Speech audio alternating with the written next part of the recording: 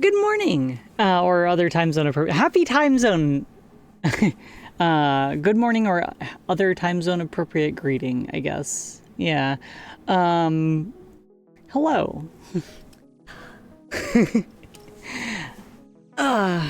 It's breakfast time with Kiri. Yeah, it's a little earlier than breakfast time for me. Like I am not normally awake at this hour. This is kind of like Hey Nova. So I realized that I've been working on Snack Studio. We're gonna be working on my VTuber software. I actually got it running right here, a second instance of it. I realized that we're barreling towards an open source release of Snack Studio, and I'm really excited about it, but we're not quite there yet. I really wanted it to happen by Offkai, which was fairly recently. And I didn't manage to get it done for that, so we're gonna try to get it there, or as close as we can today. So Snack Studio is my VTuber software. I have been using it for years now to do VTuber stuff. Hello, I am VTuber. I'm sorry. Let's see. For anyone who doesn't know me, hello, I am Kiri. I am a Lamia VTuber. I play a lot of retro stuff. I do a lot of game dev, and I also do morning art streams every weekday morning, typically, except like this weekday morning where I'm streaming on the Godot channel instead. Ooh. That text is really small. I kind of want to make that source bigger. Anyway, so I was, Godot. Yeah, you know, the engine, it's the engine that we're here for, right? We're on the Godot engine official channel. And so it begins.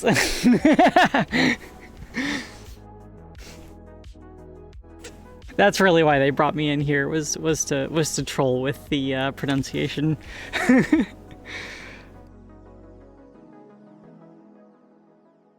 And yeah, there we go. You see, there's the pronunciation thing. All right, hold on a second. I gotta make that chat source like way bigger.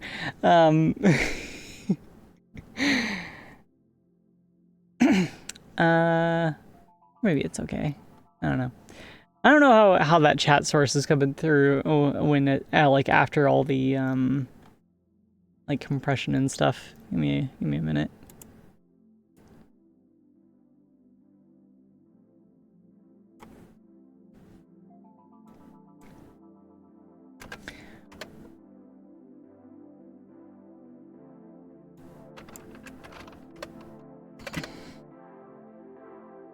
You pronounce it Joe Dot? Yeah, me too. That's totally how I pronounce it. This whole stream is just gonna be like all about the pronunciation stuff. Anyway, I'm trying to get the latest version for this off my Steam Deck, because the last time I worked on the project it was on my Steam Deck, and by that I mean adding a bunch of like Offkai specific hacks and stuff. But there was one little cool module that I got on there. I don't know, now the browser source seems like way too big. I don't know. I'm gonna keep tweaking the on stream overlay for like this entire thing, I think.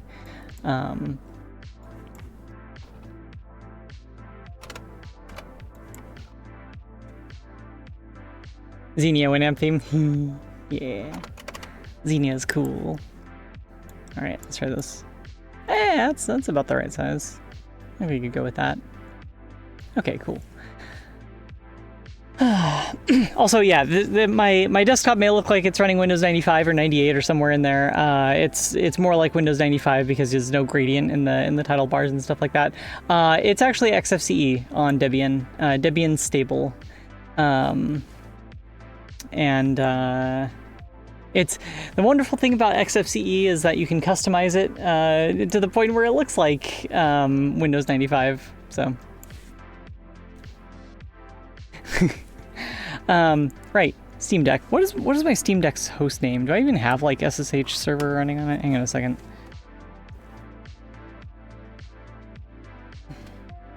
Oh, okay. The host name is Cacodemon because, of course, it is, right? Snack Deck. Let me go ahead and see if I can log into it.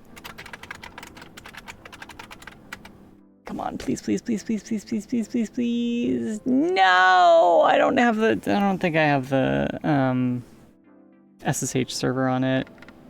Well, we just have to go without. We just have to like go without the latest version today. Start developing a new fork of it. Yeah, I play a lot of Doom on stream. Like, I play a whole lot of Doom on stream. That's why I'm literally wearing. Well, okay, never mind. Let's see. A second. There's some like networking things happening over here.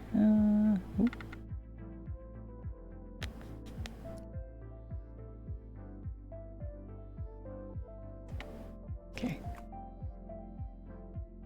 All right, got connected to the Wi-Fi. I have to like install the SSH server using like an on-screen keyboard. Give me a minute.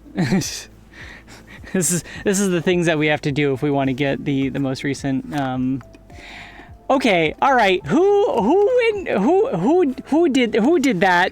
Hey, that's not fair. It's not fair. We're not on that channel. Stop it.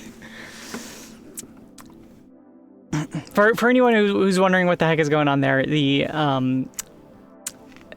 Snake Studio, my software, has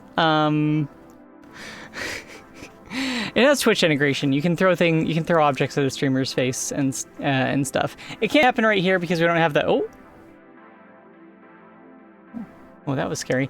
It doesn't happen over here because we don't have any redeems hooked up, and it's not like authorized to connect to the channel and all that stuff. But it is authorized to connect to my actual channel, and so people are going over there and doing redeems to throw things at my face, and make me wear glasses and probably plenty of other stuff. Ow! Ow! And right now, I can't actually see who's throwing stuff at me, too. Anyway, that's the magic of Snake Studio, so it's actually relevant to... Where's the... I literally can't see the redeems from the other channel at the moment. Like, you're not gonna... You wasted your points, I'm sorry.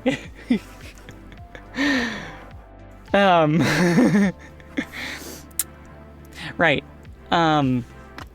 So I'm gonna go ahead and see if I can install the SSH server using an on-screen keyboard that I get with like use the little touchpad on the Steam Deck. Actually, I have Debian installed on my Steam Deck. Let's see, where is the category does the onboard thing go under? Oh, there it is. Accessories. Okay, all right. All right, okay. I'm gonna have to turn off the sound alerts at least. All right. Can't believe you're making me do that. But Arch? I'm not using Arch. Hang on a second. Boop, boop, boop, boop, boop. Actually, do I really want to? Okay, I want to disable these right now. Just like, I don't want to have to go back and remake the settings and all that stuff. Anyway,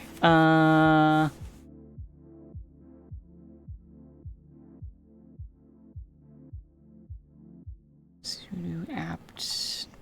Come on, get. Oh, it's so hard to type. Install. It's just SSH, right?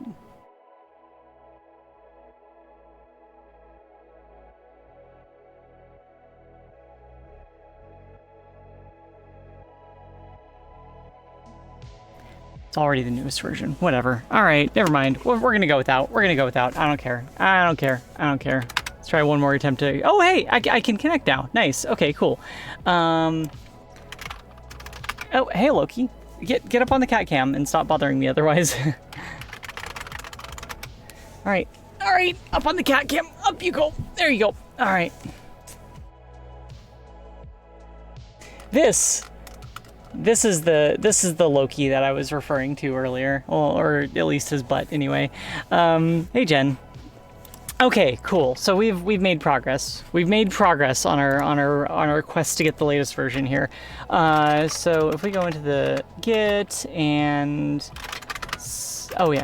it's called Kiri Avatar Render GD4, which is from before I actually named the project correctly. Loki, stop! Get out of my way.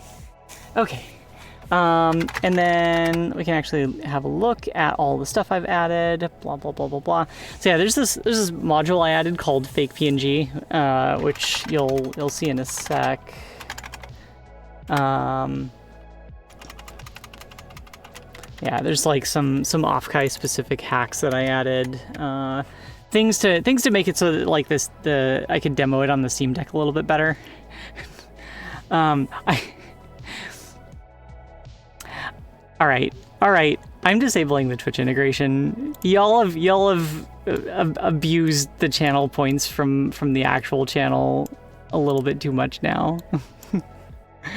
Can't keep that up. We'll bring it back maybe later.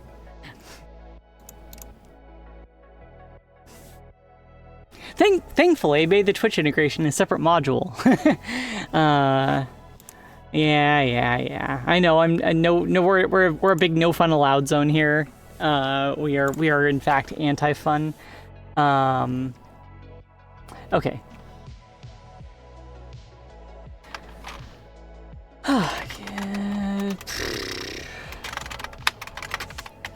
We're gonna go ahead and add all of our changes here.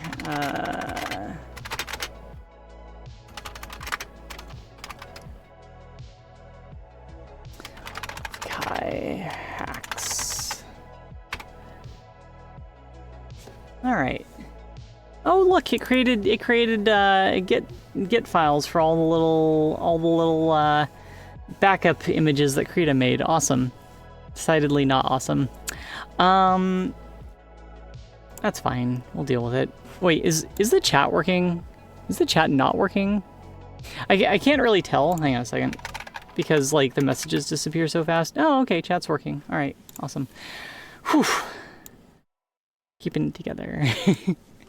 But yeah, let's... So yeah, now we just have to get that off of the Steam Deck. So I'm going to add git remote add Steam Deck.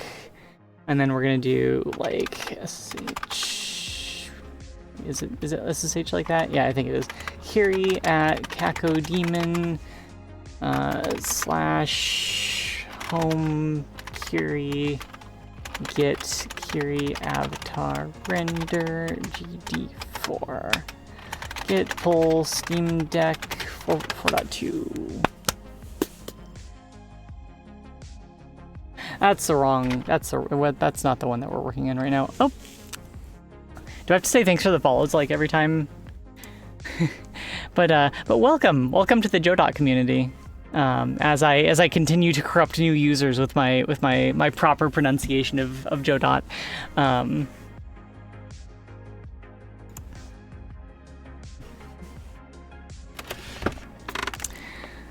Okay. So yeah, like I said, the goal today. Is this the one we're working on? Where are we? Yeah, Snack Studio Dev 2. Okay, all right. What do we got? What do we got here?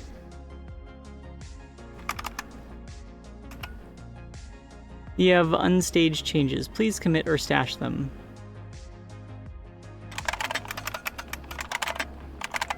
What? It's just... Oh, it's just changing the... Oh, okay. All right, git stash, whatever. All right. Cool. Awesome. We're going to reload all those files. We're going to get the latest and greatest version off of my Steam Deck, and then we are actually going to have... I'm going to get rid of this. And then I think restart it, and we should have the fake PNG integration stuff.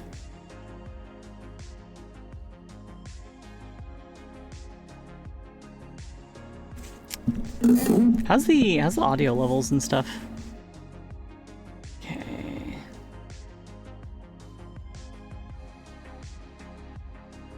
Oh, right. This is the software. Audio's good. Awesome. Yeah, I was noticing the stream yesterday. I was watching my VOD from yesterday and noticing that the audio was kind of like all over the place, and it kept kind of like peaking super hard, but.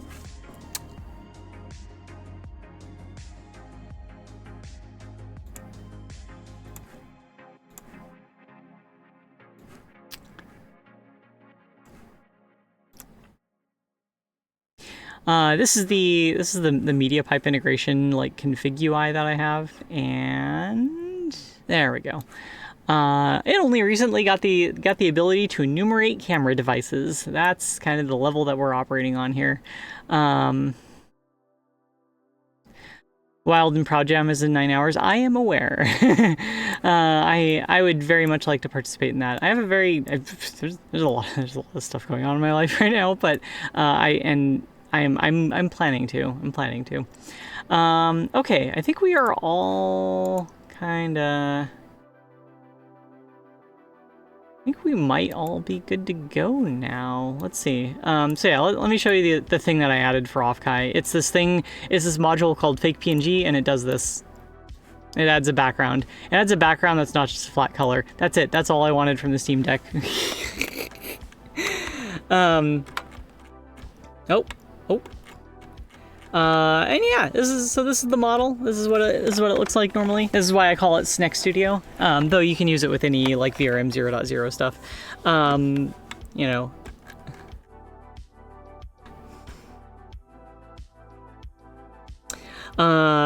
And yeah.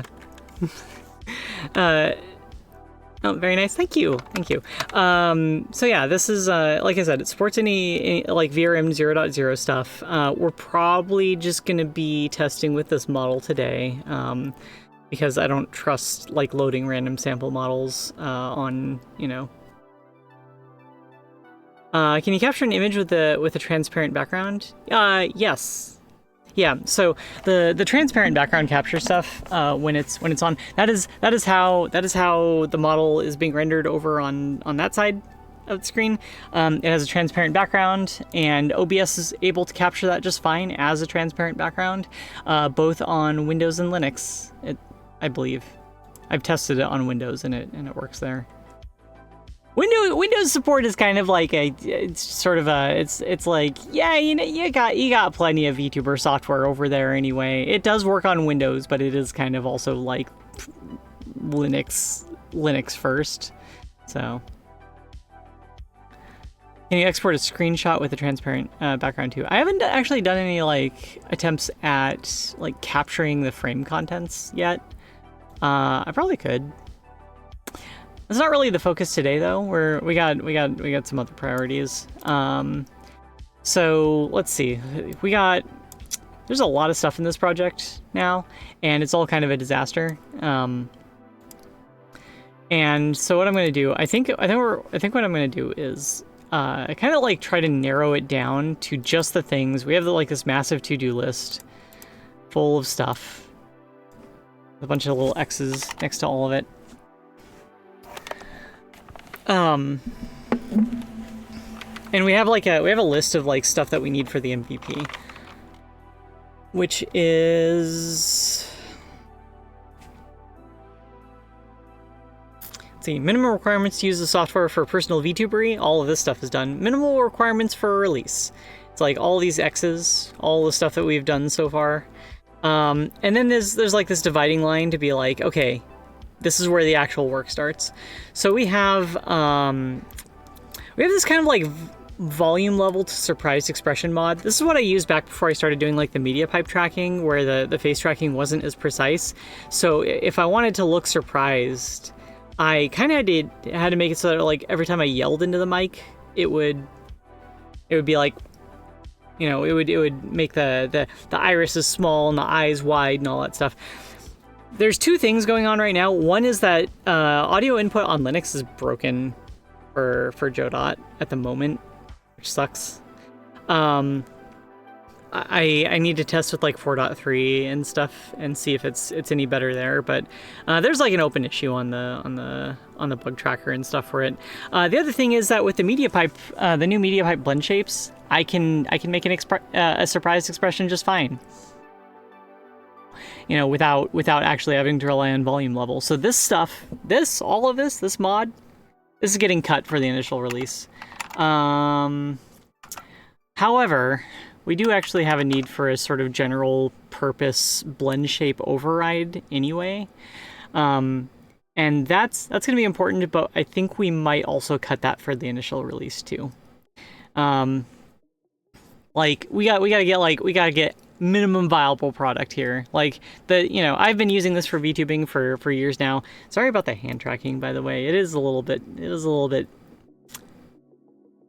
It's something else sometimes. In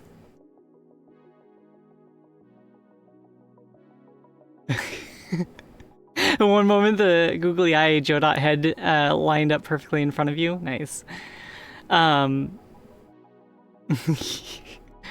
Cool. So yeah, I think all of that stuff we're cutting it. We're cutting it for the open source release. We're gonna stick it in the post MVP list here.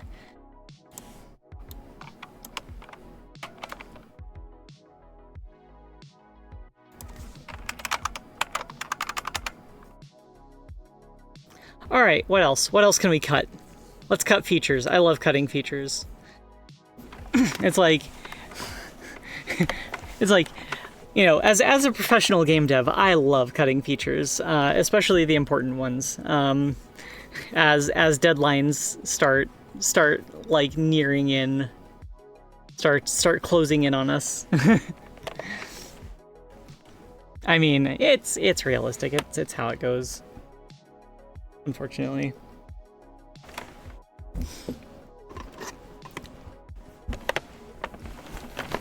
Gotta move some stuff around. Give me a sec.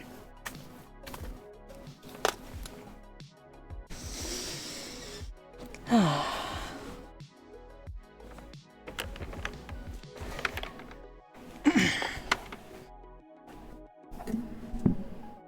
wonder if people were trying to do the printer redeems over on the other channel.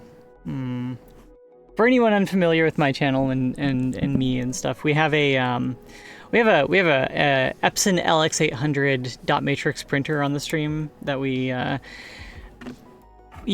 there's like Twitch redeems and stuff that'll actually like print to it, and part of that actually does go through Godot, which is interesting. It's a printer from 1987. It's very, very noisy, but it's not going today because I had to use the camera for another like second Next Studio Cam.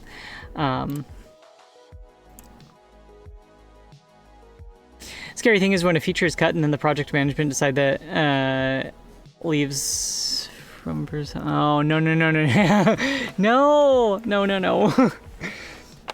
Yeah, it's like perception of timelines is always a whole mess in the industry. Leaves room for something new at the last minute. Yeah, I can't imagine like stuff getting added at the last minute as like we need this new feature after we like cut a bunch of other stuff. Like that would be, oh my god, that would be a nightmare. Is it worth getting a second camera for the capture? So Next Studio does not currently do dual camera capture. It's just that I have 2 copies of it running right now. And so I need 2 cameras because they both exclusively take over the camera device, and I'm too lazy to set up the weird little like FFmpeg virtual camera redirect thing that I would need to make them both work with the one. Okay. Fix smiling while eyes closed in standard VRM blend shapes. Fix hand rest positions in media pipe tracker when going between models. Oh, I actually fixed that already.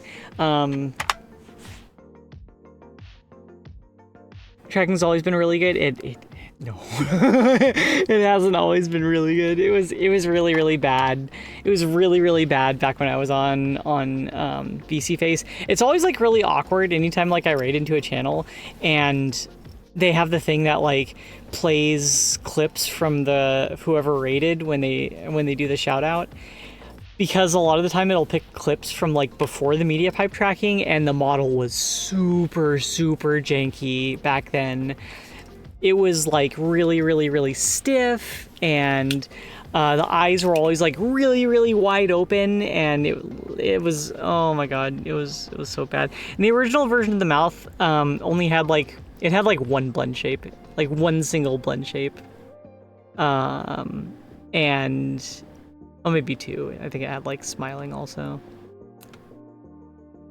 Yeah, it was rough. It was really rough. and it was also not performant. All right, well, I guess we could actually test the other models and stuff now to make sure that this works, because that is one of the features on our list. So let's go ahead and load up one of the models. I think the stuff gets, I think a bunch of the models come with the Go.vrm add-on now, so we got how appropriate that there's a Godot Jodet model in here. Let's see how that works.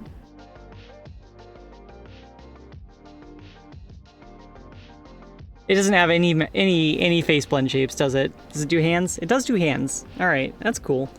The hands do seem to go back to the correct position, which is cool. I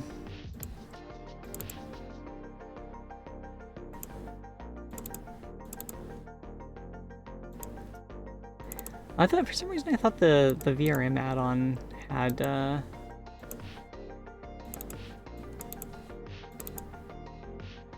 a bunch of like extra like VRM samples. It's okay. I have a bunch of other VRM samples stored elsewhere.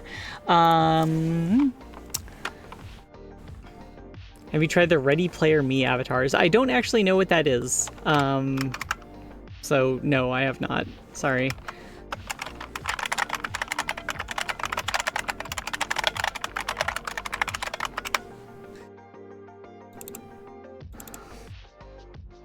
All right, let's do this one that I always end up testing with.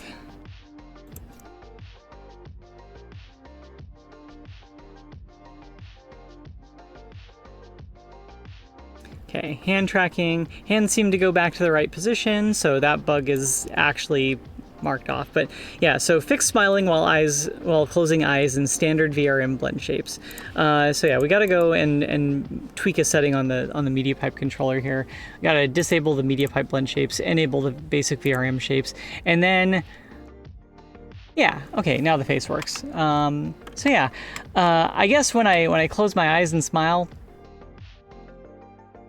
the face starts intersecting with itself. So let's fix that, because a lot of people have these kind of non-fancy pants blend shapes models. Like a lot of people are using something based off of Vroid like this.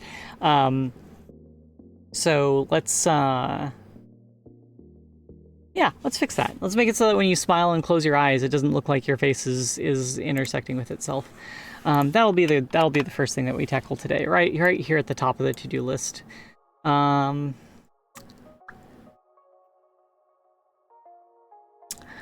have all the blend shapes and they're free to use. They use a picture as well if you like. Interesting. Are they like VRMs?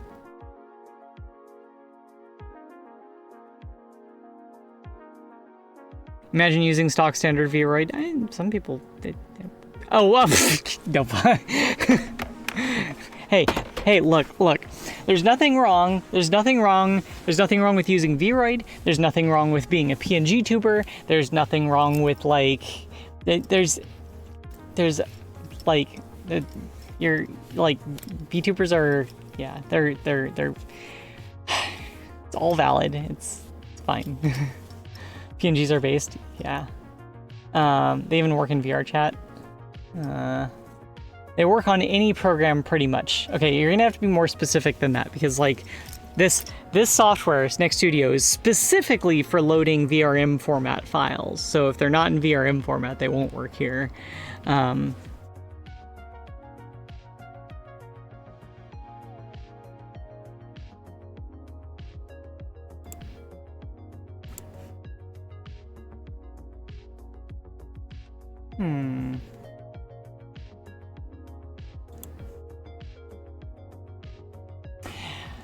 So yeah, so in the media pipe controller code, we take a bunch of the media pipe blend shapes and we try to guess what the basic VRM blend shapes would be for that. And that's done in a really big, ugly, horrible function called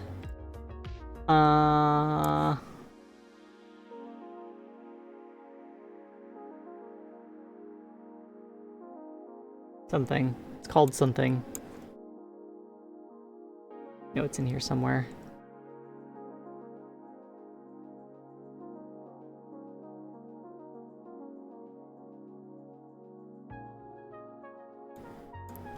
Maybe I moved it to a different I did move it to a different file. Here we go. Here we go. Also, the VRM models cannot express sorrow, or anger, or fun, or joy. But they can smile. It's kind of like J.C. Denton in Deus Ex, right? Can't smile, incapable of expressing fun or crying or anything. And you know, this is probably kind of important to have those functioning before the their emotions are augmented. But yeah, some of these just aren't implemented, right? So we took this is a bunch of like trying to map things like the, you know, this is the eyebrows. So this is the basic VRM blend shape name, and then this is the media pipe blend shape name. And so we're trying to like map these together. So we're like, for this, we're basically taking, there's two different blend shapes for each eyebrow, and we just kind of like take the average of whether those are up or down.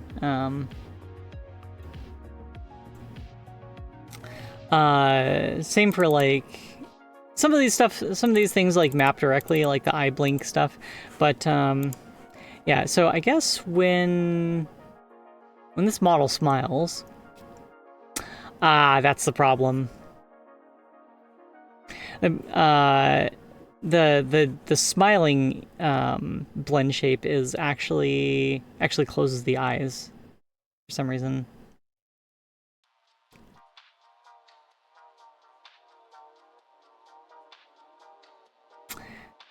I wonder if we really need that.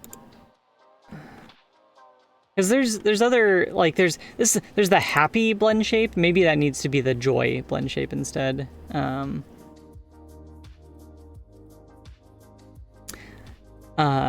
Yeah, the project's next studio. I'm gonna be, it's gonna be open source. That's what we're trying to get done today. Is we're trying to get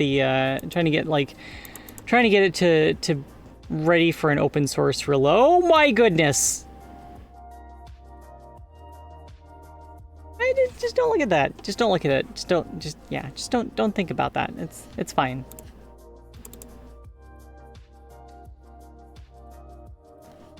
Oh geez, there's an error in my IK code.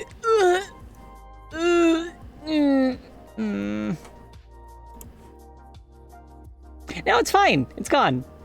It's probably gonna pop back up if I...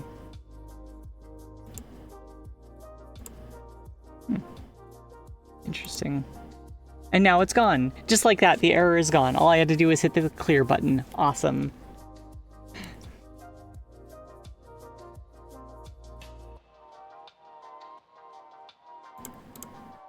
Okay, let's stop looking at my horrible IK code. This is the worst. There's so much like commented out stuff in here and all that, and it's because the current state of the like Godot inverse kinematics stuff, or at least at the time that I was writing this, was like they made a new system for Godot 4 for doing like inverse kinematics.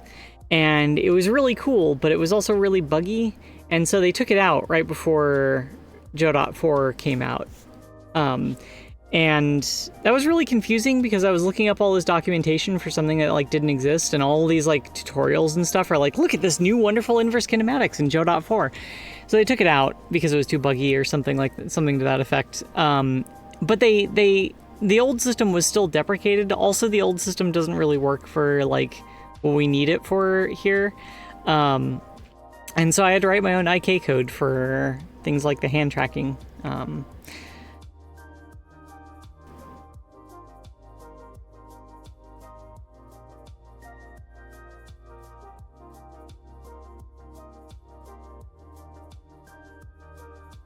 I mean, like, honestly, there's a certain giant evil mega corporation that will remain unnamed that I used to work for, and everything there was in a state of either deprecated or beta. There's no in between. Fix me, ugly hack. Fix me, hard-coded values are all over this. Hard-coded values, hack. Hard-coded hack. This is gonna go out in a pretty sorry state if I actually get a release done. All right, let's try swapping happiness for joy. Let's also maybe load up the model in Blender. Great coding. I mean, like, it's better than leaving those annotated. Like, you know, seeing fix-me's in code is not the sign of bad code. Seeing fix-me's in code is the sign of a programmer who saw that there was an issue but was currently working on something else and can't get derailed at the moment to work on that. That's what a fix-me is. So when you see fix-me's, it's because it's being written by a programmer who actually is very attentive and will probably, like, you know, and it's nice to be able to, like, go and, like, string search the entire project and look for all the fix-me's and then know that, like, that's where the problems are still at. So the Blender 10th, Market 10th anniversary deal with AutoRig Pro. Yeah, I already got it. I'm not sure how much that rigging stuff would work for, like, VRMs and stuff like that. VRMs require kind of a specific setup. Hello, good morning, or other time zone appropriate greeting. So yeah, we're gonna replace the happiness with joy and see what happens. So,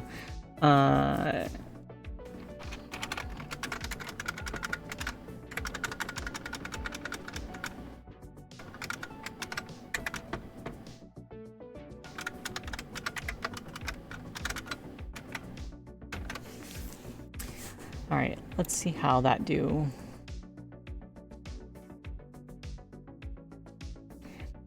Might have to restart the program. That's fine.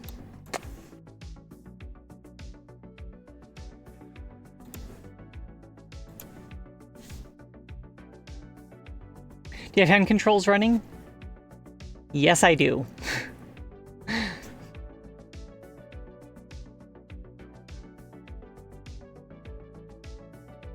And it's all running with just a Logitech C920 also. Well, a pair of Logitech C920s because I'm running 2 copies of the software, but... apparently, like, joy and happy both mean the same thing here. That's interesting. Is that... Oh, wait a minute, there we go.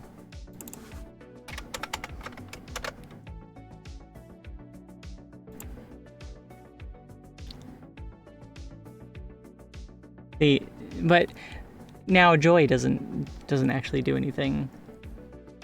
Like, what?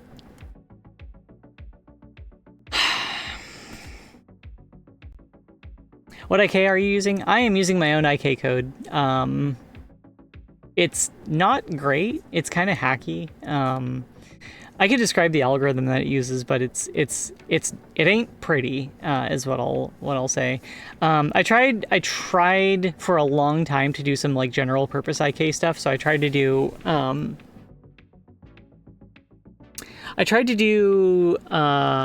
Fabric at first, and Fabric is wonderful. Fabric it's fast, it's simple, it works really well up until you add rotational constraints, and then everything falls apart. Not like falls apart like literally, but like it's a disaster. It's a complete mess. Yeah.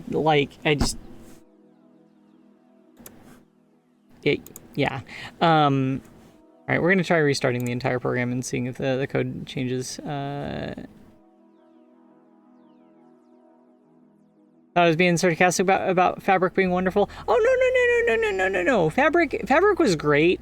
Like, for if you want an IK system that just doesn't need like rotational constraints and stuff.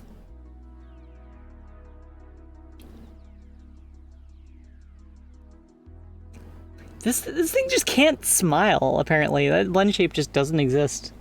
Ugh.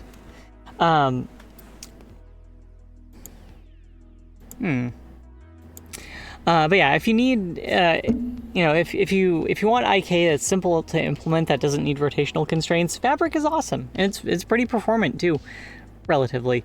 But the moment you add rotational constraint requirements into it, everything becomes a mess. We spent a long time trying to get rotational constraints in it, working in it. Hello, Thor. Now is not the time to interrupt me. We are being visited by a cat.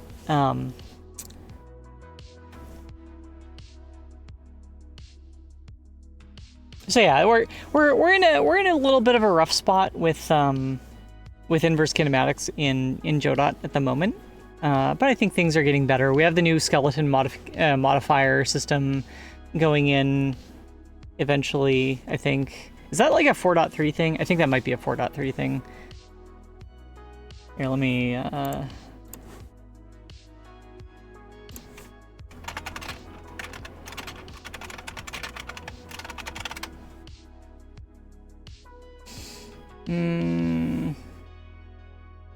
Skeleton modifier 3D. Here we go.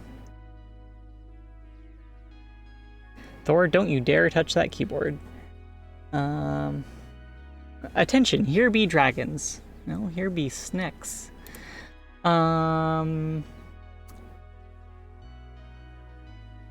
Choose target skeleton 3D by having a blah blah blah blah blah blah blah blah blah blah blah blah.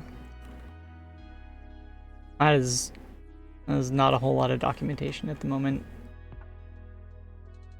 Oh, skeleton IK 3D. Deprecated. This class may be changed. Yeah. Okay, so that's the problem right there. Wait, it's inherited by. It's inherited by. Wait, did they make the deprecated thing based on? Oh. Hang on a sec. I'm confused. Does this class even exist in the? Nope, that's not how you type stable. Yeah, it doesn't exist in the stable. There's skeleton modification 2D, but not 3D. So yeah, it looks like they took the class that they're planning on deprecating. They actually made it like derived from this new system. Interesting. But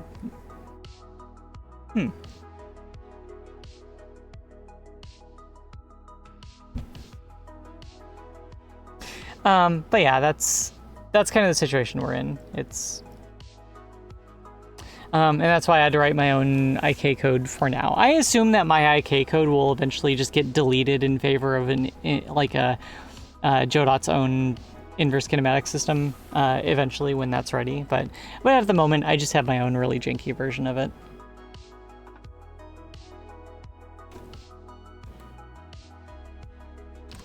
There we go.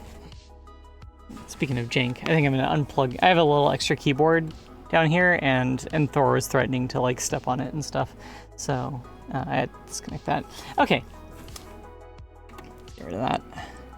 I think we're gonna have to open up the model inside Blender, so let's get that going. You can see all of the debug output of all my plugins for Blender, which I now have multiple instances of Blender open. Awesome. That's fine.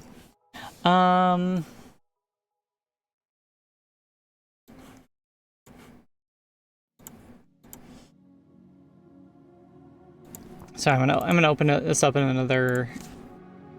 another monitor so that you can't see my hard drive contents.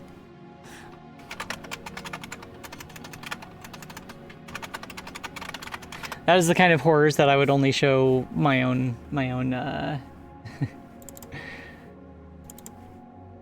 community.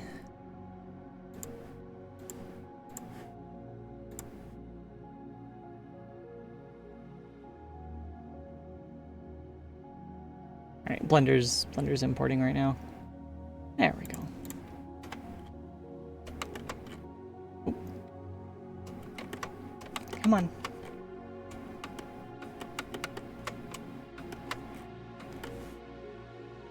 All right, here is the model that we were just testing. So we got. I'm using the VRM add-on for Blender here, which is nice because then I don't have to deal with using another game engine to set up the model, which is kind of the more common way of setting up VRMs and stuff. So let's see. So yeah, we have, these are the blend shape proxies, which like they actually like can trigger multiple blend shapes on the meshes. I think these are all like tied to one single blend shape each though. But we have, so here's joy, right? And then there's fun, and then there's angry. Where's happy?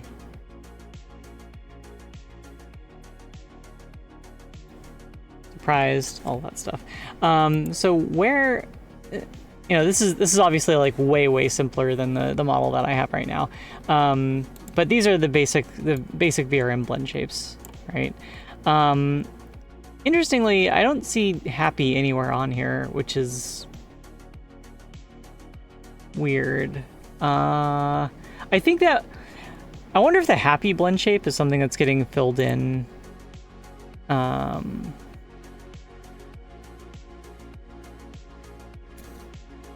Gotta love how every single person pronounces Godot differently. Never heard Godot before, though. Excellent. Excellent. Mwahaha. Hey, Cheese, how you doing?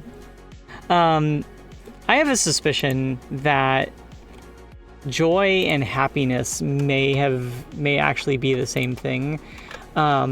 Let's check the source code for the VRM add-on. I have a suspicion here.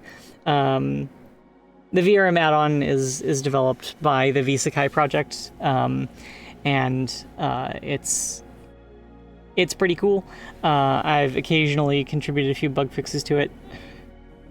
Thor, I'm in the middle of a stream right now. Okay.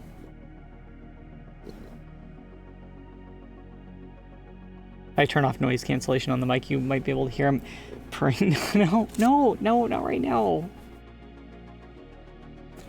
Tomatoes cannot be trusted.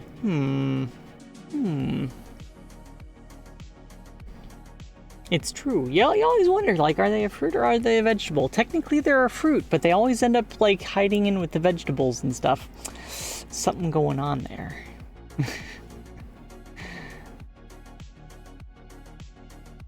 I might have to kick Thor out of the room because he's being, like, too adorable right now.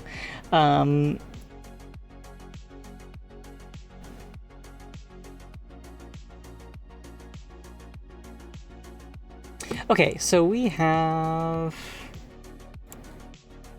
let's see, VRM extension. I think that's where a lot of the stuff usually hides. Happy. Ah, there we go. There we go. There we go. It just maps joy to happiness. Okay, that's easy. So those were both the same blend shape. All right. Cool. Then what blend shape should we use? We should probably use the fun instead of fun or relaxed, I guess.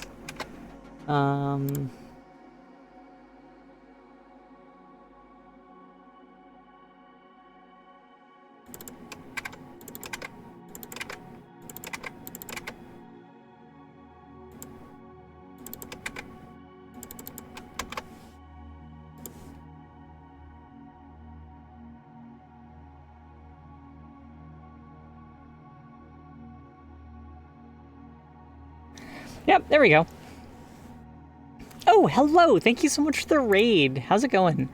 Can we get a shout out? Or is that, I don't know how the shout outs work on over here. I I could mess with Curious Printer today. Yeah, unfortunately, the print cam is the print cam has been reappropriated to be a second like tracker.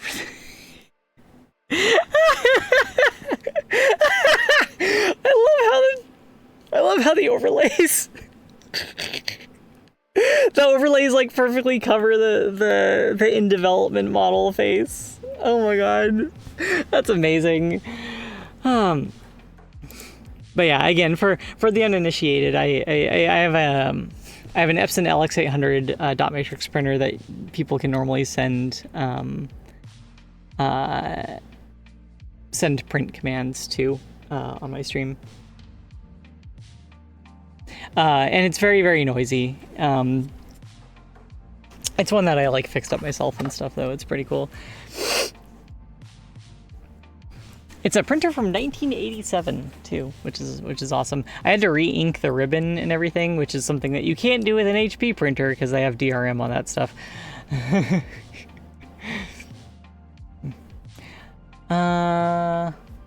Would it work from Curious Chat right now? No, it wouldn't, because the printer actually takes a bunch of like specific setup. So I can actually show like some elements of it in here too.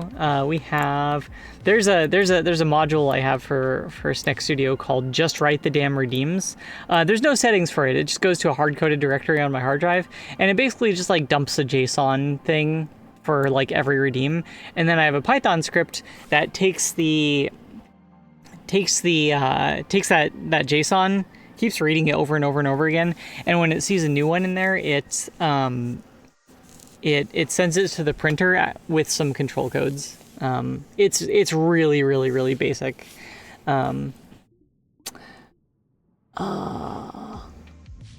the Godot is the Godot plush up for sale yet? Those are gonna sell out so fast. I want one. Only needs to be complicated enough to work. Yeah, I mean, like, here, it literally just lives in my home directory because that's how quickly I hacked everything together. This is the whole script. That's it. Just do that piped to like the parallel port. Also, there's a misspelling right there. Yeah, we got like this is getting a little bit away from the Godot stuff, but yeah, it prints some control codes to like set the font, set the quality level, so it does like multiple passes, unidirectional movement of the print head, blah blah blah blah blah. I've actually done like way more advanced stuff with the printer. I fixed the cups driver for it, so that I can actually print like graphical stuff now, whereas before I could not.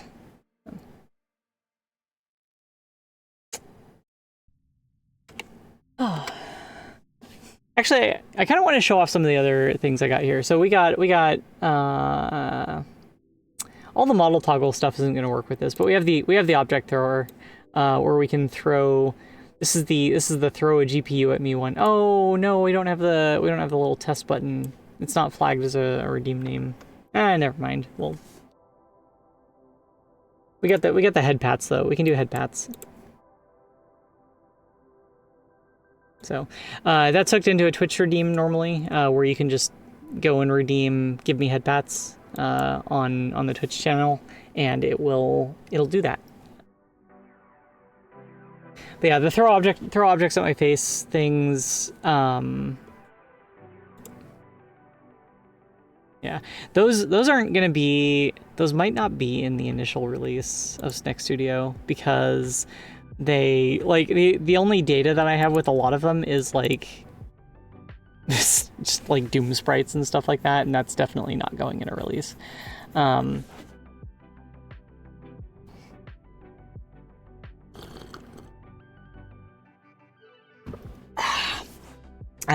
The coffee is approaching the perfect blend of iced coffee and hot coffee. I like to call it room temperature coffee. It's getting there. Best part of the stream. Replace the Doom sprites with Freedom versions. I was thinking about it. I was thinking about it. I think if I was gonna do that, I would probably go with libtech specifically. You are so close to getting me nerd sniped about Doom stuff. How dare you?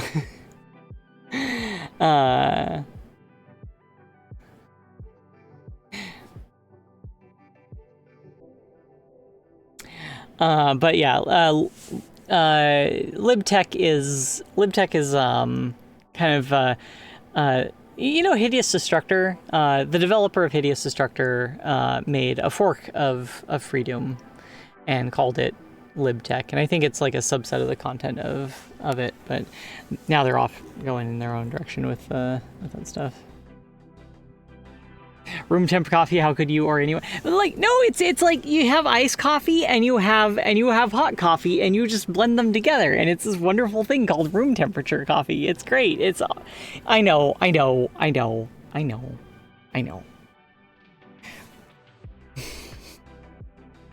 Summer happens. Room temp is fine. Look, as long as it keeps me awake, honestly. I'm not drinking the coffee for the taste of it.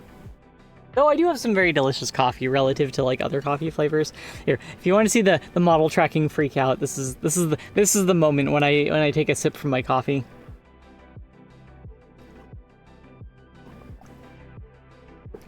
Ah, come on. I promised some fireworks there. And then it failed to deliver because it was too stable. Dang. Thinking of making some coffee just to dunk some Biscoff biscuits. I don't know what that is. I'm sorry. I'm not. I just drink coffee to keep myself awake, right? It's to regulate my sleep schedule more than anything.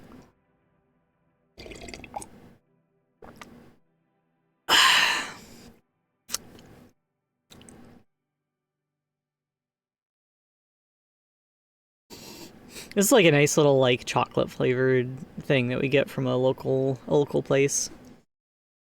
Nice. It's not like sweet, but it's got that like chocolatey flavor to it.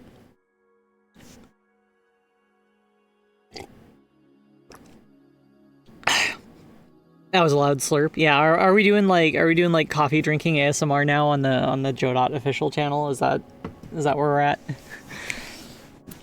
Is that what we've descended to? I haven't done nearly enough coding today, so we're gonna keep going with that. So we're gonna go ahead and go with the relaxed blend shape, because that looks like a decent smile. Actually, it looks smug as heck, which is kind of perfect for my stuff.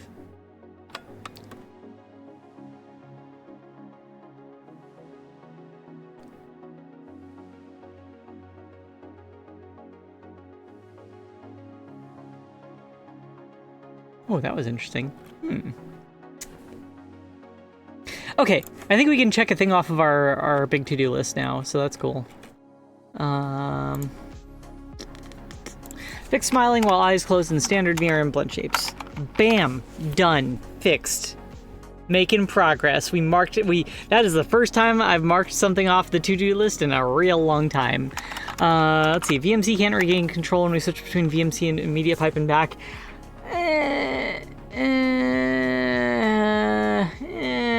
Do I really want to mess with that? I think that, you know what, this one's getting cut.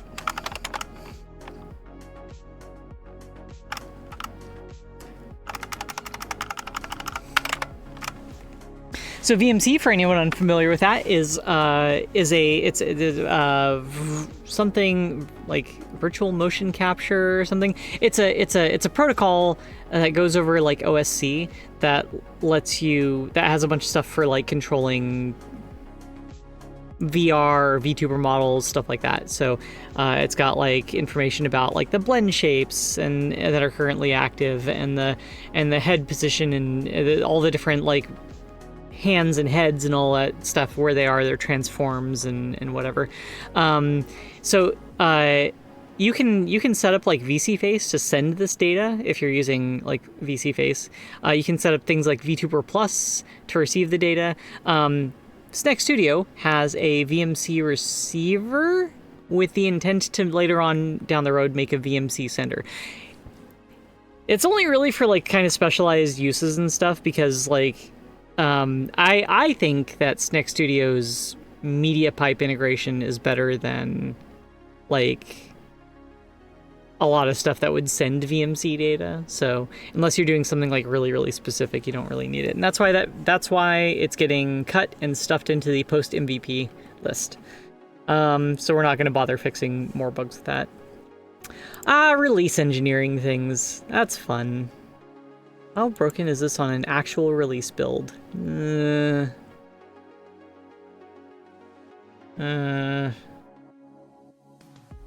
So, for context here, I don't actually run a release build for my VTuber stuff. I run it out of the IDE. This is the one that's powering the model over there. And it's so that I can do cool stuff like just I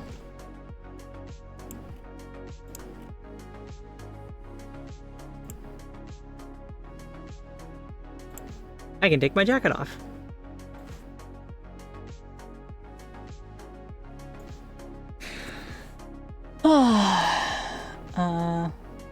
Recoding a VTube studio. So VTube,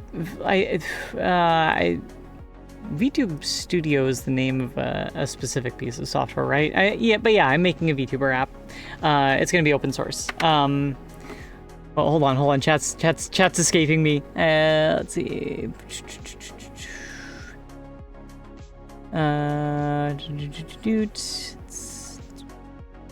Very useful. Trying to build my own tracker, but using those tools and libraries would be interesting.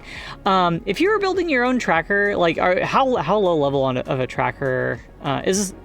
Sorry, is this available for purchase slash use? Not yet, but very, very soon. We are barreling towards an open source release as soon as I can actually get focused on the project. But yeah, if you're trying to build your own tracker, I'm curious, like, what path you're taking there, because I tried to build my own tracker from the very at the very beginning of like VTubing. Actually, before I was VTubing, I was kind of here's my supervillain origin story. All right, so a long time ago, like I guess 2021, like late 2021, I was like, wow. There's all this like software out there that's like super proprietary and stuff and only works on Windows for doing like this face tracking stuff. And I know that there's libraries out there like OpenCV and whatever that already do like face tracking and stuff. So maybe I should just kind of string together a chain of like open source tools that already exist to make this thing, that an open source version of this thing.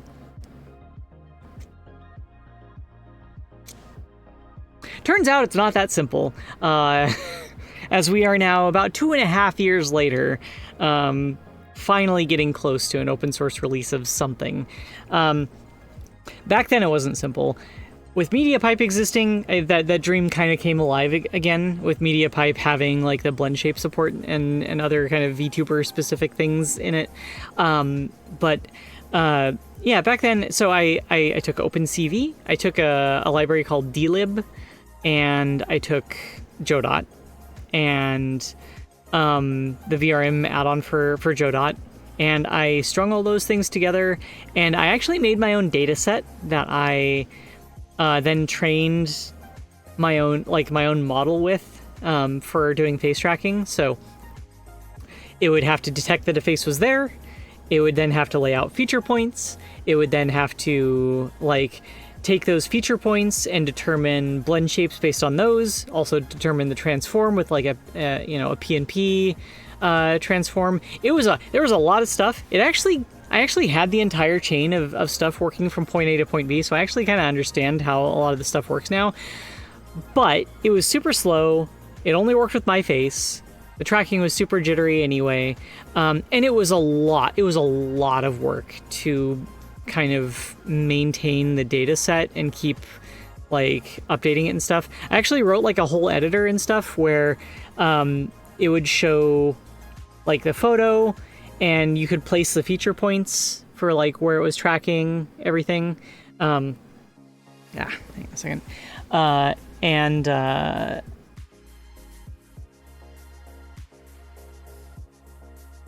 you know, it got to the point where I had like a kind of pretty mature data set that was still kind of like not quite there. So there was a button that you could push that was like guess, right? Guess for this picture, and then it would be an answer that's like mostly correct, and then you go in and like tweak the feature points and stuff and to fix it up.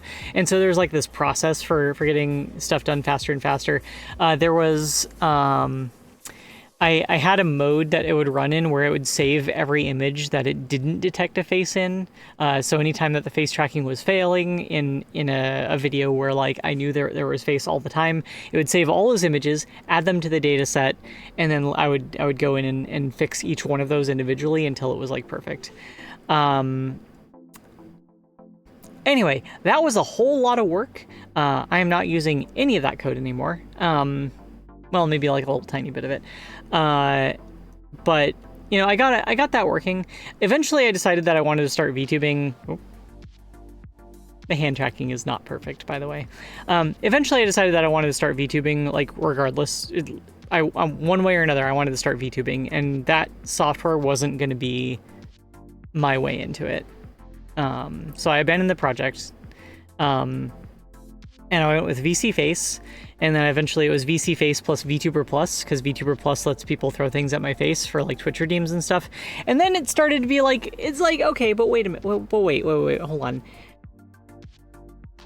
I don't like the way the eyes look. I don't like the way the eye tracking works. And so I wrote a Python script, and the Python script would kind of like sit in between like VC Face and VTuber Plus. It would receive VMC packets. It would mess with them a little tiny bit, and then it would send them along. And what it would do was it would make it so the eyes were, rather than being like, this is a thing that actually bothers me in a lot of like amateur animation work too. When the eyes are attached to the head and rotate with the head, that looks really unnatural, right? Anytime the eyes don't move or don't rotate when the head rotates, like they're like, it's like they're painted on, right? That is not how eyes work. That is not how, it's really, really hard to get your eyes to even move like that, because as long as you're perceiving stuff in your environment, your eyes tend to like lock onto a thing specifically, like here and there. So I started to build up this Python script that would start tweaking the VMC data as it went through to try to adjust things like that and make it so that like, rather than the eyes being attached to the head like that with a relative offset, they would be focused on a specific point in the world regardless of the head rotation and stuff.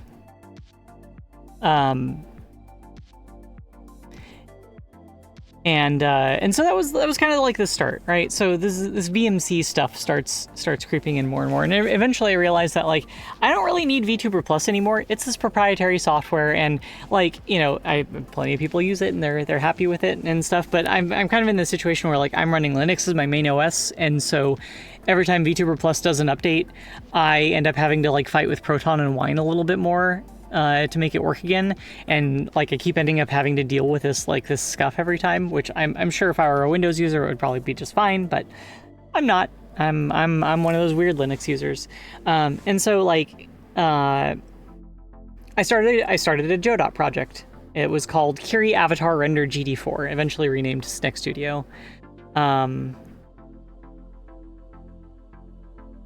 it took, I would run VC Face under Wine, and VC Face would send VMC data over to Snack Studio.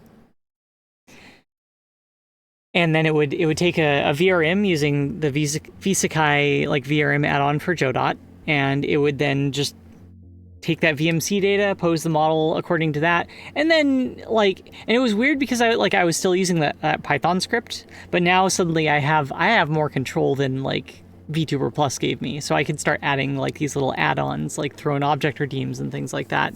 And eventually, but it was still like at its core this kind of like VMC receiver thing.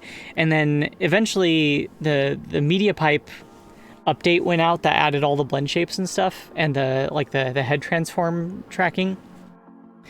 And at that point, I started writing like a media pipe module for it, which is the media pipe module that I have like still to this day, which fires off this little Python script, gets camera data through OpenCV, runs it through Google's MediaPipe model for that stuff, and then sends like this little JSON dictionary back, and then maps that onto the model also.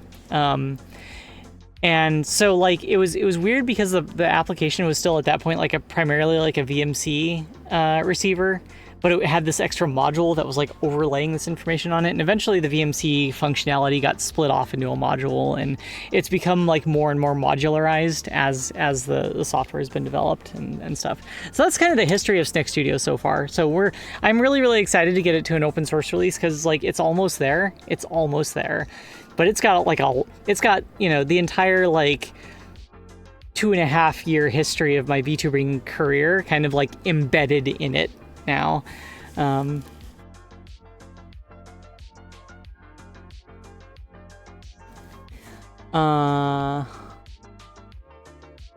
Since Godot is open source, I could almost everyone here is that. I love the, yeah, yeah, I definitely like, that was actually like the biggest thing about Godot for me was going into it. Like the reason I gave the engine a chance in the first place was because it's open source and stuff. You know, I've worked with a lot of proprietary engines. I'm not going to mention any specifics or anything, even in-house engines at various companies and stuff like that. And it's like an actual like good open source competitor in the market. We need that. We need that. And Godot is that. Godot is fantastic, especially with the release of Godot 4. Like, I know we're a couple of revisions into the Godot 4 kind of like version of stuff, but you know, as we've kind of moved forward with that, Godot 4 added a whole lot of good stuff to it. Like, you know, there was the whole like waiting. There's the channel on the Discord, waiting for. Yeah, anyway.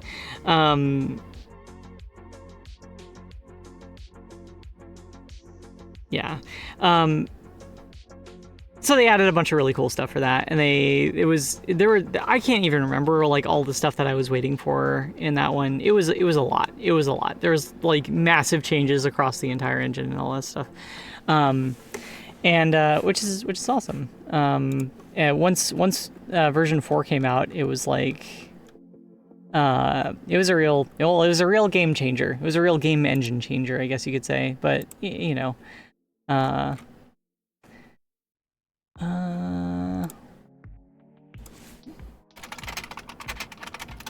gotta do a thing really quick.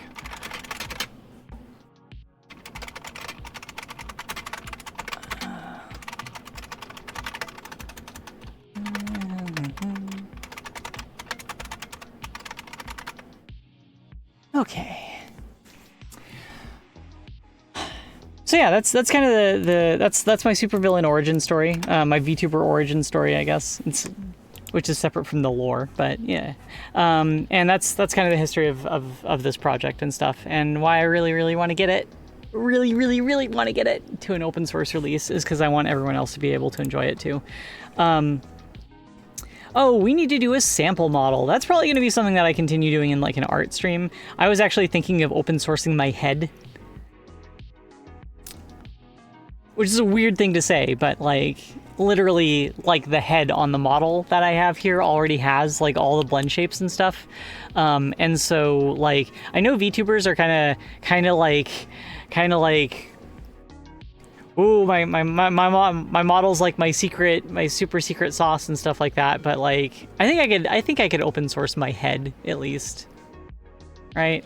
Just as like a base for anyone building up a new like VRM, because like those blend shapes, they're a pain in the butt to do. Like the mouth blend shapes, specifically, giant pain in the butt. This is like the version 4 for the mouth blend shapes on this model.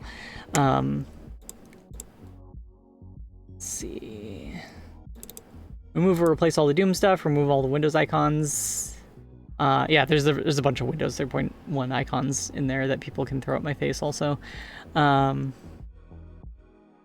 when you release, I'd for sure be a user. I want to be clear that when the release happens, it's going to be as a public alpha, because it's going to be buggy as heck. It's going to be buggy as heck, missing a lot of functionality, and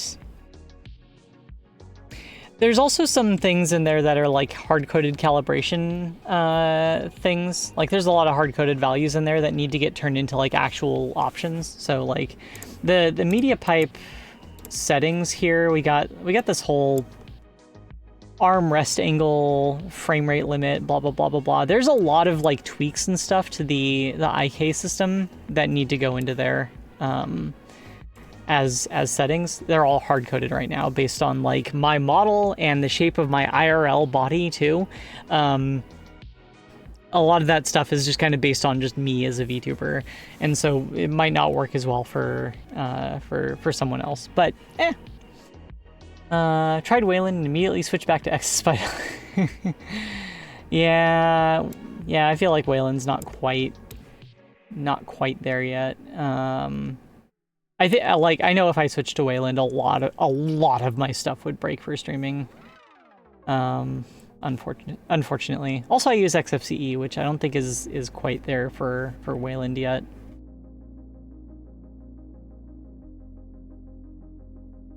All right, have a good one. If you don't release it in buggy, no one would give you feedback on what to change and things like that. Yeah, that's true. I don't feel like Wayland can really. Okay, I don't want to get into too many like open source politics stuff on someone else's channel, especially a project that I like very much. So I will not get into like X versus Wayland too much, because there are some feelings in there. People are very, very passionate about their desktop UI system for some reason.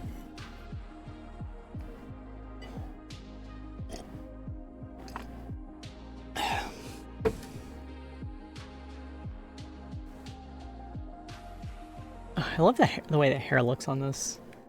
I need to get that hair like that on my model. Actually, how many hair bones we got here? Oh, that's not too many. All right.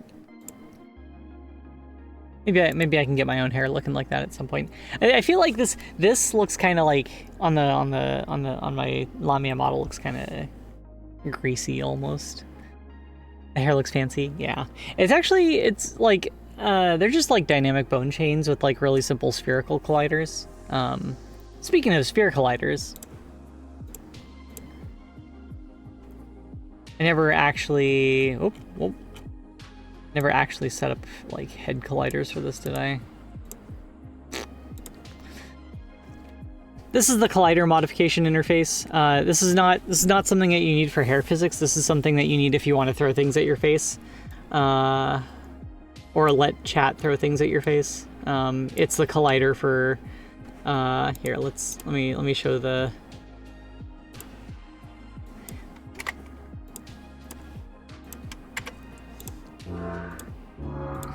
So yeah, there's the Doom sprites I was talking about. Those are currently checked into the repo, and those have to go before like an open source release. I play a whole lot of Doom on my streams, so like that's why we have a lot of Doom stuff like that in there. There's the Windows icons. I got the blow high, of course. Gotta have the blow high. Pretty neutral feeling about most different packages. Just trying to do what's convenient for me. Let's go ahead and close the collider settings there. The colliders are only visible as long as the collider settings window is open. Also, the physics for the head is really, really borked in this, so that's why I don't think the collider is going to make it into the initial release. Have a pretty neutral feeling about most different packages. Try to do what's convenient for me, which is also determined by distro choice. Trying to get as close to Steam Deck for better compatibility. Yeah, I just installed Debian on my Steam Deck, which does have a minor issue with apparently Steam Deck's like built-in speakers and like headphone jack. Debian, like my Debian install can't output audio to them, which sucks. There's some like some specifically modified kernel driver or something that they use for that audio, which kind of sucks. But it'll get there eventually. It's fine. There's specific configs for that. I know, I tried them, they didn't work. Like the ALSA UCM files or something. Yeah. Yeah, I messed around with that. I fought with it for a while. If you're on Arch, like Arch actually has the Neptune kernel. Someone set up basically the Steam Deck kernel that you can install. Anyway, let's see. Remove Twitch branding everywhere. Okay, that's actually something I've already done. If we search for Twitch in the entire project, there's the mod for the Twitch integration, and then everywhere else. There's a few mentions of Twitch. Got pub sub. There's the Twitch add-on that I made for Godot, which is kind of not like super complete, but I know that. Well, actually, Nova, you've contributed to the Twitch Godot add-on, right? Yeah, I split it out into like different protocols and stuff, so it wasn't like just one giant file. That was quite a while ago though. But yeah, I made Twitch integration for Godot that interacts with. It does the authentication stuff as an app, and can interact with chat a little bit, and did PubSub, and then I think who added the event sub support? Was that you or Freb or shoot? Heck.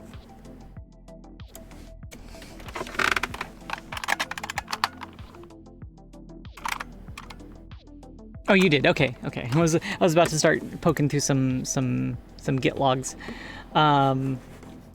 Anyway, so yeah, it looks like outside of the actual like specific Twitch integration stuff, we only have like one place where we mention Twitch at all. Like there's a couple of mentions of it, but we wanted to like genericize this so that it's not bound to Twitch specifically. Like it is true that there's only like the Twitch mod, but I wanted to make it so that like, you know, on Owncast we could have like there's a VTuber on Owncast that has an open source like Owncast add-on for essentially kind of replicating the behavior of Twitch redeems, and so I want to support that in the future. Not yet, but as someone who streams to Owncast, again, like open source hippie right here, I'd like to support those. So initially, like, it was all just like, you know, tightly coupled Twitch code and stuff, and then eventually I just like separated all that stuff out into a module, and then that's gonna, yeah. What was I saying? I just completely lost my train of thought. Yeah, so we got rid of all the Twitch branding and made it all like generic. Now because it used to say on oh wait, what's that? What? Something didn't show up in the find in files. But yeah, that's why it says channel event tester, even though the window says Twitch events. So yeah, we gotta go fix that. We gotta correct that.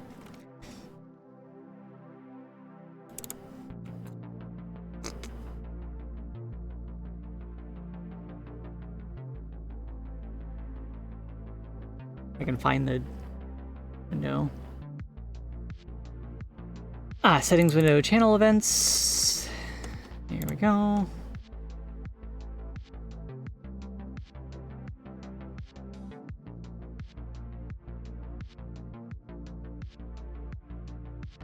What?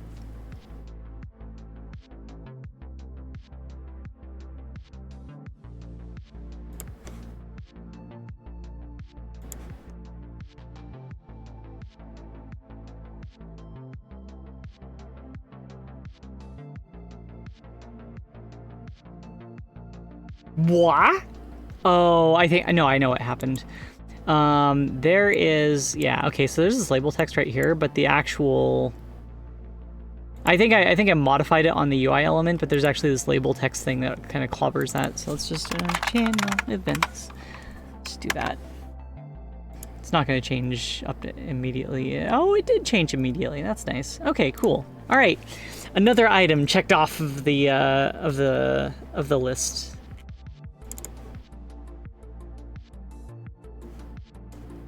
We're making so much progress today on like these really minor issues. Can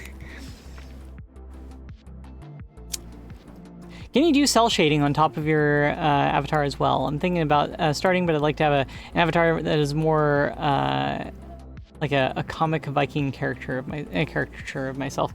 So yes, you can. I mean, you can do whatever you want with when you have like control over the game engine and the project and stuff. You can do whatever you want, right?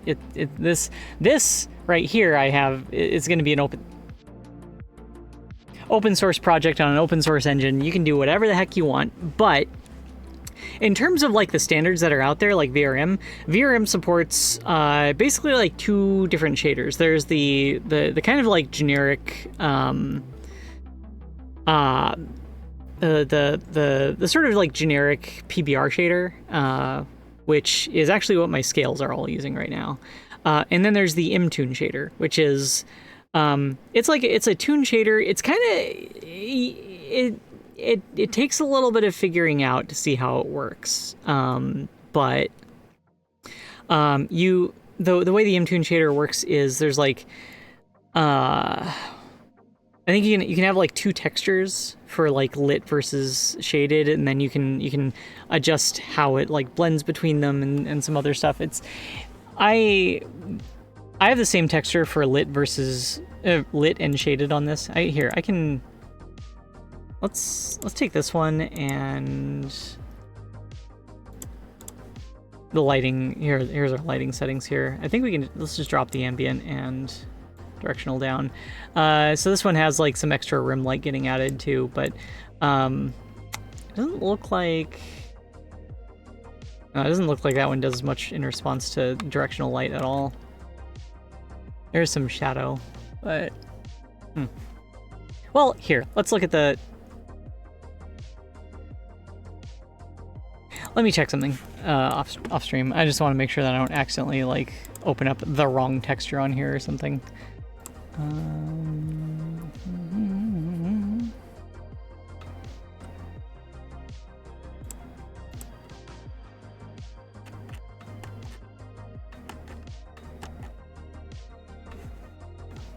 Nice. I'll just close the texture view area just to be safe. Oop. There we go. All right. Here's Blender. Here's what the like an imported version of one of these materials looks like. It gives you this is using the VRM add-on for Blender, and it adds this MTune stuff. And so here's our outputs, right? So we have like this is the lit texture, and then we have the shade texture, and I think these are both. Yeah, I think it'll basically like pick one of these depending on if something is in shade or not. And then there's also stuff for like adjusting the color as well. So for my model, it's the same texture with like a different shade color, which then like multiplies with it and stuff.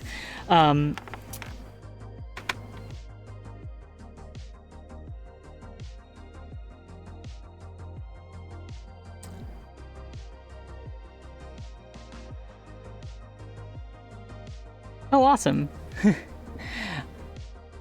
Thank you. Finyuki? Okay. Sorry, I don't know how to pronounce the name. Yeah, so this is, there's like I said, there's two shaders that VRM format supports. You can do whatever you want in an open source engine with like an open source project. If you want to like make a like specific modification or something for your own purposes, you can totally just do that.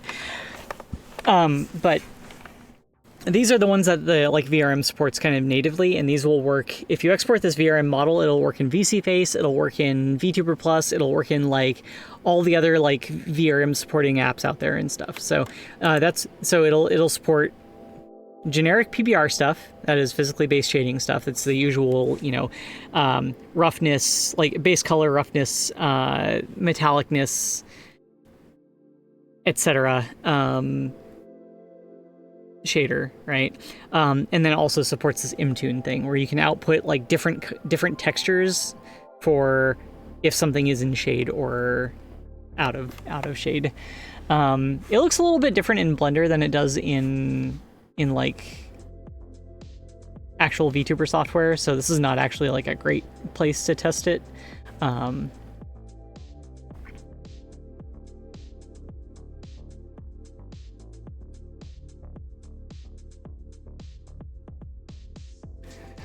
And that's kind of the state of things with VRM, I think. VRM being the common format for this stuff, but again, for your specific setup, if you got something you want to do really specifically, I'm trying to stick to like standards compliant stuff. Well, standards, air quotes, compliant stuff with my software. But if you want something specific, you should just do something specific. Like if you have an open source project that you can just modify to be what you want, you should just do that, right?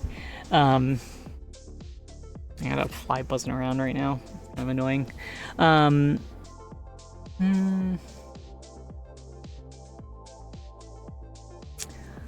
See, I kind of want to show off the material stuff in my avatar, but I can show off the lighting. Hang on a sec.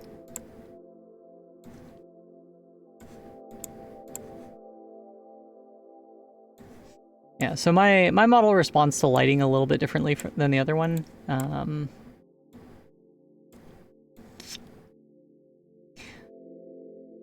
So this is just tweaking the ambient, and then this is what it looks like with just directional light. So you can see that like all the stuff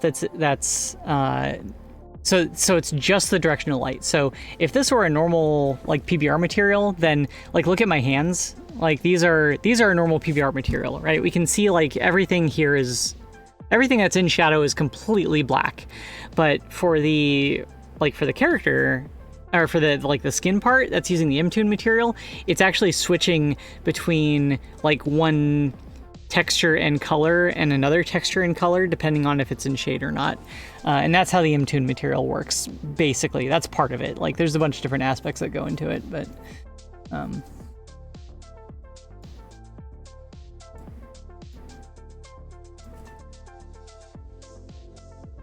yeah, it looks basically like it did before.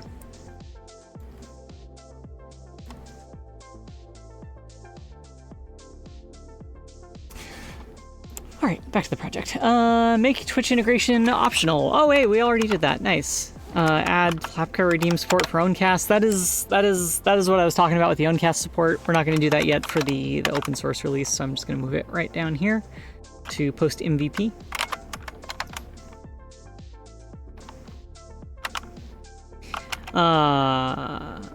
Make redeem test window, pull in redeem names from mods. So the redeem test window right now is, it looks like this, where you have to like manually enter the name of a redeem that you want to test. So things like the object thrower need this, but other redeems like this, we actually like made a specific kind of like field in the mod window. Avatars that I commonly see. Big bearded dude and want to make like a dwarf or Viking. Nice. Stupid flight. Yeah, so this it's got these two buttons. So when we flag an input like a settings field on a mod as a Twitch redeem, it adds these, or not Twitch redeem, a channel redeem. It adds these two things right here. But the object thrower is like an older one that kind of predates me adding that button. So so we have to use this window to test it instead. So what it would be cool to have would be like a little drop down menu right here, where we can pick a redeem that is like basically these flagged fields right here. But as long as we have the buttons right here, it's also kind of not really important to do that.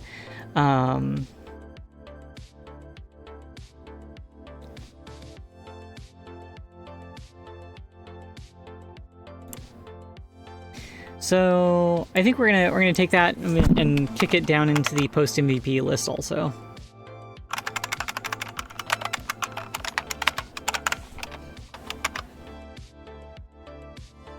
This has been mainly a stream of me cutting features, hasn't it? Nice. Cool.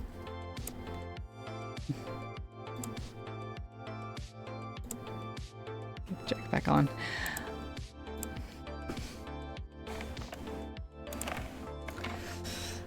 I'm just kind of like dancing around the release engineering part of it because I don't really don't want to do it. Sometimes you need to reevaluate your goals. Yeah, it's just like I've been wanting to get this to an open source release, and it's like just the minimum version that we need. That's all.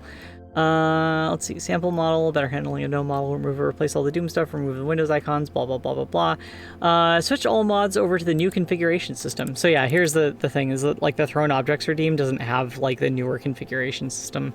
And that's why it still has like the outdated settings UI and stuff. Volume to surprise, I think that can just like go away entirely. Media pipe is already on it, so we can actually check that one off too. Add information widget to the new settings UI system for showing why VMC can't open a port, for showing media pipe tracking status. Oh, we already got that one too.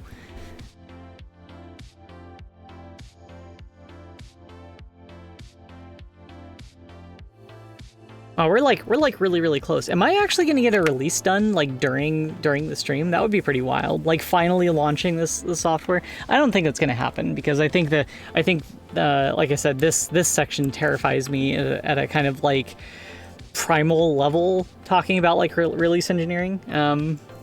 So many check marks. Oh yeah, like you can see like in the minimap here, there's like a solid line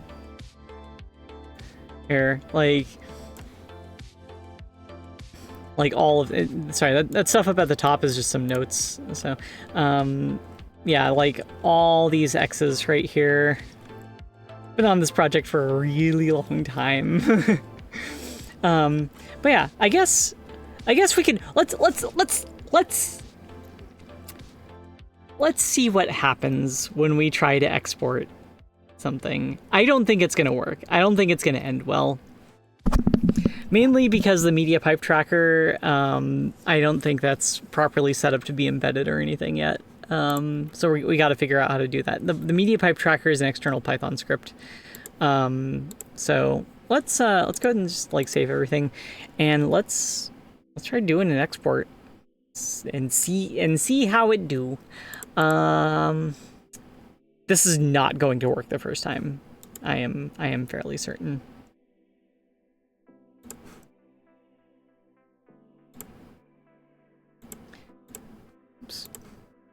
Project export.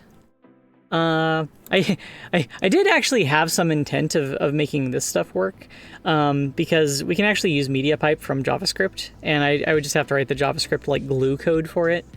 But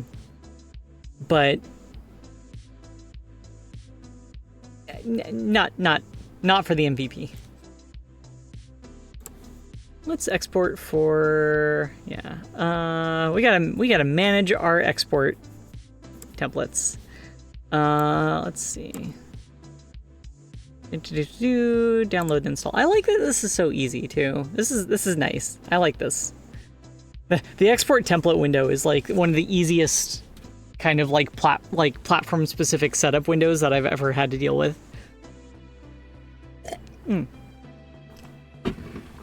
Very flattering face that was left on. Awesome. Okay, export. All right.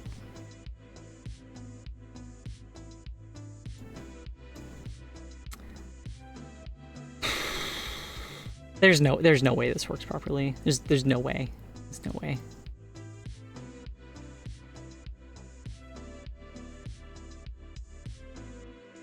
Keep my to-do lists in plain text. I think having an application to manage them would drive me... Oh. Would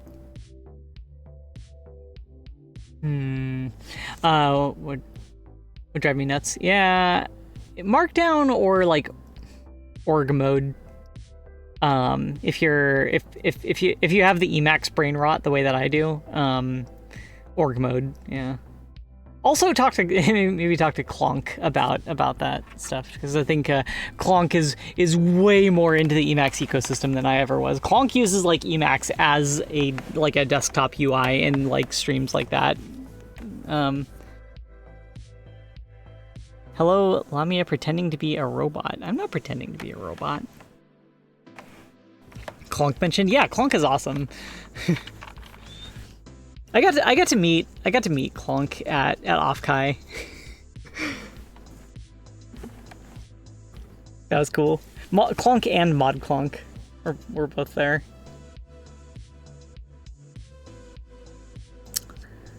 Okay. Filters to export non-resource files and folders. Filters to exclude files and folders from project. I think we need to like... Okay, so we need a Godot expert here. Offkai is a VTuber convention that was in the Bay Area, California, at the start of the month. I got a robot as a profile. Oh, right. This is the Godot thing, right? Yeah.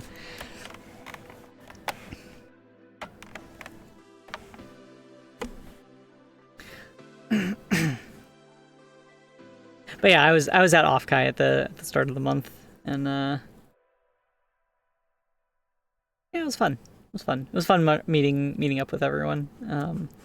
But yeah, so I need to export something with the project that isn't embedded in like the pack thing. And I don't actually know how to do that yet. So let me describe the structure of the media pipe stuff really quick. So here's our media pipe like add-on directory. There's this directory in here called tracker, and then there's I know it looks like Windows 95. It's not actually Windows 95. I just really like it. Okay. So yeah, we actually have an entire copy of the embedded Python for the Windows users, and for everyone else, we just use whatever Python is already installed on your system. It uses Poetry for like package management, blah blah blah blah blah. But ultimately, for a build, our intent is to use like PyInstaller to generate a binary. That's why if we go to like dist, there's this binary right here that is the media pipe. I'm sorry, my cat is attacking me again.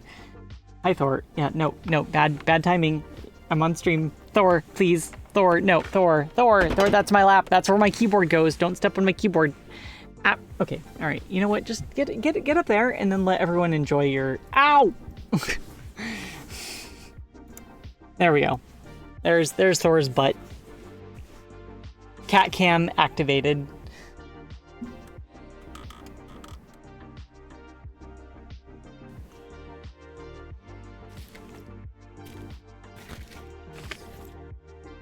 All right, Thor, this is everyone. Everyone, this is Thor.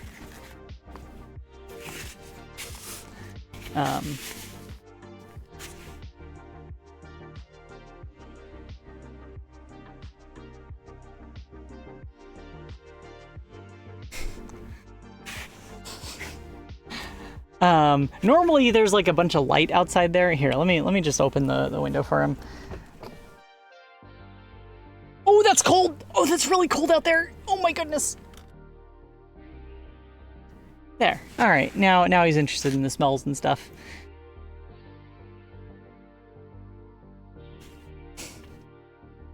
Wow, it is not warm outside. Why did I decide to start the stream at 3 a.m. local time? Questionable decision making on part of the snack here. Where in the world are you? I am in California. Specifically, and I know this is way more like location information than VTubers normally give, but Santa Cruz, California, place that Lost Boys, the movie, was filmed. Also Us, also a few other horror movies. Coming up to 1 p.m. this end of the world. Santa Cruz is a wonderful and weird little town that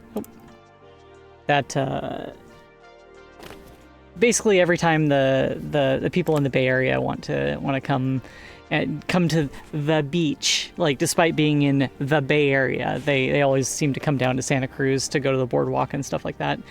Santa Cruz is surprisingly cold. It's definitely colder than the Bay Area because like the South Bay rather, because the South Bay is it's a valley, right? It's Silicon Valley. It traps the heat in that valley, though. So it's usually like way hotter in the South Bay. Like San Francisco, pretty cold. South Bay, usually pretty hot. Santa Cruz, kind of somewhere in between. But anywhere that's next to the Pacific is going to be pretty cold because like the Pacific, like water from the Pacific comes down from the north. And, oh, we got a raid! Why don't we... Are we supposed to have, like, raid notifications or something? But hello! Welcome! Welcome, raiders. Anyway, this is, what's internal? I don't think we need any of this. So yeah, we need to include this binary right here with the build. We can't have it be external because we need to actually... we can't have it be internal to the PCK file because we need to actually, like, run that file. And I don't know how to do that. I think I might just like, I'll just do the build and then I'll copy the file over.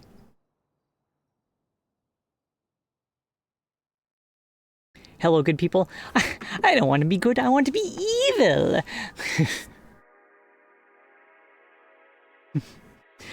All right. Let's just try the export. Let's just do it. Let's get this done. That's not the export window. Project, export project. And this will new folder, export, save. All right, here goes. This is the first actual like attempt at exporting the whole project, which it will not work the first time. I guarantee it.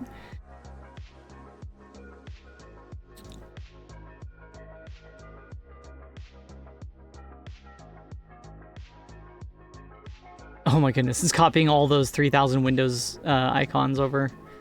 Ugh.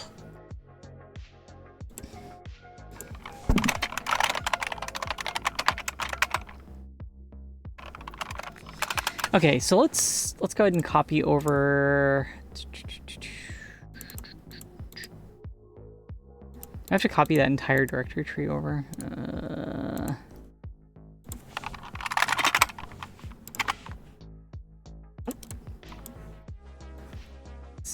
All right, mods. Oops.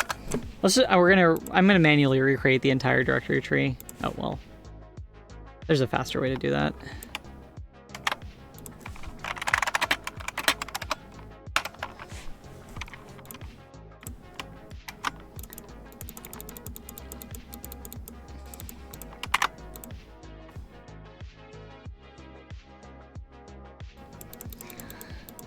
Okay, all right.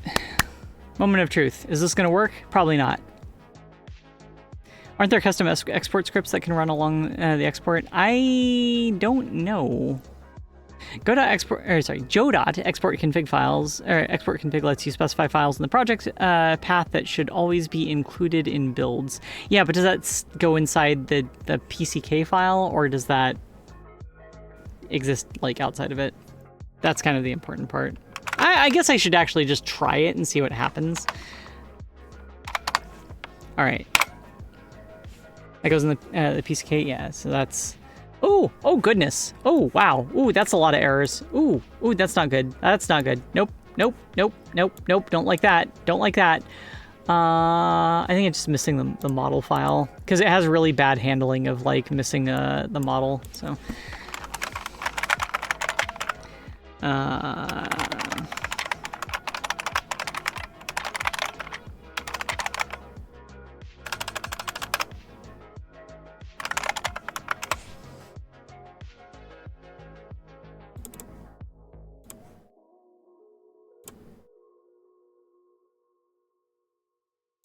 Unfortunately, it appears to be broken enough that it's not going to let me load the model either.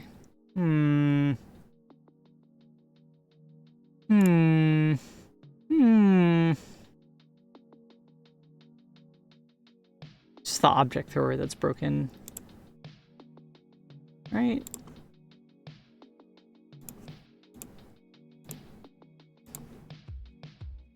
The media pipe controller has absolutely no ability whatsoever to. Oh goodness! It doesn't even see the video devices. Yeah, it's borked. It's borked as heck. Heckin' gunched, to use a technical term. Borked as heck. We have work to do. Let's go ahead and clear out that mod list though.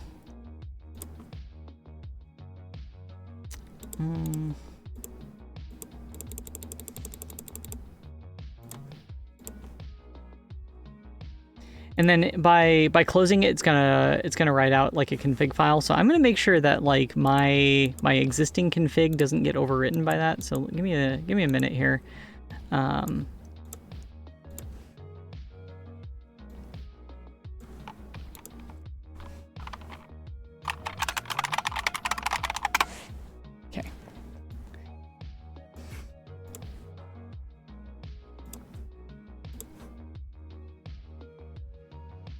So yeah, it was definitely not starting up the Python script correctly. So we got to go in here and kind of see what's going on. I think it's probably some like relative path nonsense happening. Yeah, okay, so we use the script path here, and I don't know if it's probably not working.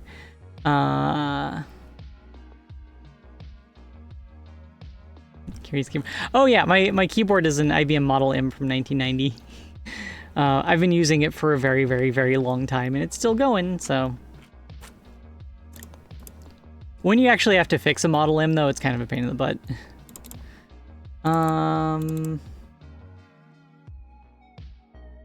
Our project actual module path, blah, blah, blah, blah, blah, blah, blah, blah, blah.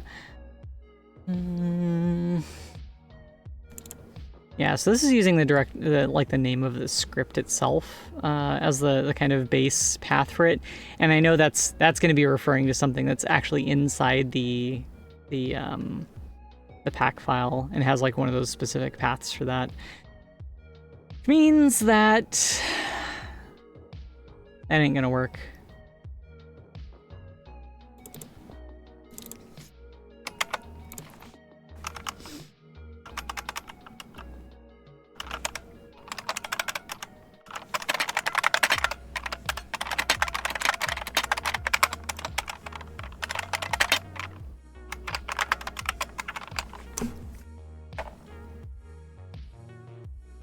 There we go, easy peasy. All right, now let's take that exported thing,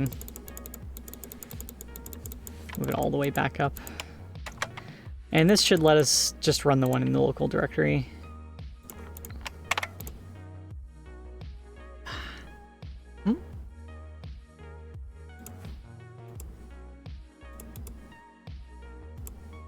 Let's redo the export. Export. Yep. Save. Overwrite. Yep. And now we wait. You track with the webcam? Yes. Yeah, it just uses a generic like Logitech C920.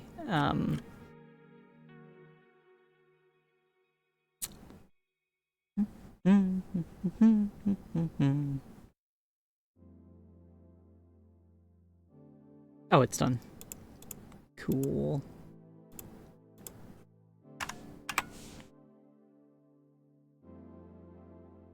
Well, it got the list of cameras. Cool. Wait a minute. No, that's the wait. No, that's the list of audio devices. Never mind. All right, let's go ahead and load up the model.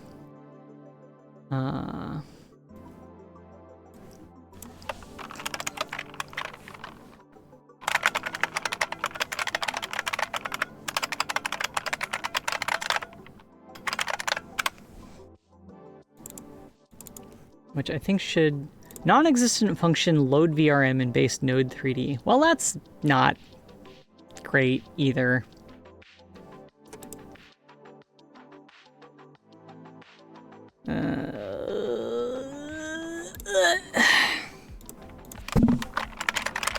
Why the heck was that? This is not one of the things that I was expecting to break.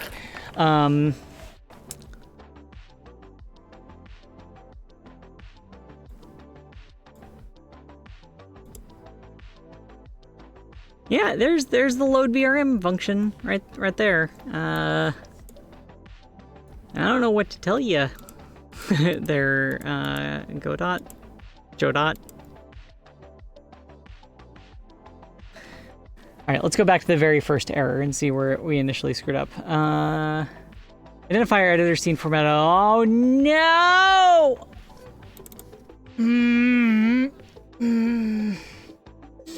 Okay, that's why it was happening. There's a compile error there.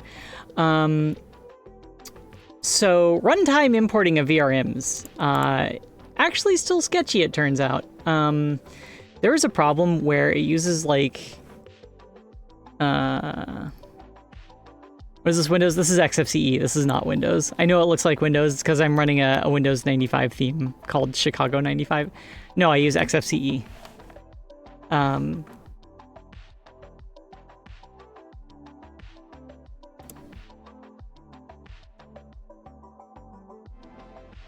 Oh, my cat's back to bother me again, I think. Okay, so yeah, we have a problem where there's like an editor-specific class that's not loaded, and so we need to... Heck.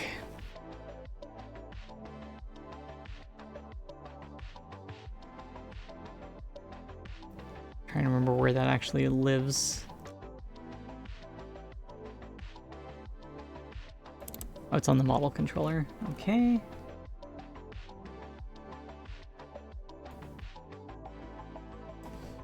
My cat's now like staring at me awkwardly.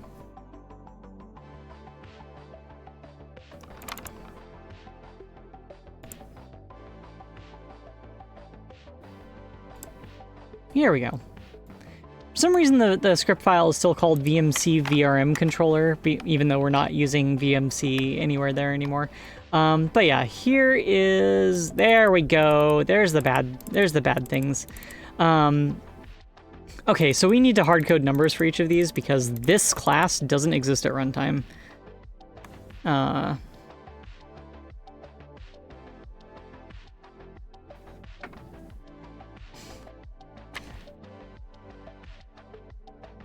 Wait, yeah, but why XFCE? Because I like XFCE, and it's super customizable, and you can make it look like Windows 95. But ultimately, it comes down to because I like it. Yeah, it means I can use this app in Linux. Yeah. Oh yeah. Oh no, it's gonna be like Linux first and Windows second. Don't you worry about that.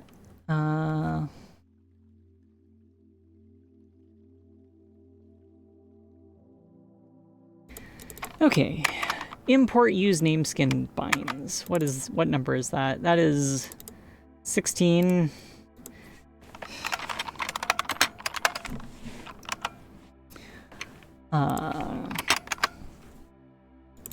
Generate tangent arrays. 8. This is where things get real hacky. And import animation.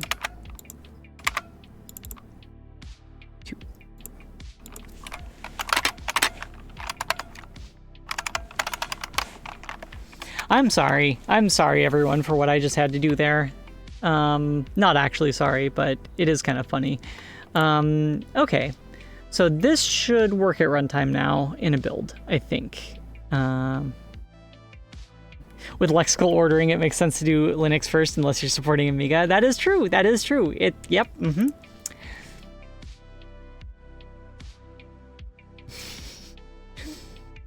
There should definitely be Amiga VTuber software. There's capable Amigas out there. They could totally do it. Oops.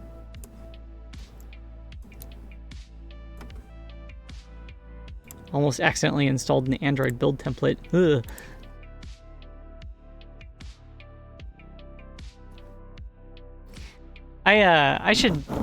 You know what? I should write, like, at least write some, like, PNG tuber software for my, my Amiga 1200. I got, like, a Blizzard 1230 accelerator card in there. Alright.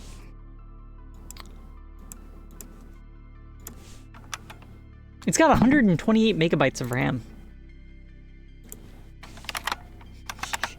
really cooking there. Okay. All right, how many errors we got now? Can I call method get bone count on null value? Blah, blah, blah, blah, blah, blah, blah, blah, blah, blah, blah. All right, open VRM. Oh, sorry. Let's see. Curie, Nextcloud, Art, Lamia, Tuber. I just know, like, this path by default, and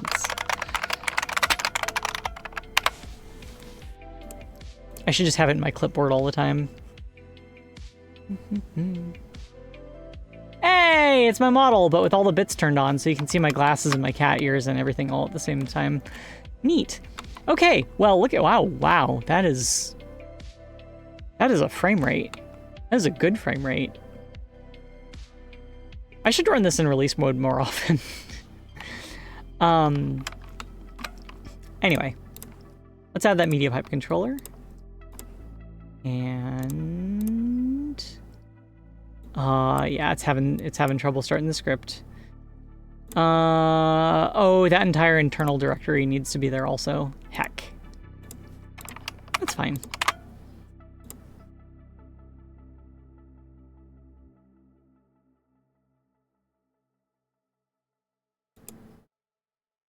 Initializing media pipe, trying again. Okay, so we need to restart the app in order for it to actually get the list of devices now. It's another query. Yeah, we're getting there. We're getting there. We're almost there. So yeah, here's the actual device list. Now we can go ahead and select one of them. And we should have a functioning VTuber model in a release build. Hang on a second. I gotta make sure it doesn't try to use the same camera as this one.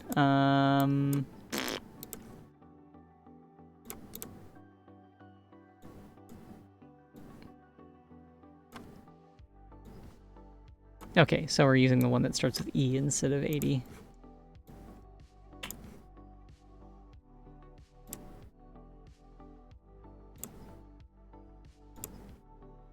Initializing media pipe, trying again. All right, let's try the other one. The other thing is, like, even with this list here, it's still kind of flaky and doesn't really understand which one of these is. Oh my god, it's working! Oh my god! Oh my god! Oh my god! Oh my god! I could actually distribute this binary now and it would work. Oh my god! That's so cool!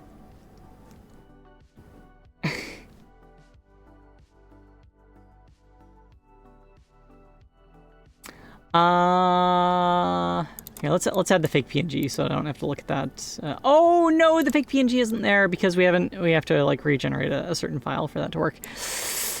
Yeah. I like how floppy the ears are. In a past life, I might have been a cat girl. Okay, yeah, so there is a script because it relies on being able to like dynamically load these modules. For all the modules that end up in the PCK file, it actually has to have a script run on it in order to make sure this is the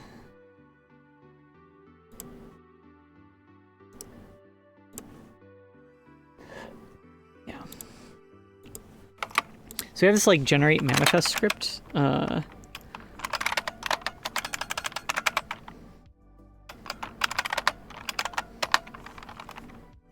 So we're gonna run that, and it's going to generate this file, file manifest.txt, which is literally just a list of files inside the thing, because Godot can't see the internal directory list at runtime.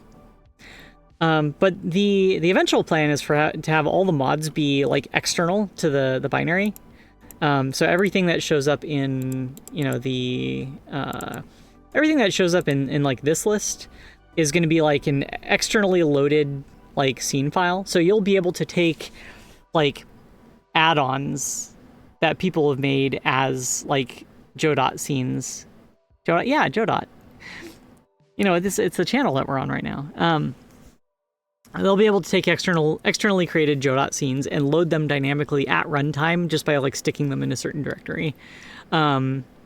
Actually, you know what? We can demo this right now. We can demo this right now before we do another build. Check this out.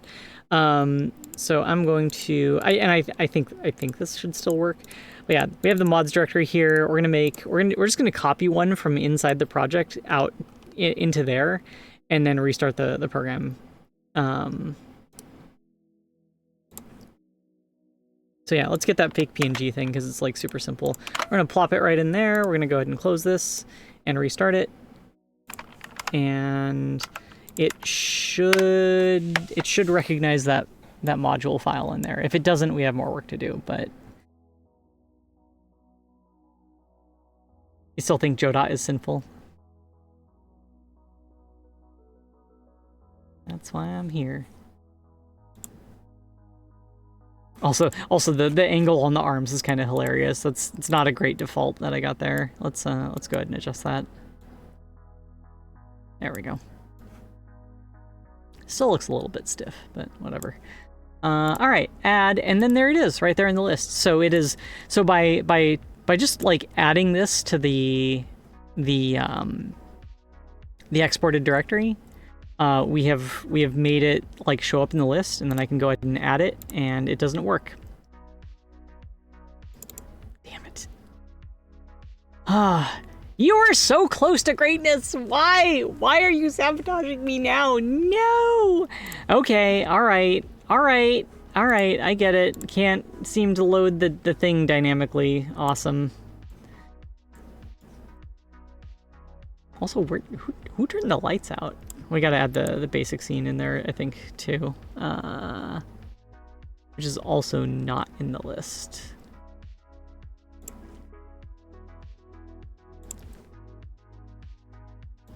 All right, let's go ahead and just delete all this stuff. Anyway, that's kind of the plan for what we want to support. We want to be able to add, just be able to dynamically load in modules. Didn't like Godot at first, but now I think I might adopt it. Yes, excellent. Mwahaha. My corruption spreads.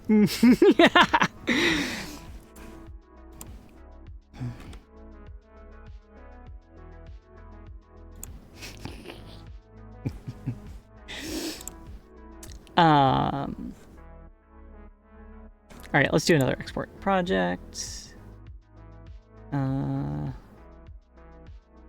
Export. Do it again. Blah blah blah blah blah.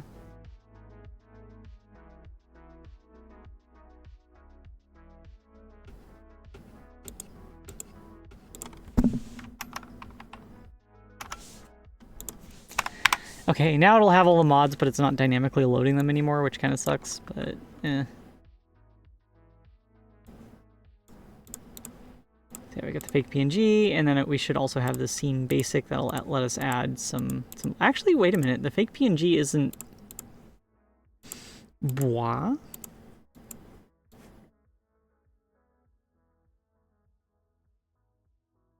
Aw? Why is fake PNG not working? There's no errors or anything. Ah, right. The background color for the window was showing up in front of the... Interesting. I'll have to fix that. That means that it might have actually worked as the runtime export. Hold on.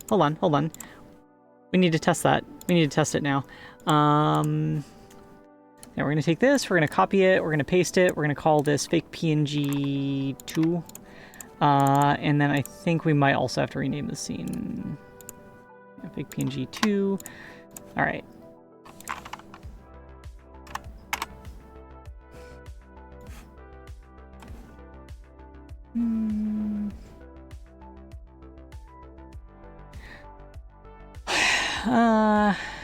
Do you exaggerate your mimic so it shows up better in the avatar, or just natural as you do IRL?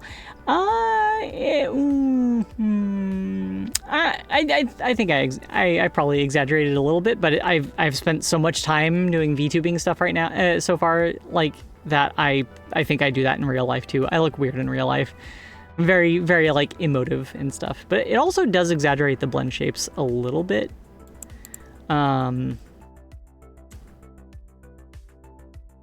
Like in the code, it also extends some of them. All right, let's get rid of that fake PNG. Let's add fake PNG2, and it works. It works. We got that. We got the dynamic like module run like stuff loading working. Awesome. Okay, cool. Well, heck, I think we might be almost ready for release then. Maybe, almost, maybe, possibly, a little, almost.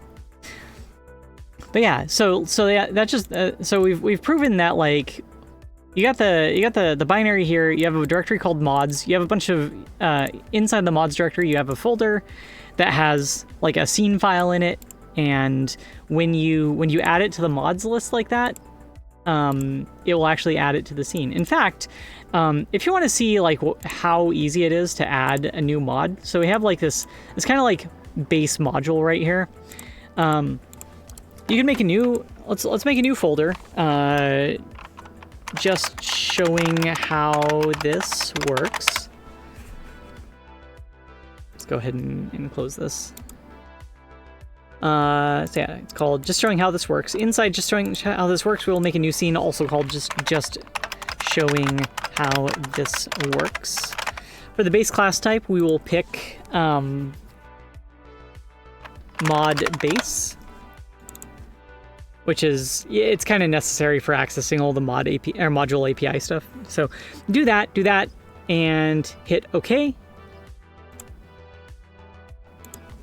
And then let's hop into this, because we can treat it like it's just the basic node type, but we can treat it like we can add like 3D scene objects below it. Let's add a mesh instance.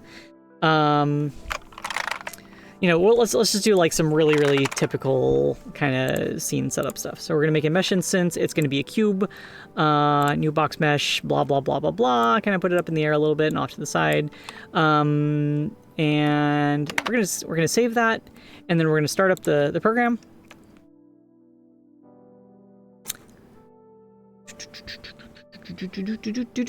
And it crashed.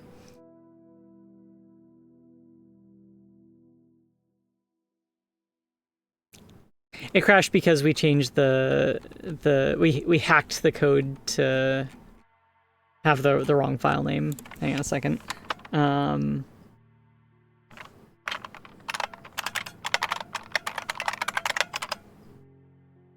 Whoops.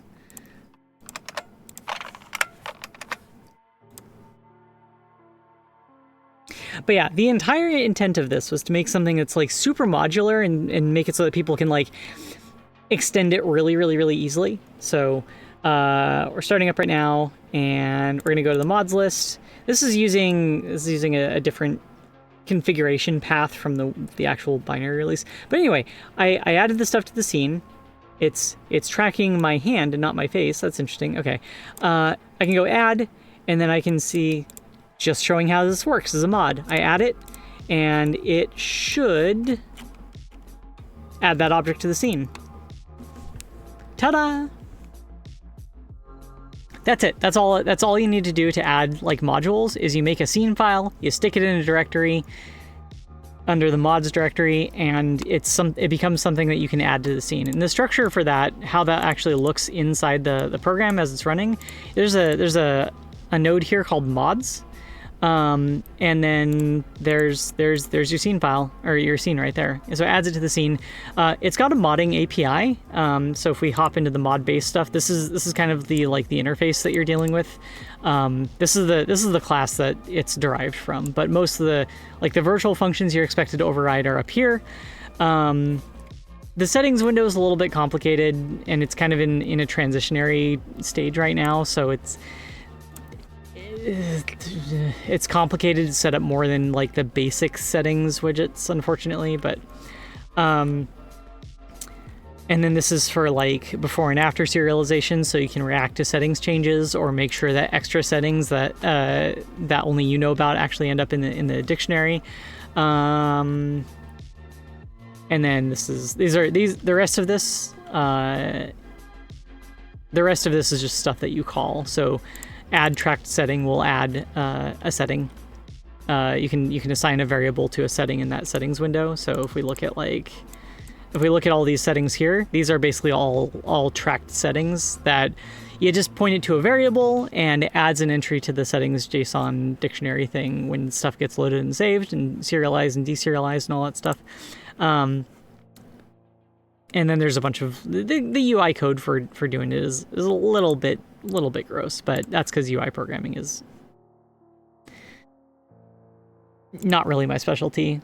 Here's another supervillain origin story of mine. Why I'm a graphics programmer today. The reason I'm a graphics programmer today professionally is because when I first started in the industry, they assigned me to UI programming, and I got too scared because it was really scary. So I went to I got too scared because it was really hard. I mean, scary stuff. UI programming, absolutely terrifying. So I went to something much simpler, much easier.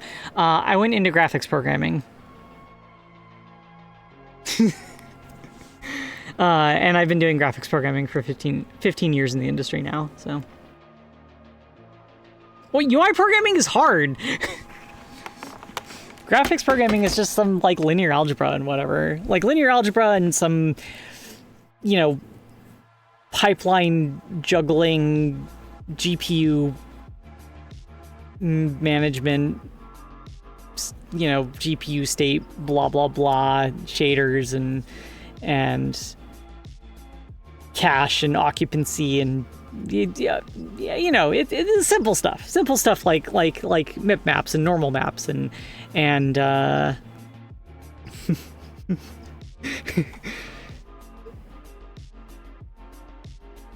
I couldn't possibly list every graphics concept here now, but I'm tempted to try. Anyway, literally the only engine contribution that I have for Godot is I fixed some of their shadow map culling at one point. Ocean Shader, the final boss, not even. No, that's I wish I could talk about the stuff that I'm working on right now because it's gonna be cool. But what desktop theme is that? That is Chicago 95 for XFCE. Yeah, actually one of the previous things that I worked on was a fur and hair rendering and simulation plugin for a couple of the other main popular engines that people use. It was a shell-based fur system. It was called NeoFur, and it had physics and stuff. It was really cool. It ended up getting used for the bear and panda characters in Tekken 7, so I was really proud of that. Hello there.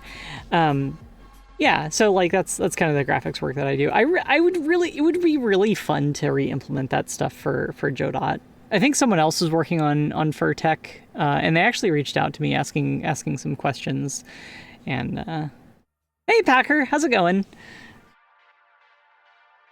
Poland found out that 100% of the people in the tent were very angry when it collapsed. Nice.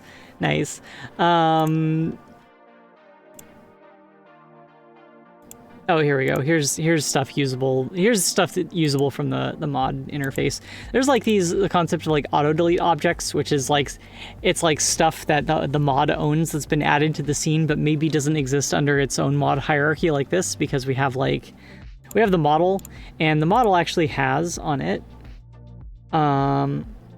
these like left and right hand reference or rest reference things. That's actually added by the media pipe controller.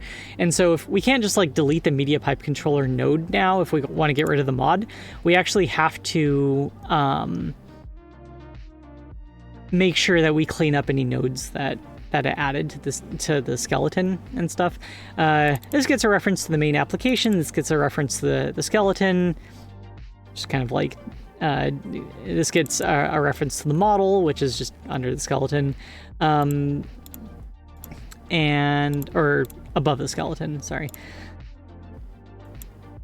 Some stuff about bone transforms. Some stuff about audio levels. Gets a path to the mod itself. This gets the files in a directory, and this is where some of the hacky stuff starts. Well, I mean, it's full of hacky stuff, but this is where the real hacky stuff starts. Because we have like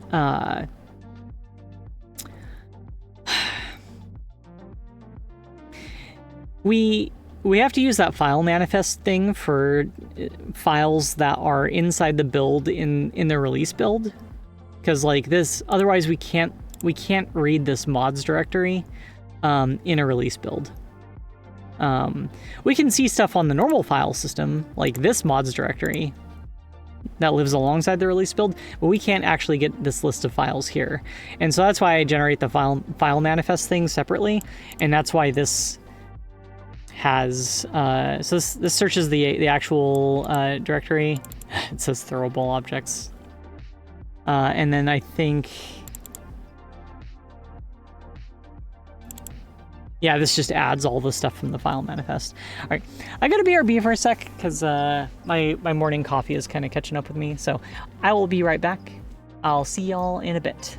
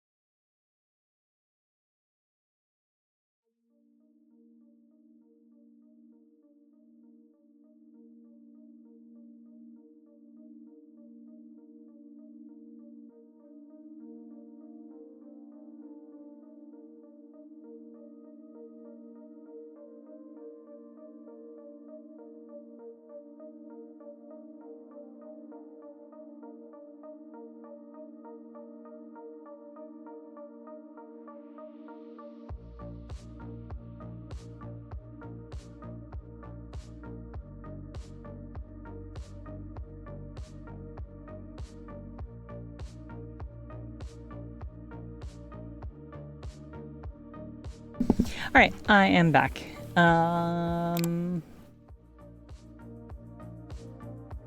Okay, so I gotta catch up on chat. Does Godot have a good water shader yet? I mean, you could write one. The Godot shaders page has quite a few. Let's see. Let's come with the engine nowadays.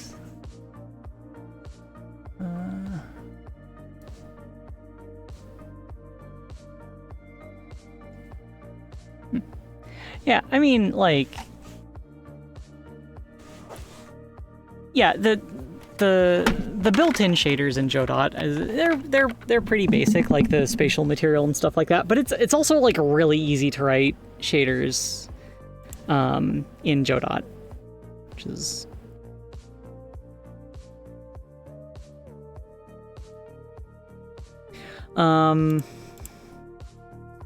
like, let's actually have anything in the shader editor right now? No, nothing really to show off at the moment. Yeah, it's like the documentation is fairly, you know, fairly good, and here, let's look at the Godot shader documentation. Godot Shaders. Spatial shaders. There we go. Blah, blah, blah, blah, blah. So yeah, there's like all the list of built-in variables, right here. It's like, there's some example shaders, you know, it's got the typical, like, this is your vertex shader, this is your fragment shader. It also adds a thing for like light shaders, which kind of defines how your shader reacts to light. Actually gives you a whole lot of control over stuff. It actually kind of gives you,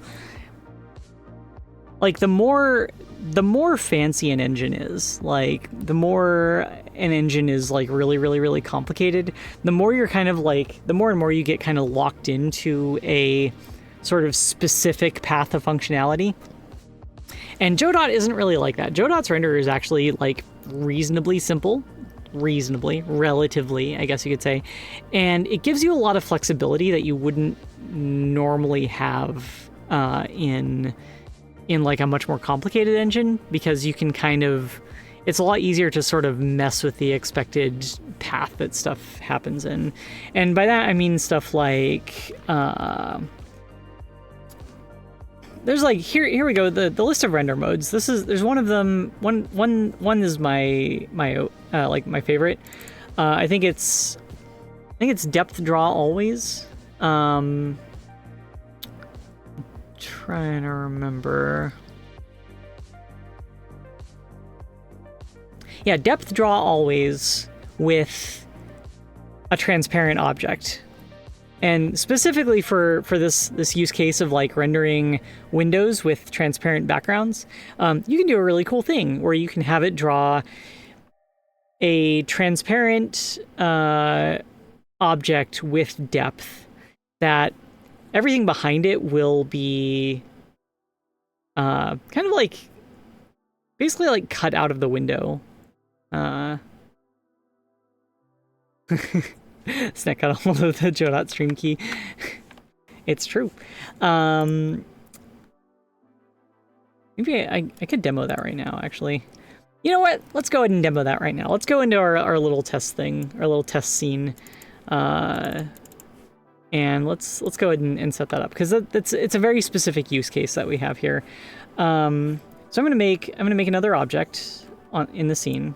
Let's go ahead and shut down the program. Another mesh instance 3D. It's gonna be another. Let's have this one be a sphere.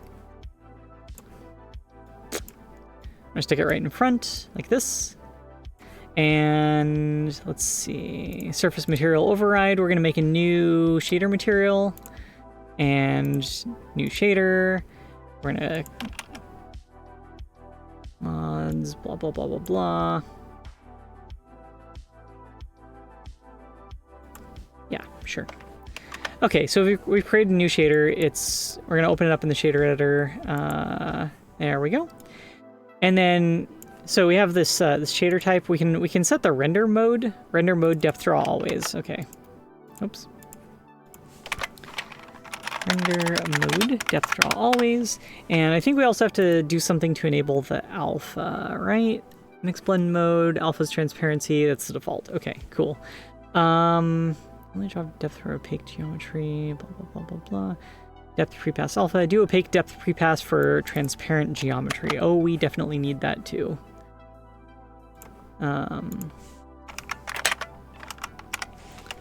There, I think that do it. And so for the fragment shader, we're actually just going to say alpha equals 0. It's going to be totally transparent. And there we go. We can no longer see the sphere, but this is going to do something a little bit. I think this should do something a little bit more interesting when we actually view the scene, like in the editor.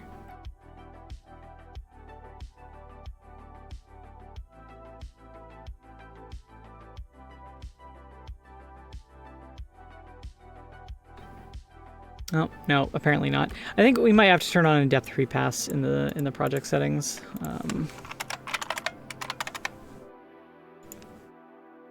Depth prepass enable blah blah blah blah blah. Okay, so it is enabled. All right, so there was something else that had to be done. I can't remember what it was.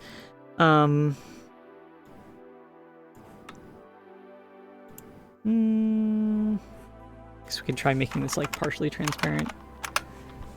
Oh, we might have to make it render in like an earlier pass or something. So there is a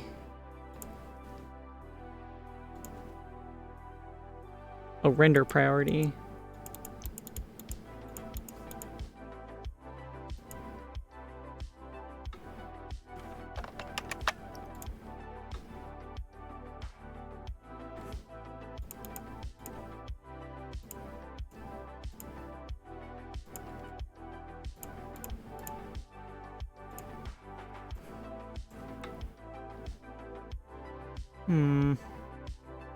Yeah, it's not working.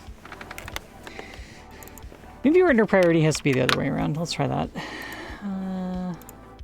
Move, add. Yeah. Damn. Well, I had this working at one point, and it sucks that I seem to have forgotten. Model's good. Oh, thank you.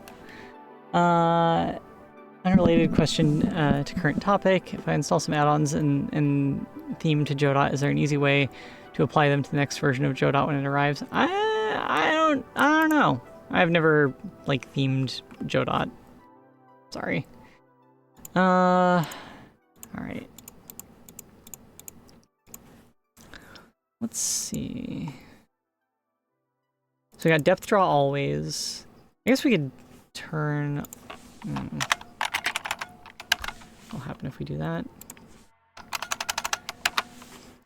I have like a project that kind of demos this.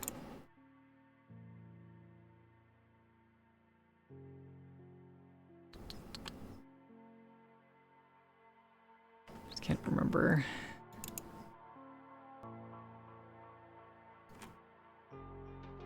That or something changed since I implemented the thing. That could also be the case.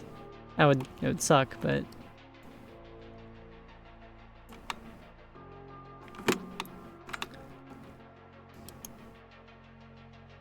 yeah, I thought I had a way of doing like alpha cutout stuff.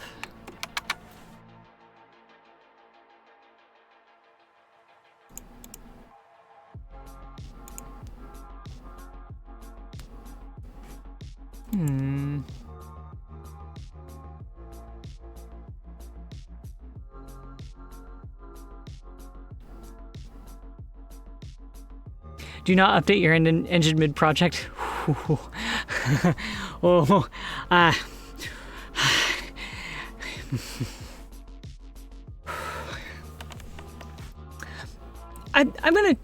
might tell you a story after some things happen. I'll let you know later. All right. Depth draw opaque. Only draw depth for opaque geometry. Blah, blah. Depth draw always.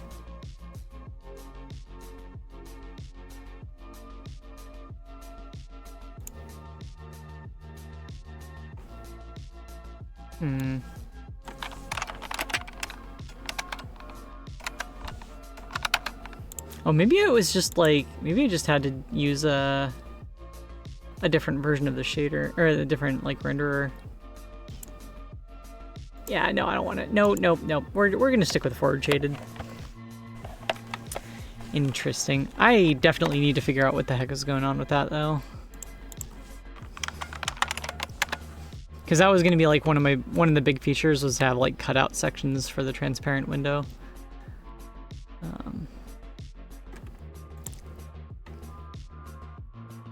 Oh, interesting. It's like cutting out some of the geometry behind it, or some of the like this wireframe and stuff.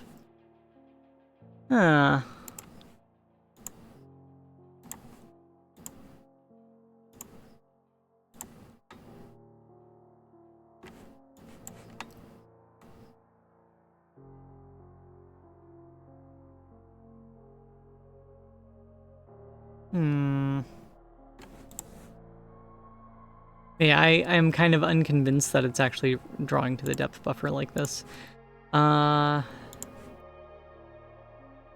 Sorting.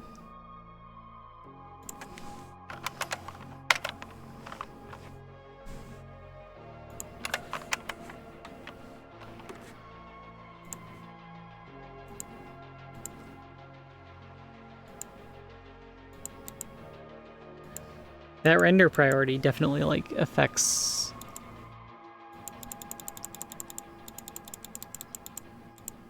how it like works against the lines here. Doesn't really seem to be affecting that cube in the background though.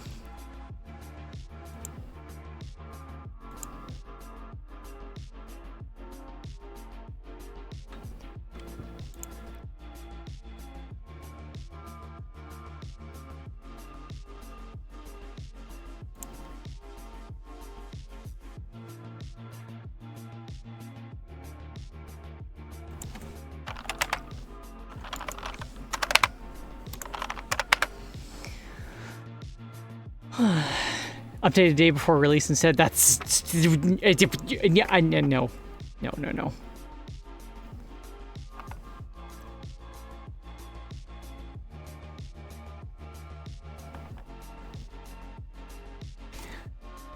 Every time I've been on a project that has done an engine update, because you know I've been on a lot of projects over the course of 15 years in the industry.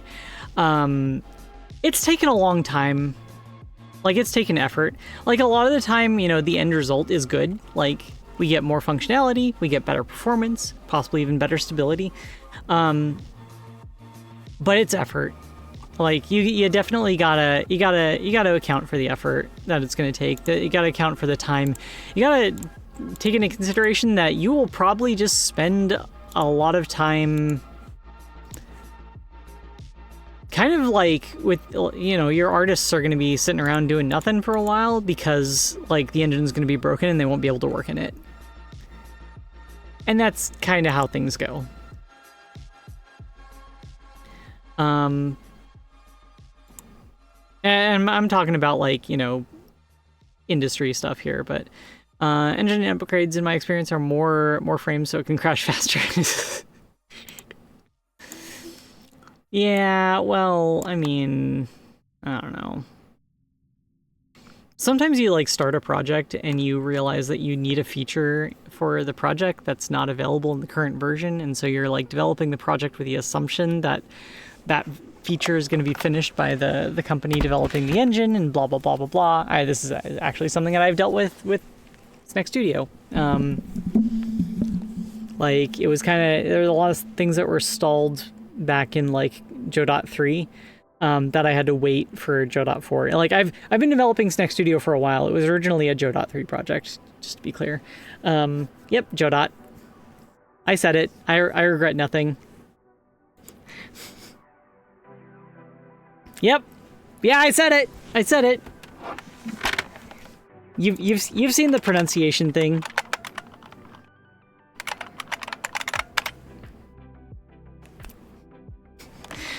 Well, the name stems from the play Waiting for Godot. At this point, everyone pronounces the engine name differently, including the Foundation team. But we think it's beautiful. We don't police the pronunciation anymore.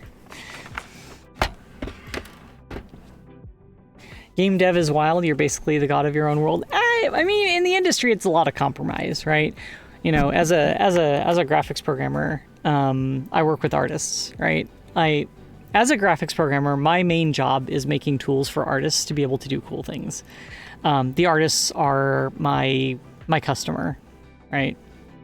And so like they come to me and they're like, hey, we want to do a cool thing. We have this idea, we have this grand vision, but we can't do it with the way the engine works right now. Can you make this possible? And then I'm usually like, maybe? But like that's kind of my job, is like the artists want to do a thing and I'm going to make that possible. That's what a graphics programmer does. Artists are my main customer. The end user is not my customer. The artists are my customer. I just have to make sure that it runs on the end user's machine, but like with reasonable compatibility and performance and stuff. But I don't answer to the end users. I answer to the artists. And the artists also have like the weight of the burden of performance and stuff on as their responsibility as well, right? We're gonna make an engine. We're gonna make like graphics code that runs with a certain level of efficiency, and they are going to they're going to work within those bounds, within like, you know, art resource budgets and stuff like that, to make something that hopefully meets performance goals and stuff like that on our target hardware. That model is mesmerizing. Thank you. I made it myself. And the software that we're currently working on. Know some devs use racing game engines to make first-person shooters. Jen, you know about like what's that like that fantasy RPG that used like a golf game engine? What was it? Pretty Fist would know. I can't remember the name, but like, yeah, it's interesting thing about racing game engines is they have very, very specific rendering requirements, and they can make some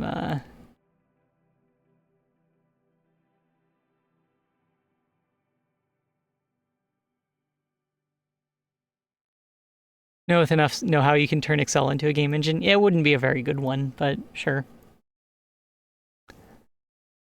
Game engines are mostly universal with a bit of tooling. Yeah, some of them are more geared towards some kinds of games than others, or they make certain kinds of games a lot more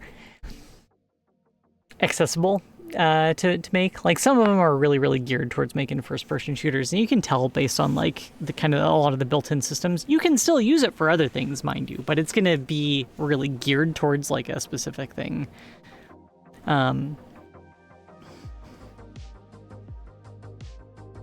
With game development, is anything possible? I mean, we are limited by the realities of, like, computing hardware, right? We can't simulate every particle in the universe, nor would it even necessarily be fun to do so.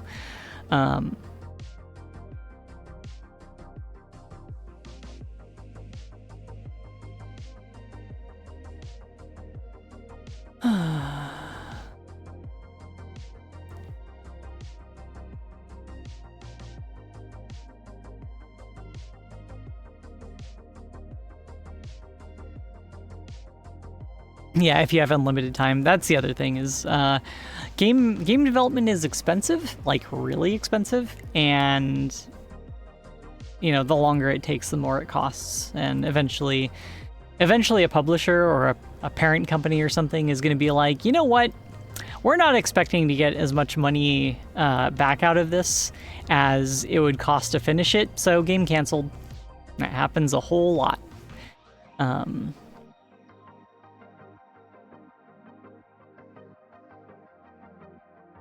Billions of... Look, game artists in the industry, they know what they're doing, all right? Like, they know that they're not gonna... They know not to make a 2 billion, you know, polygon cube. Generally. I mean, there's like a few notable examples of when something went wrong and someone screwed it up, but like for the most part, like, yeah, they know not to do that. And even then, like, certain engines have introduced like technology lately to kind of really make sure that like polygon budget is less of an issue. So.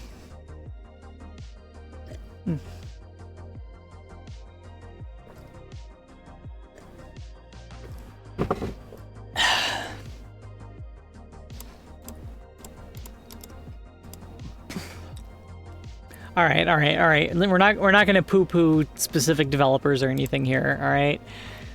Let's not do that. Let's instead figure out why the heck this isn't working.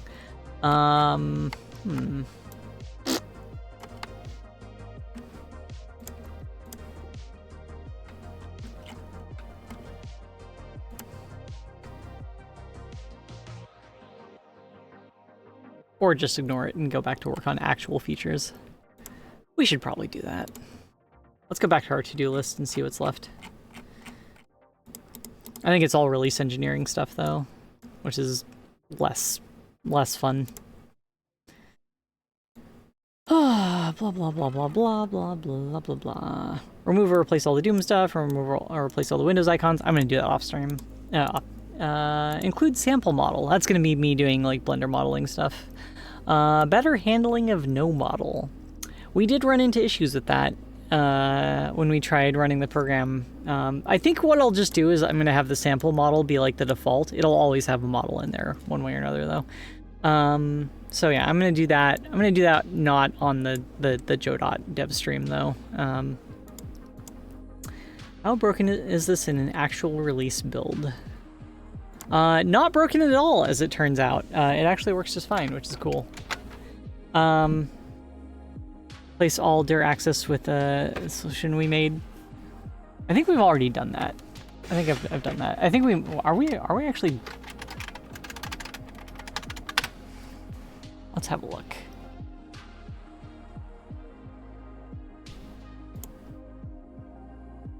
Okay, so this is the Windows icon thrown object redeem. We got the.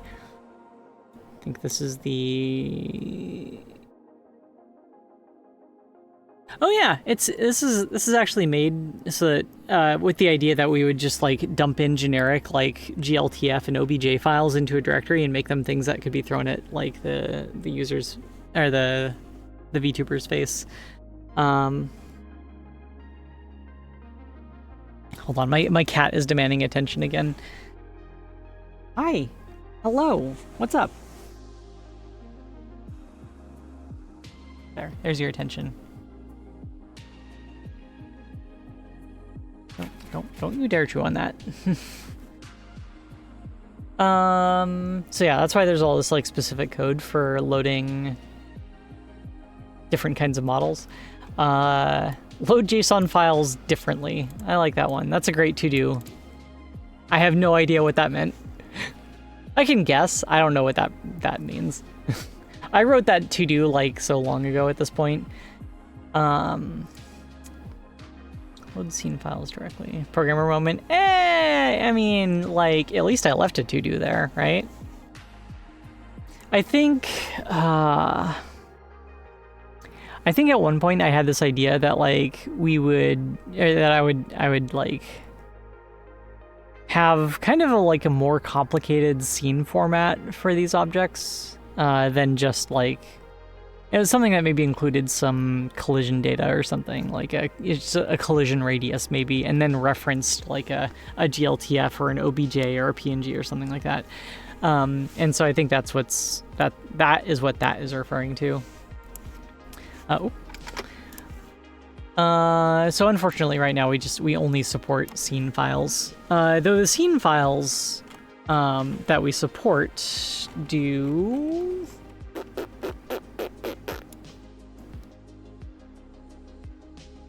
Is it?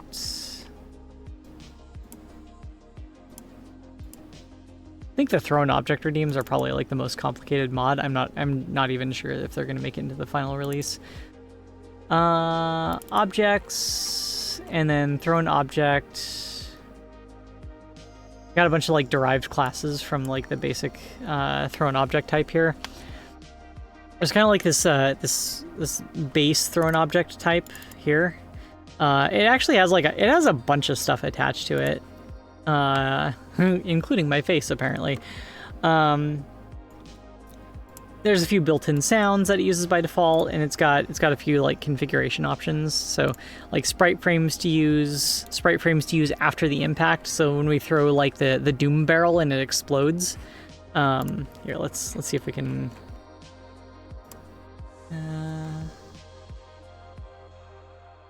Object thrower. Let's get the fake PNG in there too. Nice. Yeah, so let's take the object thrower and then we can find the doom barrel in the scene here, and then I think we can just test that.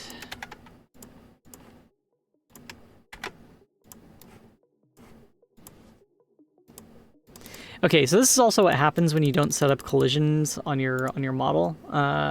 You have to do this every time you load a new model. Like, it'll save it from models that you've already loaded, but you just need to add one for the head.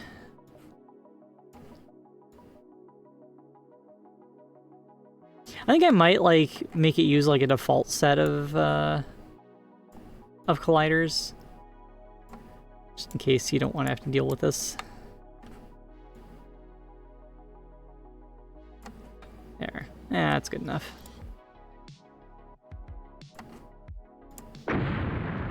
Anyway, yeah, so the barrels explode, right? That's the Doom barrel explosion sound combined with the Doom barrel explosion animation and stuff. So that's what we have. You know, we have these sprite frames after impact, or sprite frames. And I think that's not actually a sprite frames object, that's just an array. So let's actually look at here we go. This is the Doom barrel scene. It doesn't actually update the sprite like visually here. Cat ears? Yeah, there's a cat ears redeem. So this version of the model has like all the bits and the parts enabled, where it's normally disabled.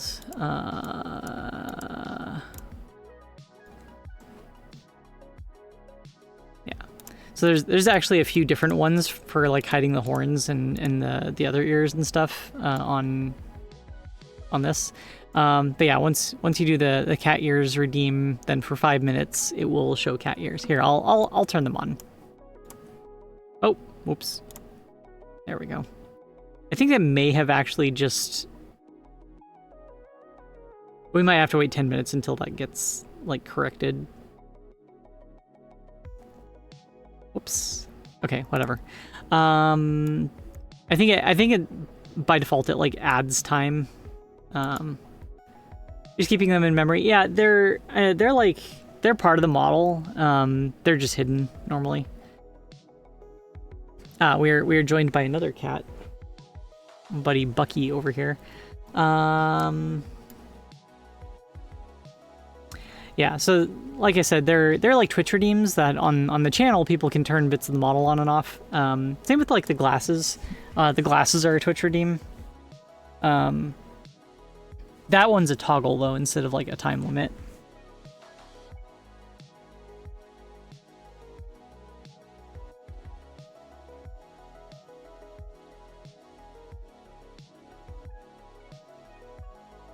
Hang on a second.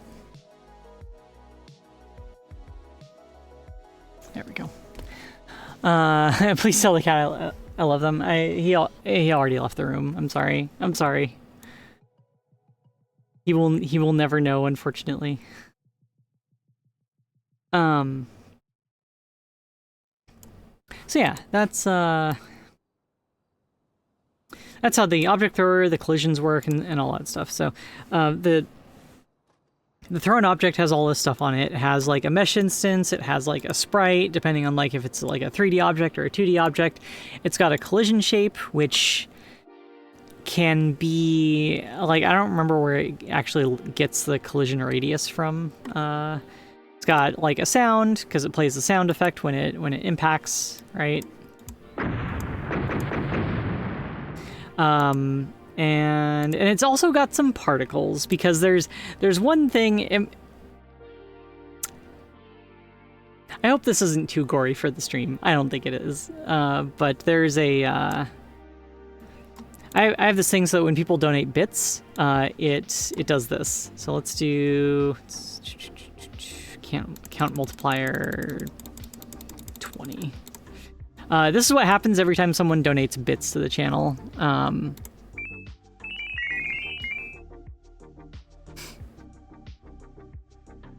The collision radius is a little bit better tweaked on the other instance of it, but yeah, it basically gets bits embedded in my head, one per bit donated. So if it's something like, if someone donates as much as like $2, then it's, you know, it's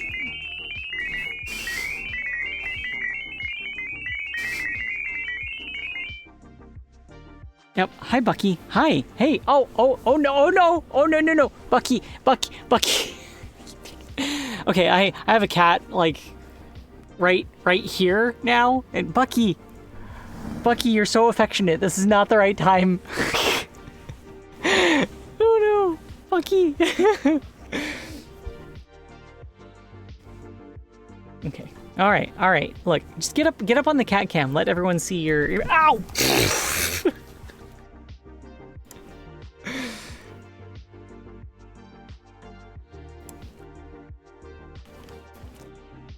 Everyone, this is Bucky. He's kind of a butt. You can probably start to imagine what our naming convention is for cats when we have Thor, Loki, and Bucky. It's pretty obvious. Okay, and he's gone.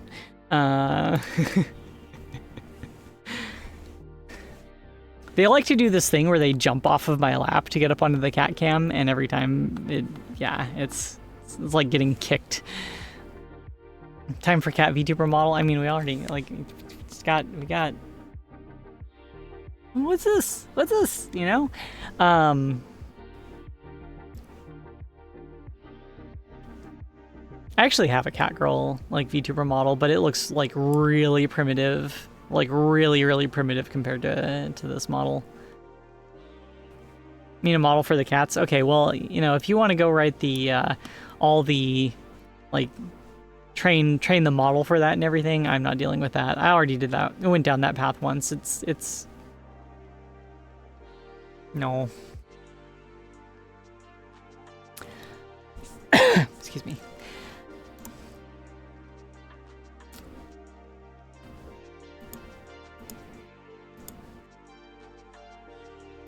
Oh, we also got the GPU. You know what? A lot of this stuff is copyrighted stuff that I won't be included in the release, but the GPU, I did the GPU myself. We can definitely have that one. So this is the throw a GPU at my face redeem, and it looks like this.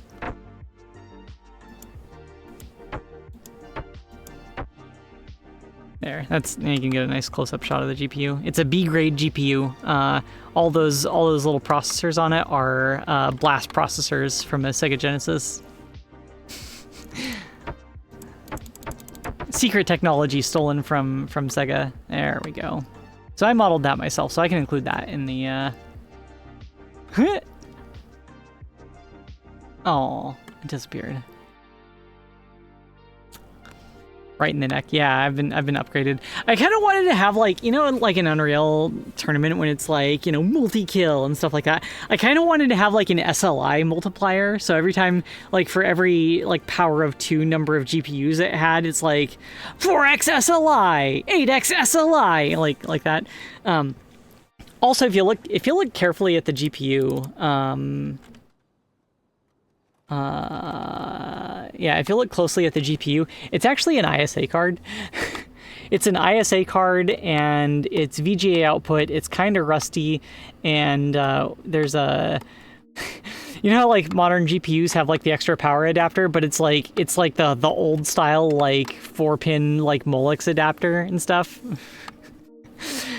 So I made a very old modern GPU. And that's why it's B grade. And yeah, here's the blast processors and stuff. So I made that model myself and baked it and simplified it and stuff.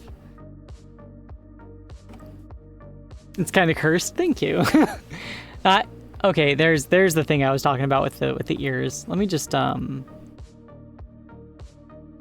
me just turn those off manually.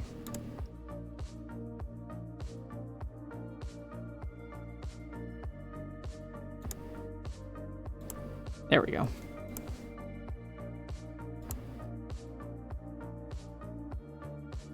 Hey, Doohoo! How's it going? But yeah, this is my cursed GPU. I love it. We used to have a long time ago when I was still using VTuber Plus, we were using a throw a GPU at me thing. But it was using some model from from them, from like the Steam Workshop or something, and so like I really, for the longest time, I wanted to bring that redeem back, and so I was like, but I want to model my own GPU for it, and so that's why I did that. So I'm really into like retro computer stuff, and that's why I made it an 8-bit ISA card. It's not even VLB, right? We don't have like the extra pins here for like doing the VESA local bus stuff. It's just an 8-bit ISA card. This would be like the slowest interface that you could talk to a GPU with. Oh, hey, Pydrid.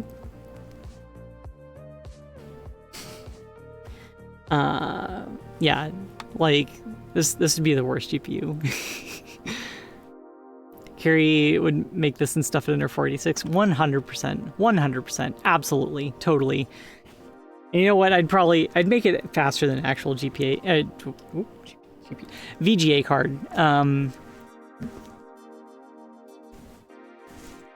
Because like one like it might be slow to talk to it and stuff, but with VGA, and we're here comes the nerd snipe.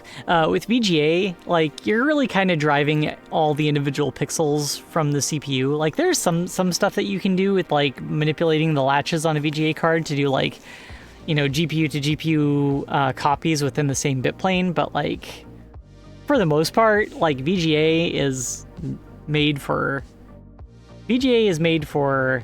FMVs and like PowerPoint presentations. It's designed by IBM, so like the VGA spec was designed by IBM, so it's not really made for games. The fact that people managed to make games with it, despite how incredibly limited like VGA hardware actually is kind of amazing. Meanwhile, like the Amiga, you had like a lot more like hardware sprite copying kind of things like that, but Amiga eventually lost because of their processors were too slow.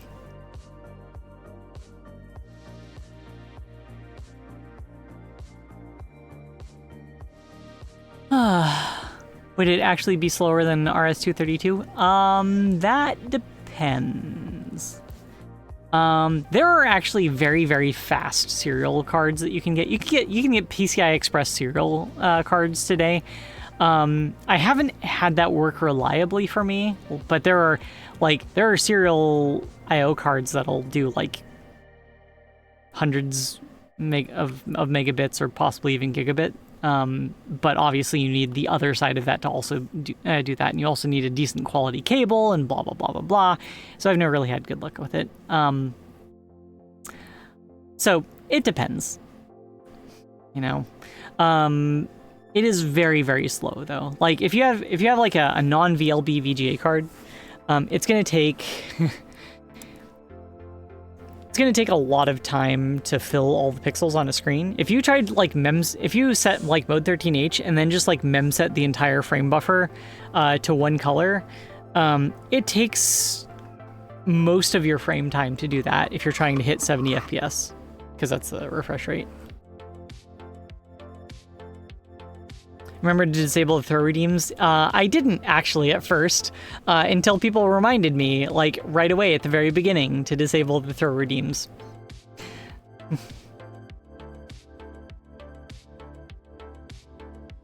You missed it. Sorry.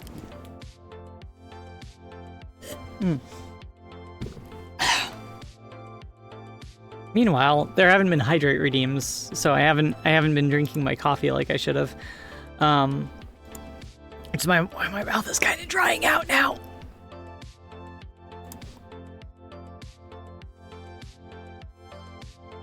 All right, back to the to-do list. Where were we? Oh yeah, we were going through the DirAccess stuff. Okay, that's all the VRM add-on. We don't care about that. DirAccess with manifest, blah blah blah. And that's the thing with the manifest file. So I think it's only really this one that we'd have to worry about. Though, ooh. You know what that means though is that it probably doesn't, thrown objects probably don't work in the release build at all. At least with the ones that we have set up. Let's test that.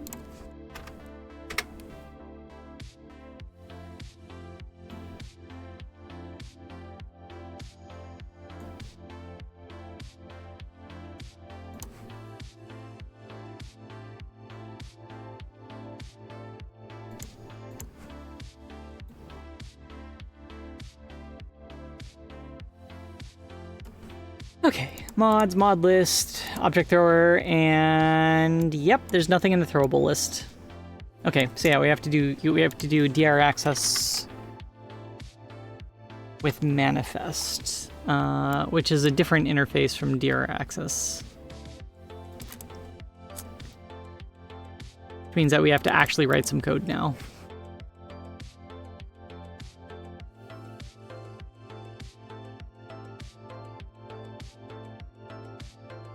Hydro, the ancient Greek prefix for coffee. Yeah, you get it, you get it. Look, it's got water in it. That counts. It counts as hydration. Probably. Maybe. Oh.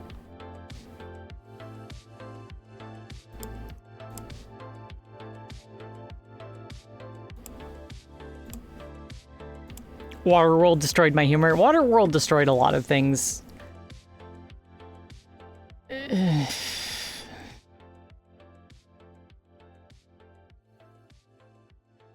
Yeah. Not a good movie. Cool concept, bad movie. It's kind of weird because like Kevin Costner was in Waterworld, and he was also in The Postman, right? Which are both like these really bad post-apocalypse movies, and he was in them like one after another or something. Like I remember those being around the same time period or something. They both have terrible reviews on Rotten Tomatoes, though. Hey, Echo.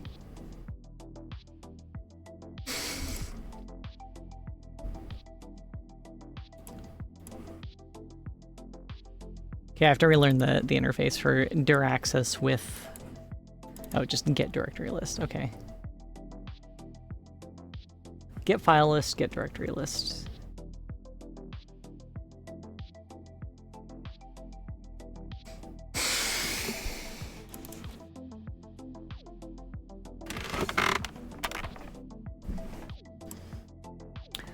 Oh no! Oh, we have to actually do this for each individual type of thrown object, don't we?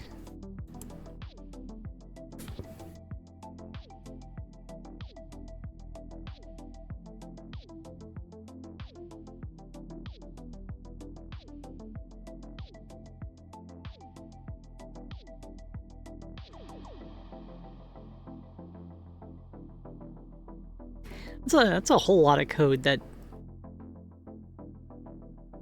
Not dir dot current is dir. Oh my goodness. Okay, all right, this is going away.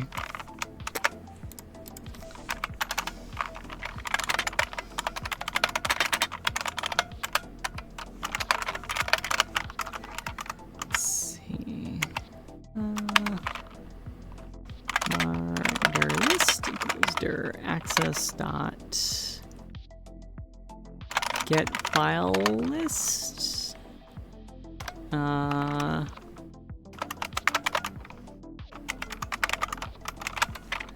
For file name in file list.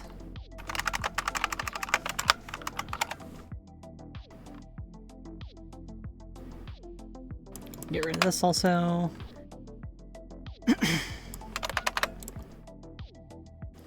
All right, you know what? We don't need actual indentation here. That's fine. That's fine. We're good.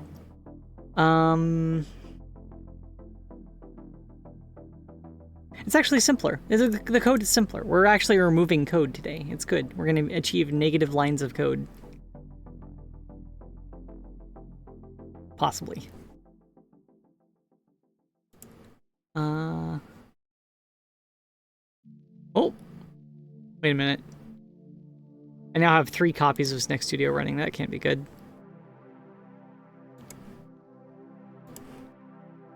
Oh, right. That's the release build. Okay.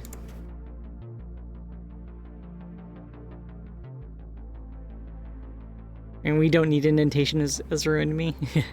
Oh, I know why it didn't unindent. It's because the comment marker was all the way back there. When I was first programming in QBasic, like as a child, I did not use indentation at all. It was, that code is pretty much illegible now. It's not good. Okay, there we go. There we go. Now it all shows up. Oh wait, no, it shows up in the list right now because we're running in dev mode. That was never the problem though. But as long as it works there, it should also work in the release build. So let's go ahead and fix the other thing. The Windows icon one, which we don't really need to fix this because it's not going to be part of the release, but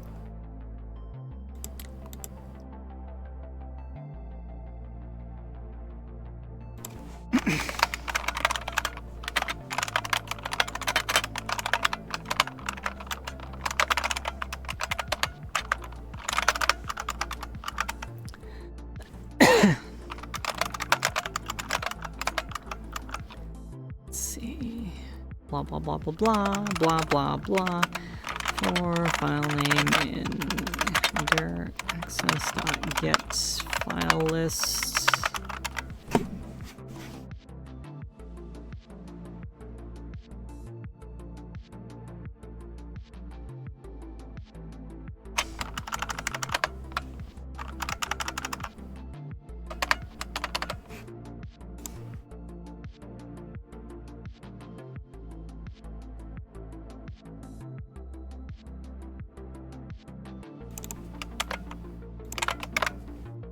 There we go. Love the keyboard sounds. Thank you. That's my Model M. Whole list. Okay, we still need this one. Yep, it's a Model M from 1990. That is still in service. Actually, I think at this point I've actually gotten way more use out of the keyboard than the original owner or owners of the keyboard ever did, which is kind of wild to think about. Like this keyboard, it's either this one or the one that's actually on my 486 right now,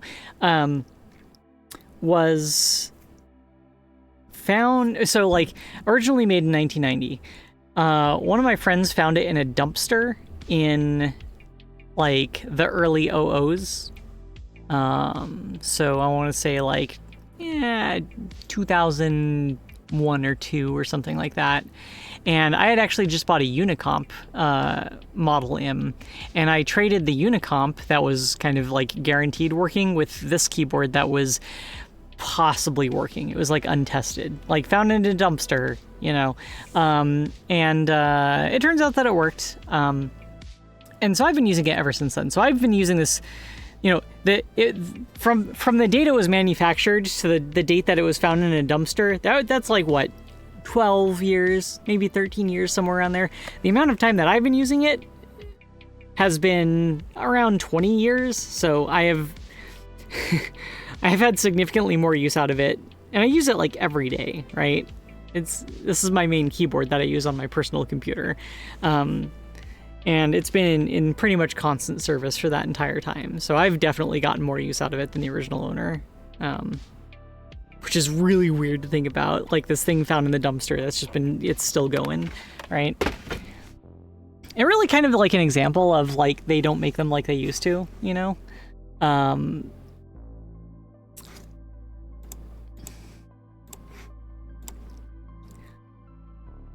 Now on the other hand, there's like the mice from, what is this?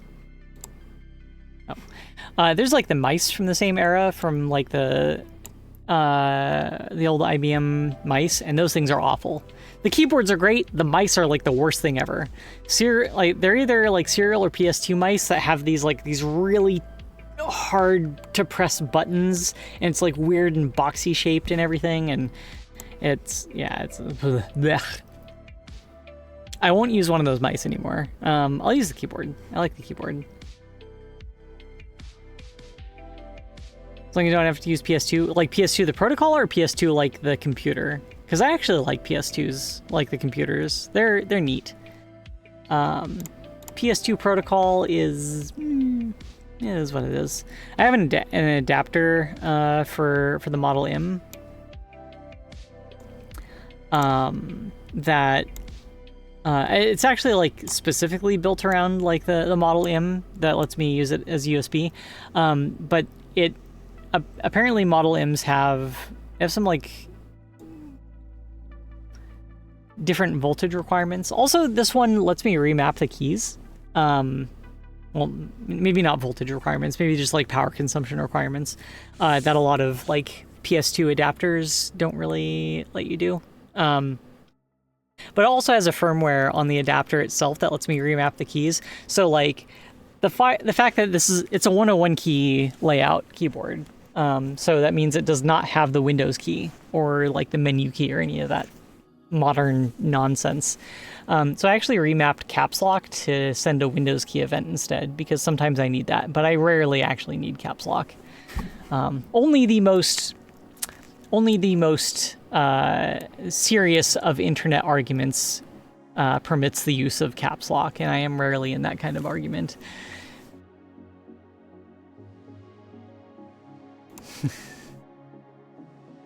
Ooh, that was interesting.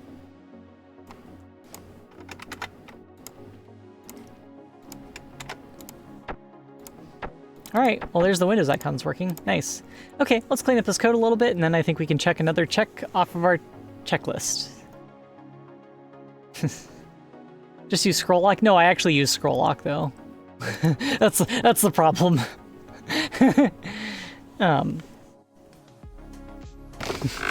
I use scroll lock more than I use caps lock. And I use it for, like, the actual purpose of scroll lock, too.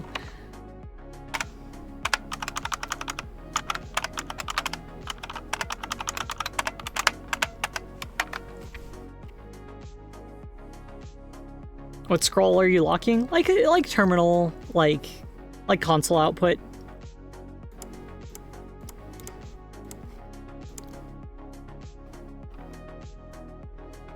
What's the purpose of scroll lock? It stops the console from scrolling.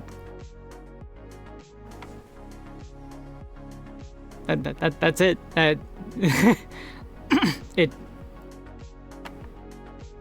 It's kind of what it says on the thing, you know.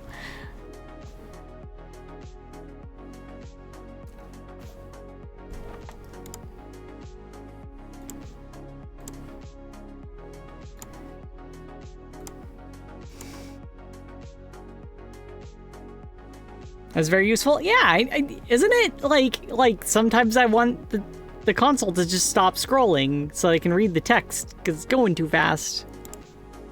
You press the scroll lock button. That's what it does. That's what it's for.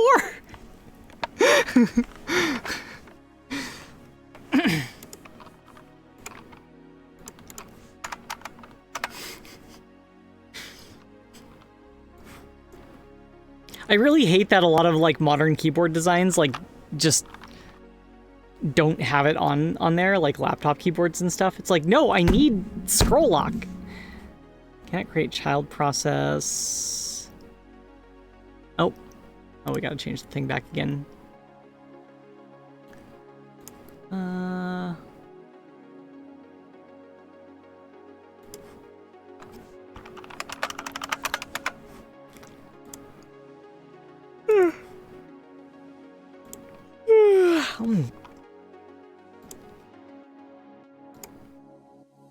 I'm still trying to figure out if getting up at like 3 a.m. my time zone was a good idea. Jury's still out on that one.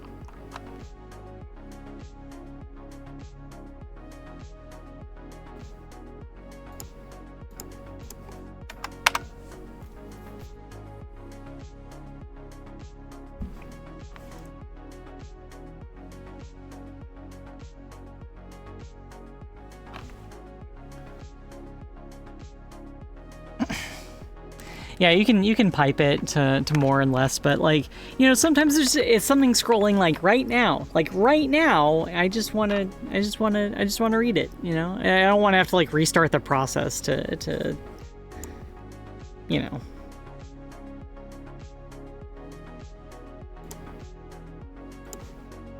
All right, let's see. Did those Windows icons actually? No, it didn't work. Ah!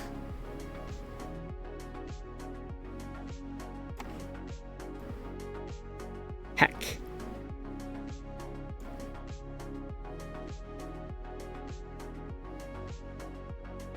Now we have to figure out like some like release build specific garbage. Can I just cut out the thrown object redeems from the release? Is that a thing?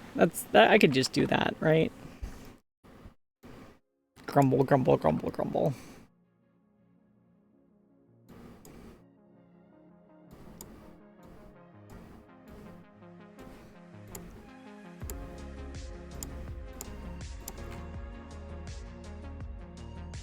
Wait a minute. It actually... Wait, what's this, like, dot remap stuff? That's not allowed.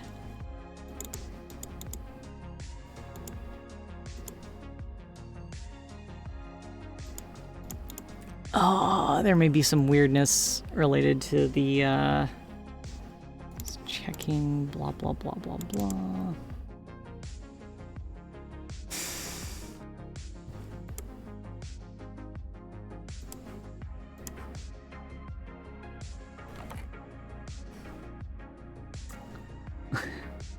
My morning alarm telling me to wake up just went off. Now that we are, how many hours into the stream? I don't know. Forget the release. It goes to the block. I mean, we got time. We got time here. We've only been going for like 3 hours. I was planning to go for a full 6 hours for this. Wake up, Kiri. It's all a dream.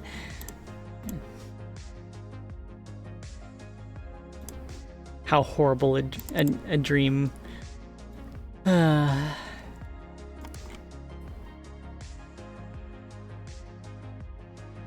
we were supposed to do get file list, but I think we did get directory list, didn't we?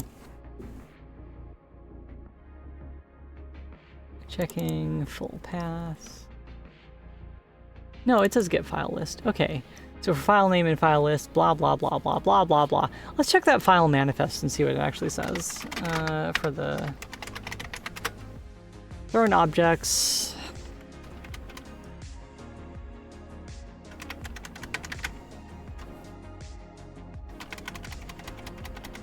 I scroll past all those Windows icons. Yeah, so here's what it says in the mods thrown objects.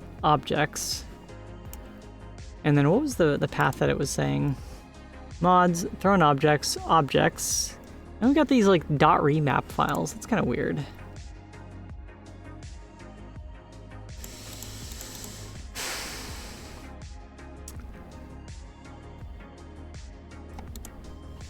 Oh yeah, that sucks. Get file list.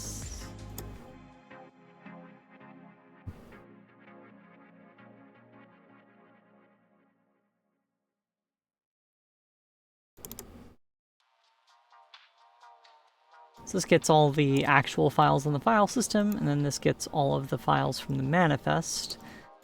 Fix me, I hate this hack. Nice. Keep it classy, past Kiri. Awesome. Get his text, blah blah blah, split, blah blah blah blah blah blah blah blah blah. Find out get base dir equals path. This check right here must be failing. Hey, Denton.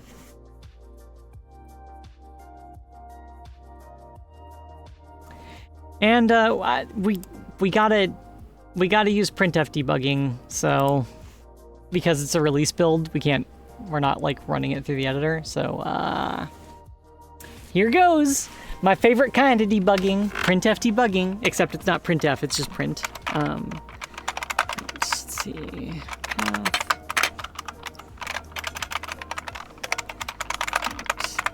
Base dir.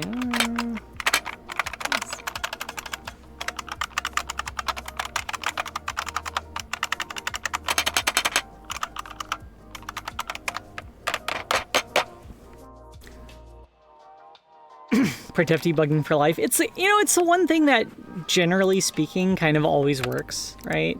Like, usually.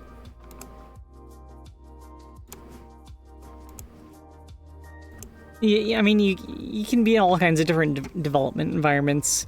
You can be developing for console or web or like, or, you know, whatever, right? You can be developing in some weird like DSL that someone made for the specific company you work at, and it doesn't actually have any kind of real debugger or anything. And you know what's almost always going to work? Can't say always. Almost always going to work is printf debugging.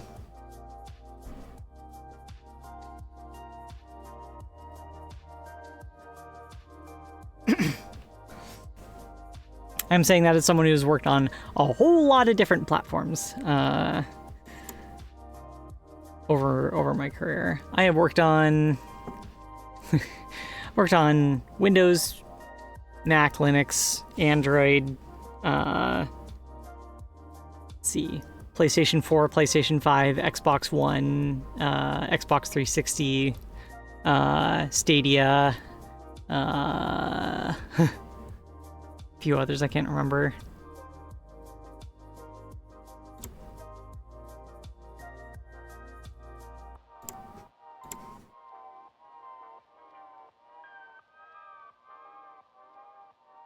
I briefly touched some PS3 stuff, very briefly.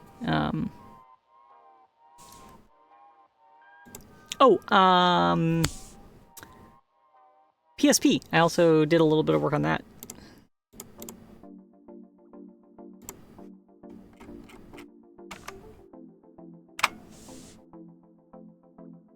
Or iOS. Yeah, I wouldn't really want to use iOS. Okay, so our base dir thing isn't actually returning anything at all here. That's a problem.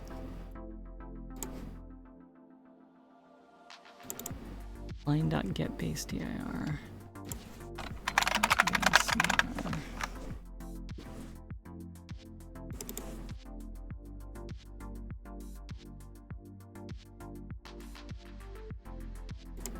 That's concerning.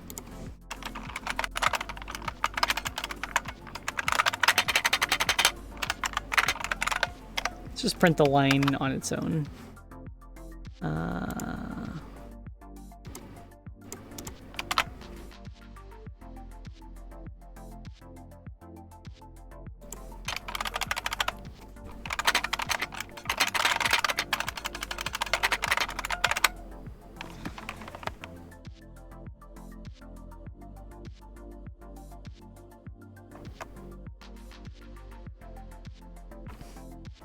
Okay, all right. I didn't accidentally like leave a zombie process kicking around.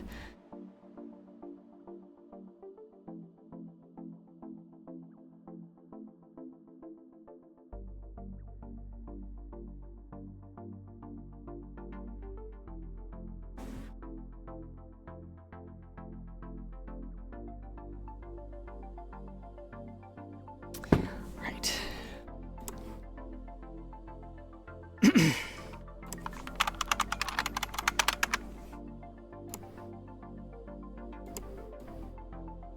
I really should just make it like automatically pick one of these or the other depending on which one is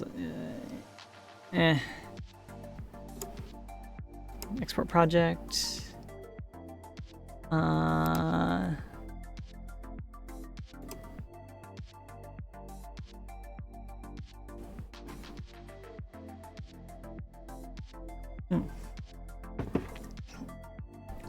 Oh, that coffee is very room temperature now. Ugh.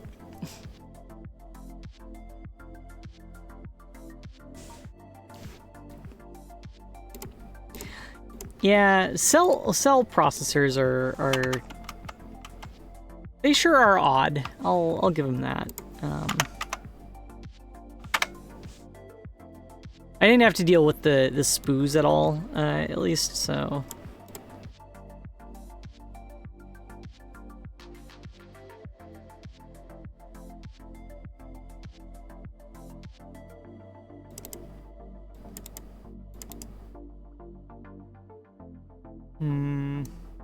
This actually seems to be working just fine now.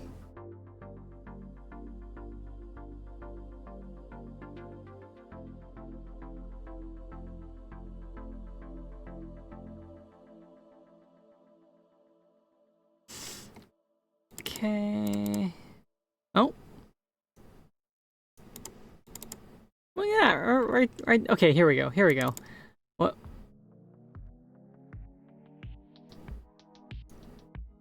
Wait. Oh, right. No, I'm getting confused between the thing that we're looking for and the thing that we're... Okay. Let's see. Mods.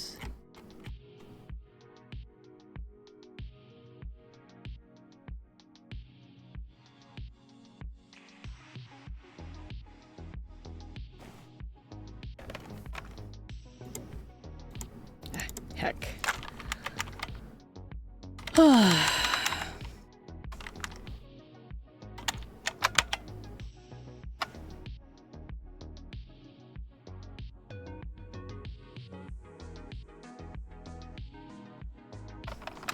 Okay, still can't start the tracker because of the changes that we made. Here we go. Here's the thrown objects. So the base dir is... we're in the Windows icons subdirectory now. That is not something I care about. Base dir is that, line is that, path is that. So we're looking for path equal to base dir, but... Oh, okay, it's using the full path. It's using, like, the full path. That's not okay. That's not good. Where the heck is it?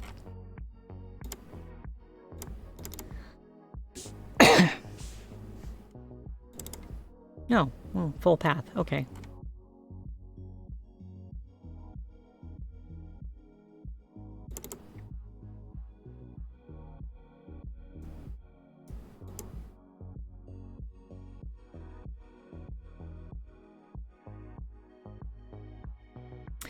It's checking the full path, but it's okay, right. So the path that we're sending into it is like the full path on the file system, but the paths that it's checking against are the relative path from the root, like project root.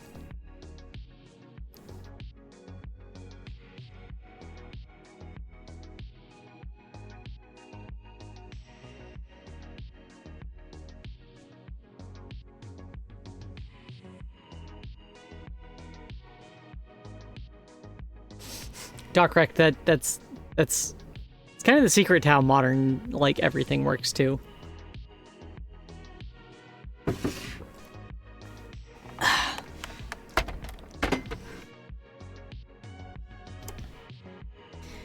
Okay, so we have to check...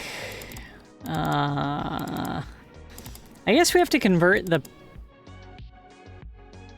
path to, like, a relative path inside here, because...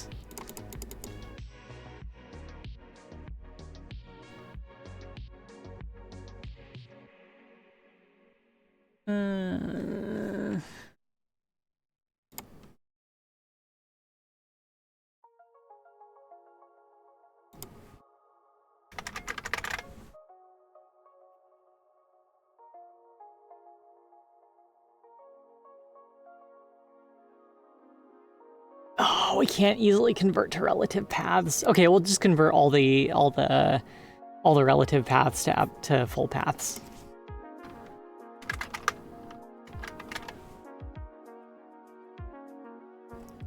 Get path absolute. There we go.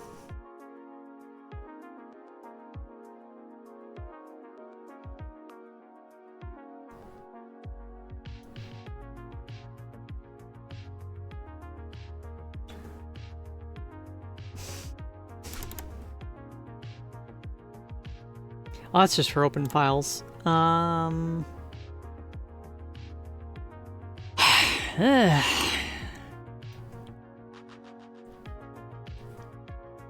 hey, Yugen. Is that Windows 95? No, it's just a Windows 95 theme for XFCE.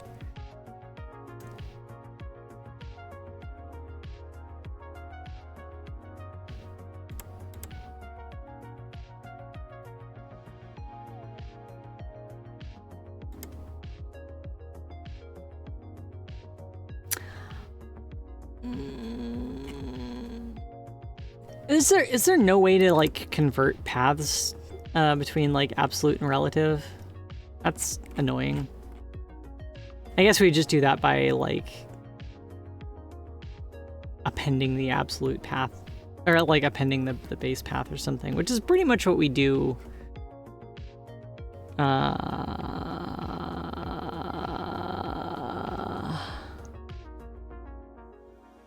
Pretty much what we do right there already.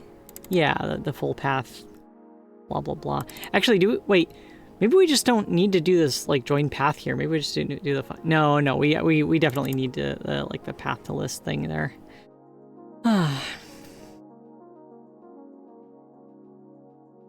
5 different edge cases. Yeah, I mean, I've done it before. It's not that hard. But I was hoping there was like an in-engine version of it to make it so that you wouldn't have to handle 5 different edge cases. Okay. I need to BRB again. The rest of the coffee has caught up with me again, so I will be...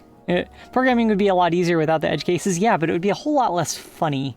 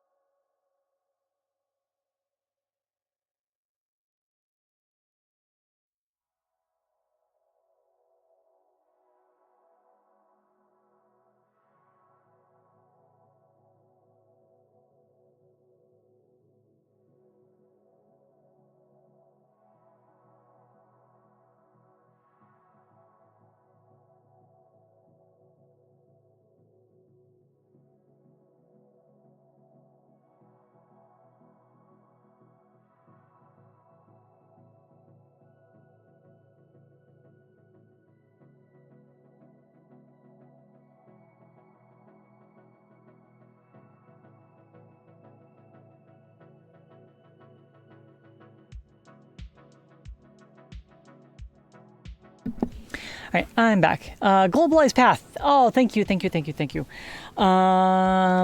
Awesome. Also, hey, Medusa Skirt, how you doing? A globalized path. Why is it called globalized? Why isn't it just like make absolute path or something? So I'm gonna go and search for absolute, but yeah, okay. Oh, it's...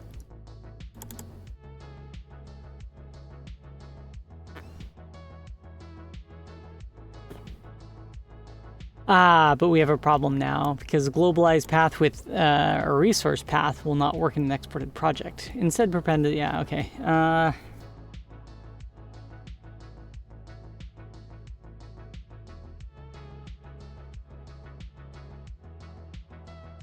Yeah, I think we just need to do this.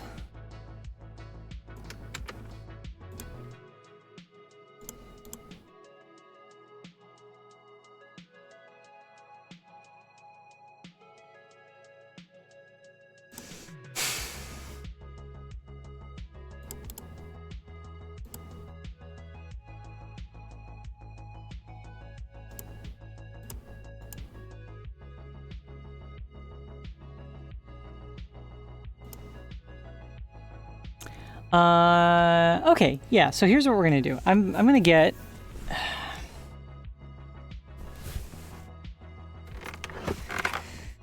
We're gonna have to do this also for the directory list stuff down here too, but like, Let's just do it for the file list for now. Okay, so we need to take each line, check to see if it's already an absolute path. If it is, then we don't do anything. If it isn't, then we have to append the thing to it. So, path.is absolute.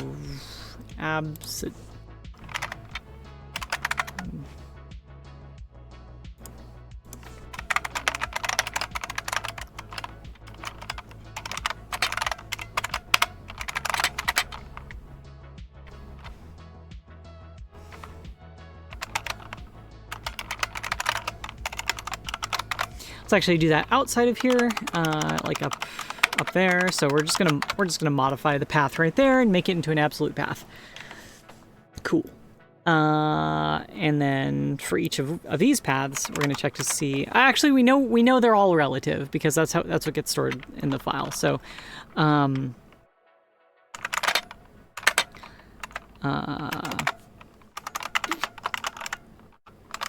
let's paste this code here too.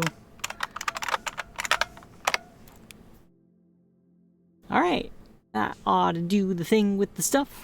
Let's see how badly that broke our dev builds. Starting morning after breakfast, nice.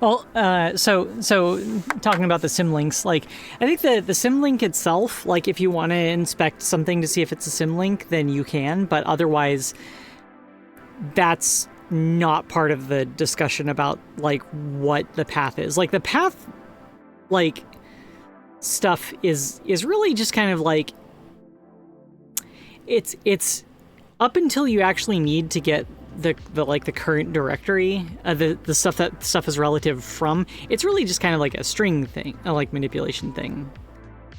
So, you know, a relative path versus an absolute path, like, you know, take that, combine it with knowledge of where the current directory is, and it's just string manipulation stuff.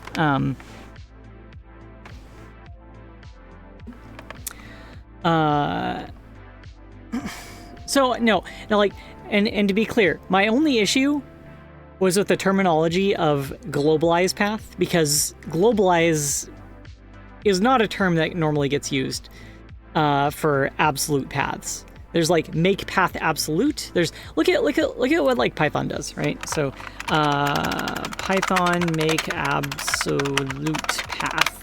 They use the term. I like how it's an already visited link here. Abs path, like it's right there in the thing. Abs path, right? Abs absolute. It's in the path module. Blah blah blah blah blah. You know, that at least uses like. Oh, there's also like absolute here. You know, that at least uses the same terminology, right? Globalized path is not really like common terminology there. That's my only issue with it there. Yeah, obviously, like, there's plenty of use cases where you want to show like relative versus absolute path and stuff like that, but yeah. Okay. I think you just have abs on the brain. Shut up! Shut up! Shut up! Shut up! Shut up!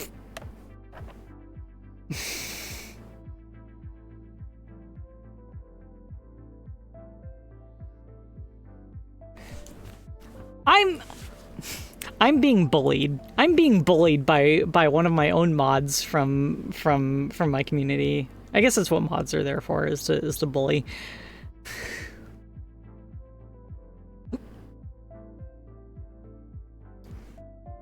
Sorry, to explain the joke for all the normal people here, or at least reasonably normal people here, I do morning art streams every weekday morning, and for some reason, like every single time I do it, I have like I draw a character with like exposed midriff, and I just like go like hyper detailed on the abs, and like I've gotten really good at drawing abs, and it's always like pretty pretty toned abs and stuff. Like that's why they're making fun of me about the abs. It's because I keep drawing the same thing over and over and over again all the time. And it always just like, it keeps ending up being like, why did this happen again? I don't know why. This model actually used to have like exposed midriff on it also, but like, I use the model to go to work. Actually, I go to work using the model. I work remotely, and every time I go to meetings, this is what they see.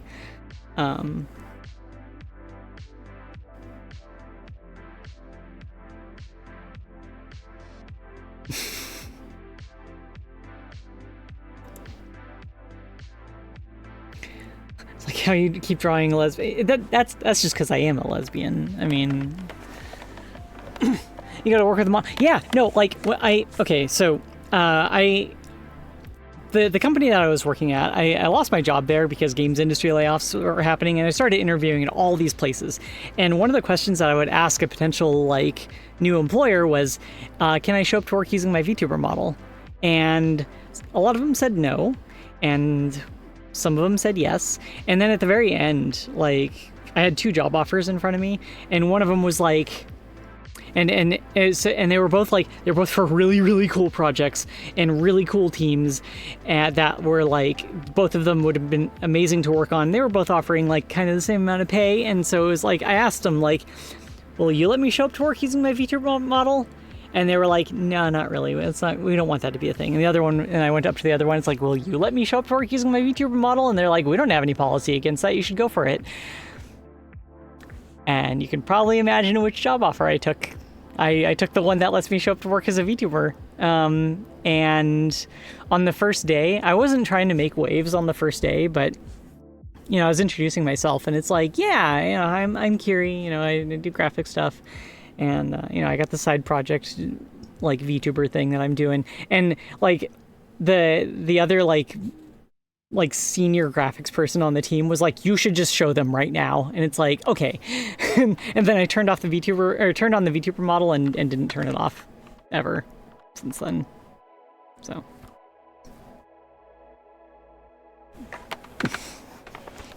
So now all my coworkers just know of me as that weird snake girl with the horns. Which is great. That is totally fine with me. I don't have to wear my human costume to work, and I am very happy about that.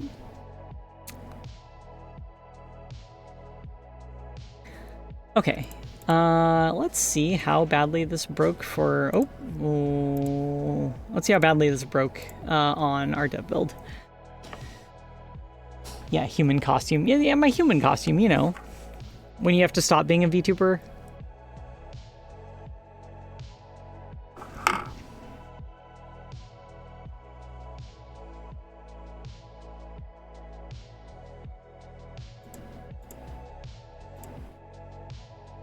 Okay, and the throwable object list has the throwable objects. Awesome. Let's see, let's try throwing that Windows icon. Okay, it works. Cool. All right, let's do an export build and see if that works.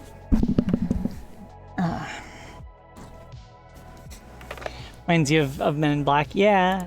You know, the VTubers are all around us. They're you just don't know.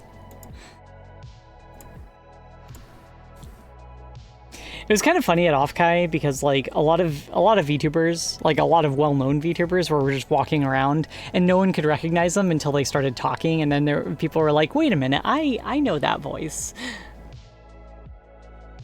Is this the official Godot Twitch? Yes, but I am here as part of a stream takeover event. So I'm not like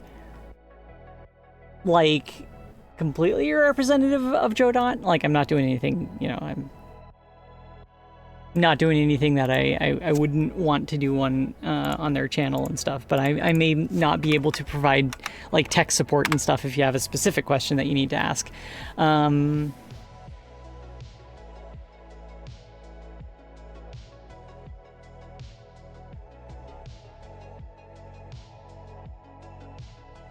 The Lamia conquest of Godot, yes.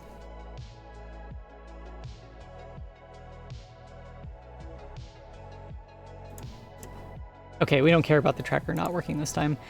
Will the throwable list? Yes! Yes! It works! Oh, oops. Elephant tester. It doesn't work. It doesn't work at all. Failed to load resource, blah, blah, blah, blah, blah, blah, blah, blah, blah, blah, blah, blah, blah, blah, blah, blah, blah. It's because it's trying to load the resource from an absolute path also. Yeah, this really was designed... this really was designed with the idea that they would all be like external files.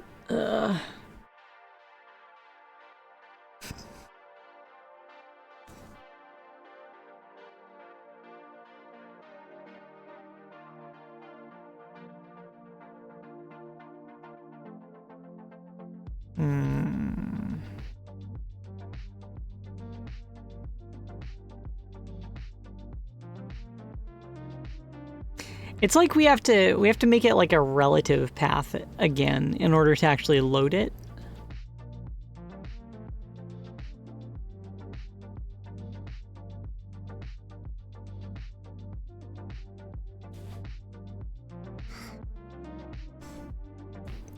Can we at least make a path relative?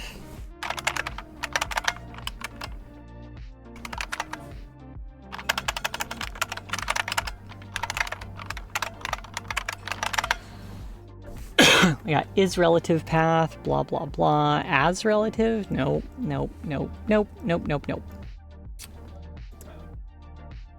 Heck. There's a check to see if path is relative, but we need to make the path relative. Which, in this case, we could probably just get away with, like, you know, subtracting the basic executable path from it because we know we're not looking at stuff like further up the tree, but that's ignoring an edge case, so. As relative. All right, let's look that up. That is for a tweener object. I don't think that's for like property paths and stuff. I'm not sure if that's gonna work. And if it did work, it would still be very much kind of off-label usage, let's say.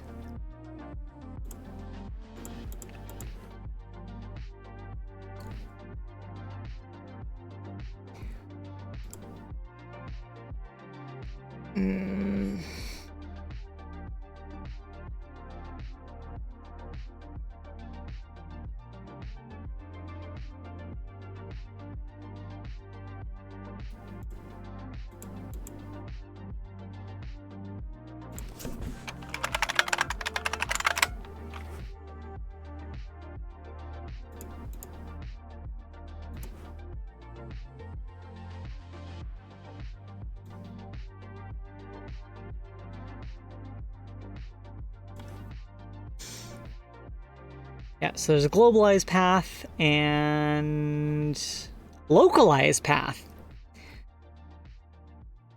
I should have probably guessed that localized path was the opposite of globalized path. Okay, all right, cool. Problem with the same restrictions. Turns the localized path, starting with res, corresponding to the absolute native OS path. See, blah, blah, blah. Let's just give it, let's do the thing, give it a shot.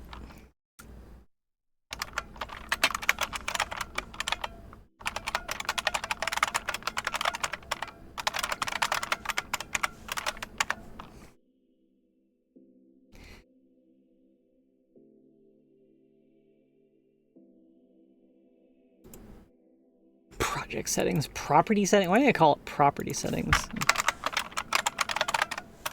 There we go. We are 4 hours into the stream. The brain rot has begun.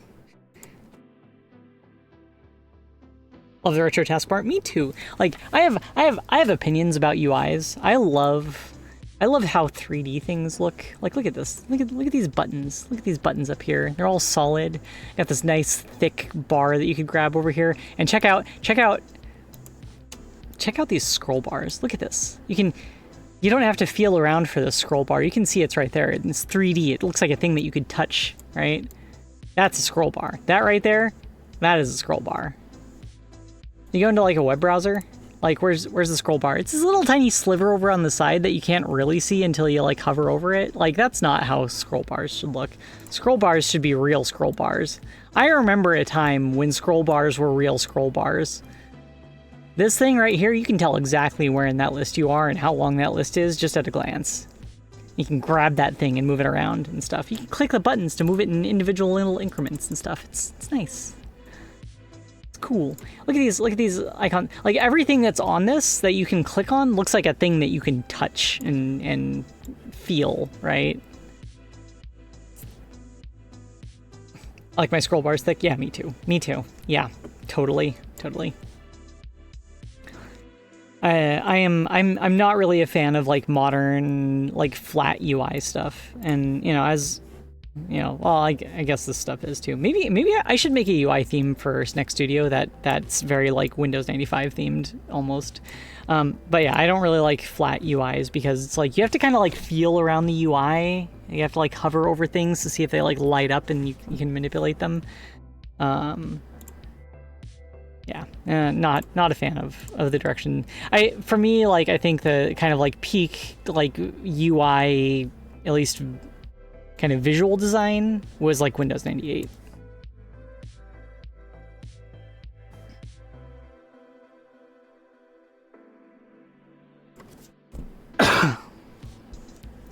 Why does your enormous tail wiggle so much? Are you happy to see us? I mean, yeah, I think I'm pretty happy to be here.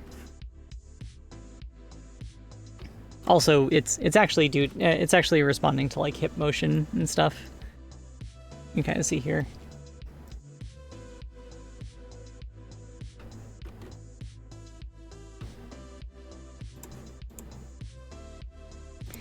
Okay. Object thrower, throwable list.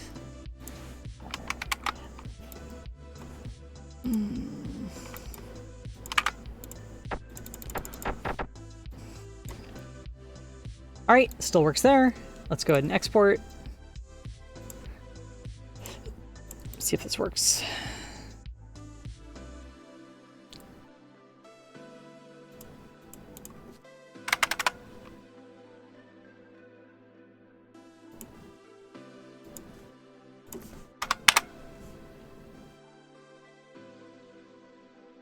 It's just for giving really good hugs, okay? That's Lamia's give the best hugs. That's okay. That's not gonna work. What do we got here? Okay, so there's the GPU throw thing. So let's go ahead and test this.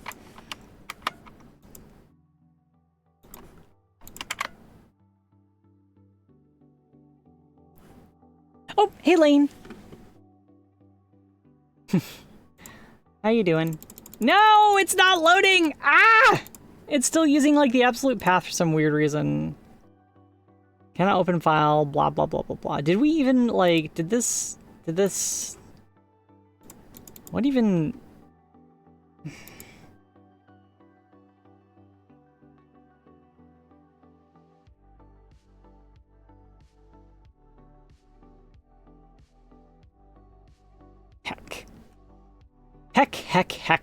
Heck. We did literally just export this, right? Here, let's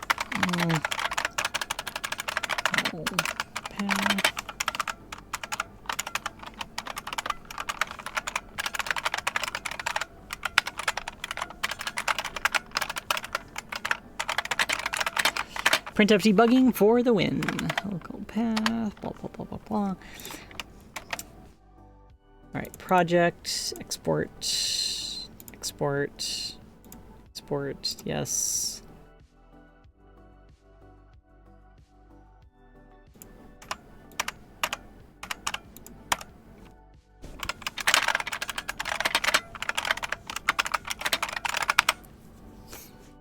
The printf debugging has reached the point where we now have to, oh, yeah, the localized path stuff doesn't seem to be doing the thing, doesn't seem to be doing the thing good. Nope. All right. All right, it's time to do something, gross.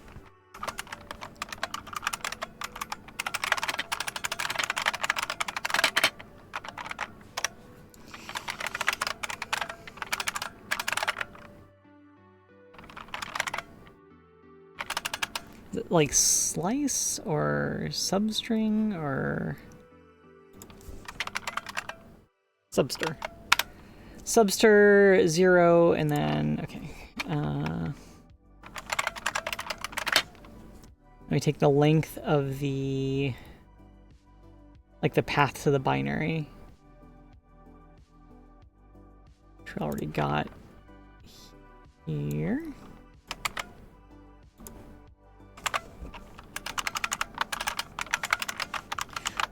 This is definitely like one of those like do as I say, not as I do moments. Like, don't do this. This is gross. If you do this, I will judge you.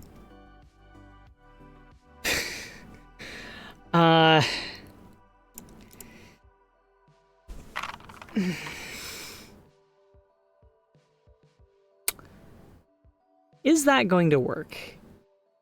That might actually break our dev build now.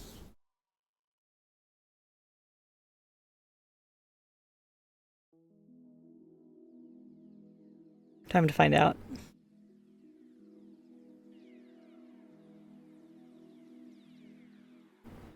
Output overflow. Print less text. You can't tell me what to do.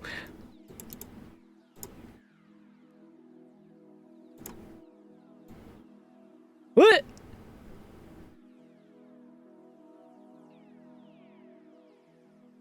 Whoops. I did that the wrong way around. That was supposed to be... Well, okay, there's multiple problems. So one, I did that the wrong way around. So that would only be getting the length of the... Okay. All right. Yep. Nope. That was completely wrong. That was hello? Model tracking? Okay.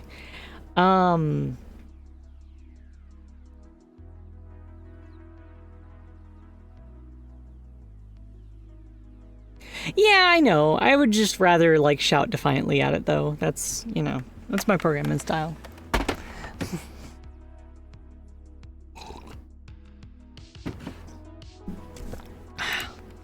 Yeah, so this is actually... It was supposed to be, like, the length of the full path minus that, but we're actually getting something weird, you know, like, weirder out of it. Like, what is...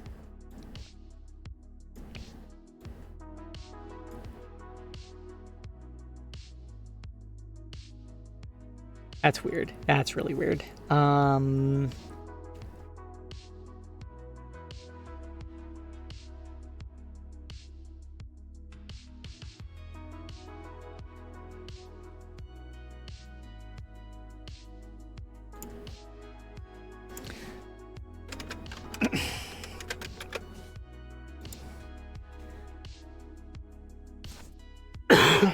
Excuse me. Local path not declared in the... Oh, oops. Oops. Yeah, I get it. I get it. Yep, I saw the error. Let's do this temporarily. Local path. File name. Hey, Emlyn.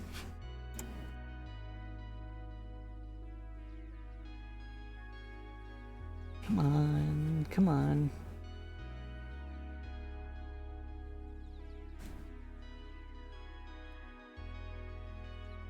Huh? Huh? Yeah? Uh-huh.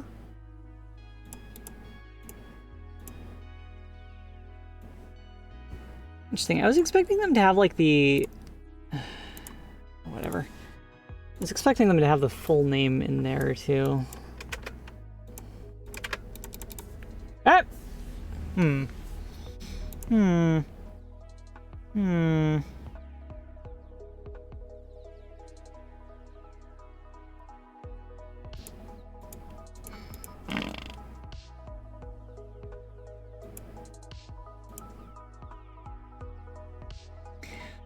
Cannot open file, blah, blah, blah, blah, blah. Oh, interesting. That is, At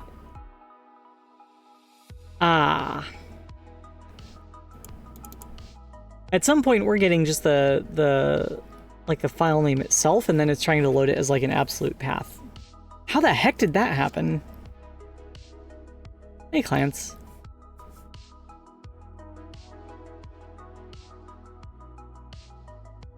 I have done significant damage to this code. Yeah.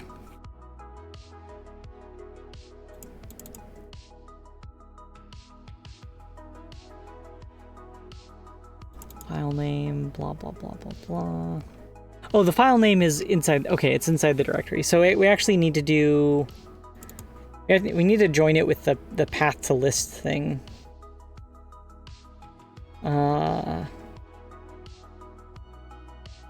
Yeah, we'll do that. Append... path to list dot join local path. No, wait, we're gonna do that.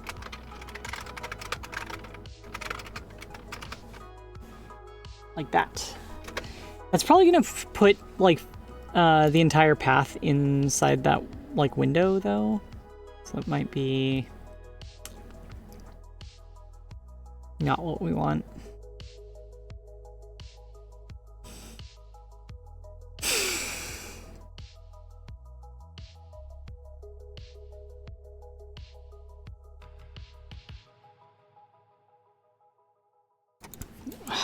Whoops, path underscore join, not join. There we go.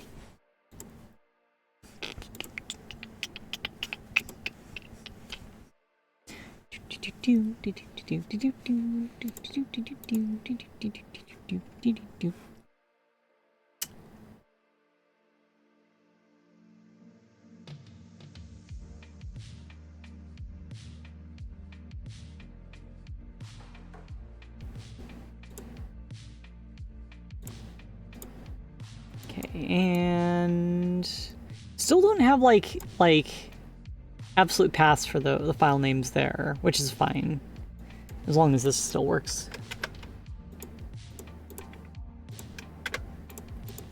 Nope, it didn't. Oh my god. Ugh. Okay, now it's using the absolute path again.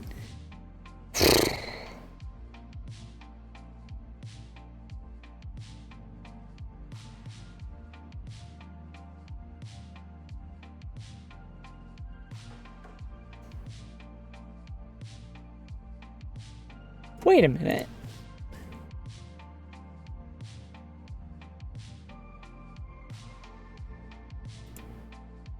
Wait, why is it using the export path?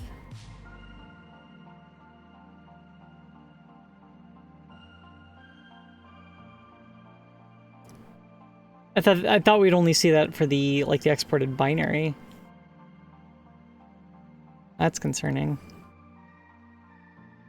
Okay, I got a BRB again though, so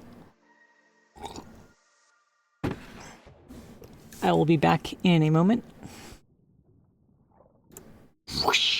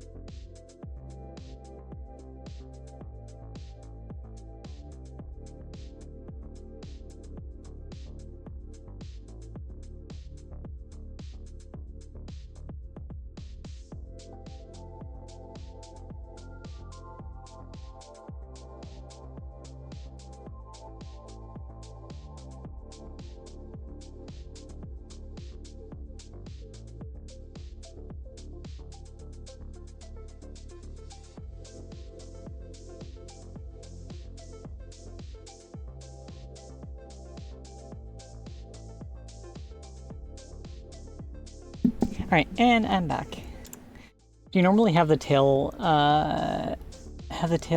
when showing up to work, or is that distracting? Yeah, I normally have it when I show up to work. I'm reasonably good at making sure it stays still. Like if I stay like perfectly still, then it's not too distracting.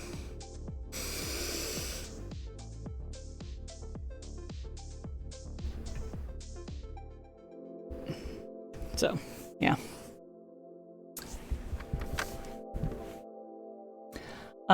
Okay, so this is still not working. So we're having a rough time today, kind of balancing these absolute and relative paths, unfortunately. Where is, let's see, bitscene path, blah, blah, blah, blah, blah, blah, blah. We're still calling it bits here too, which is kind of adorable.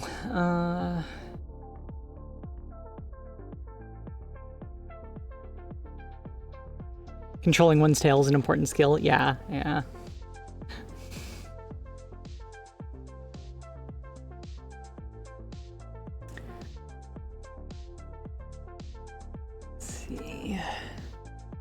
I guess we should probably try to localize the path here too.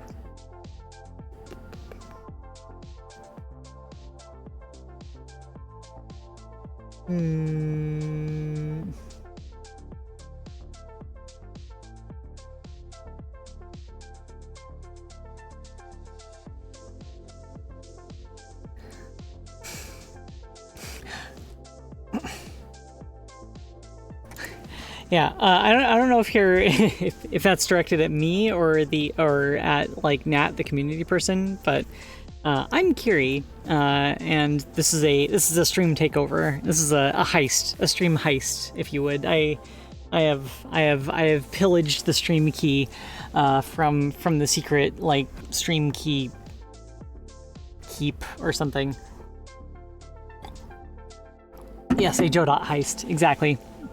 We're taking over and we're redoing the pronunciation.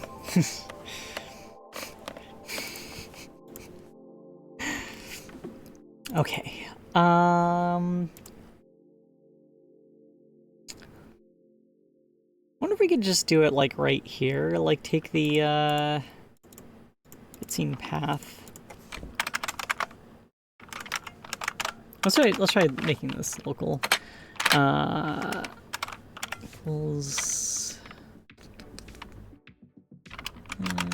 Project settings dot localize path. All right, let's try that.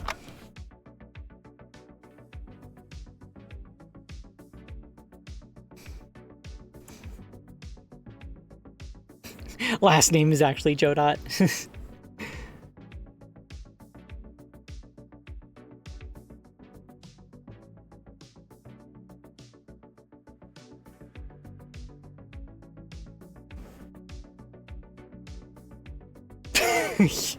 Kiri is actually the Godot. We were all waiting for her.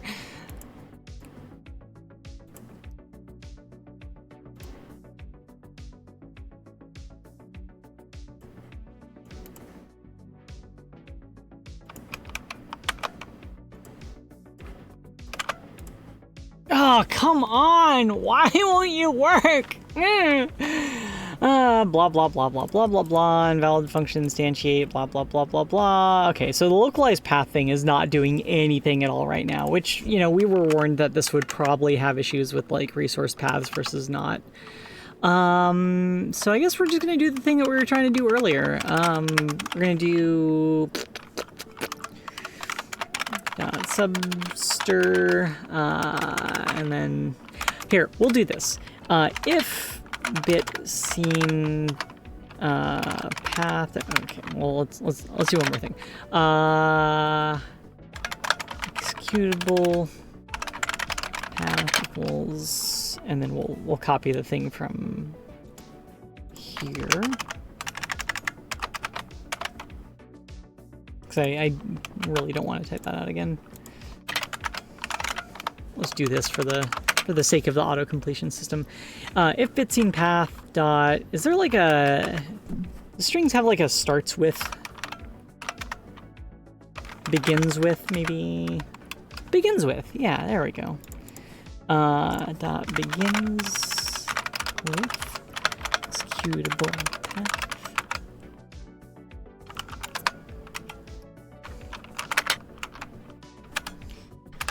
Oh yeah, we have to do. Okay, now I know how to do this. Executable path.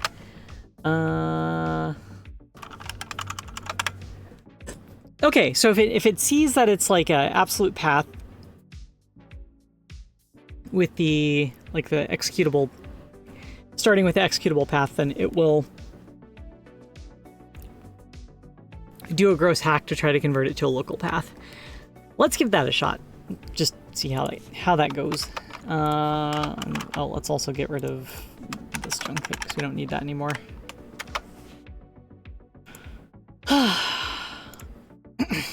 I like how this is like the hard part, is like fighting with absolute versus relative paths. Like all the face tracking stuff. Oh, that's easy. Like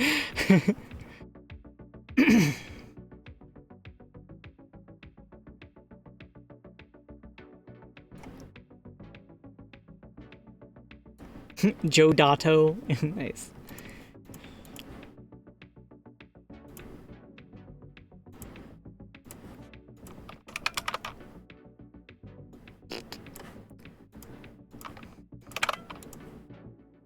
Nope, didn't work.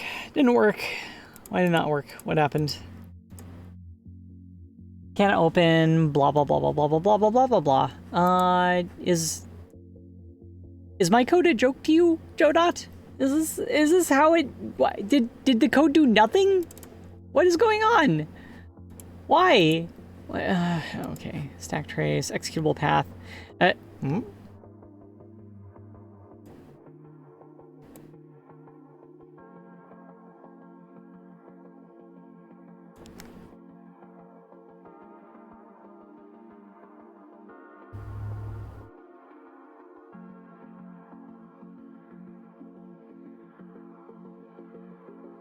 Why is it using the export path like that?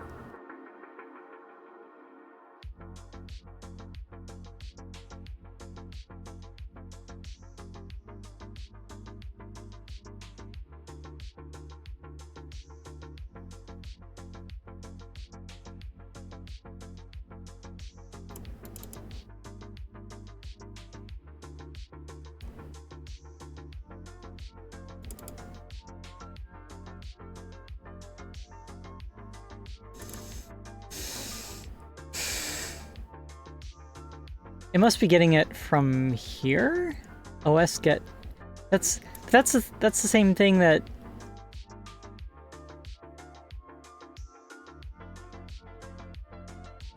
Oh, there's some gross hacks happening here.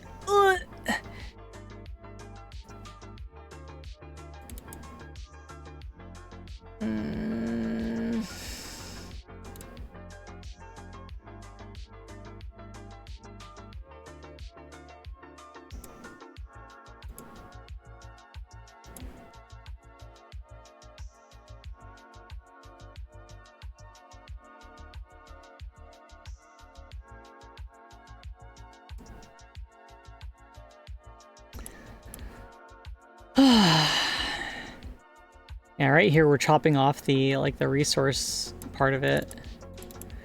Add directory with the same path but relative to the binary. This will let runtime loaded files override internal files.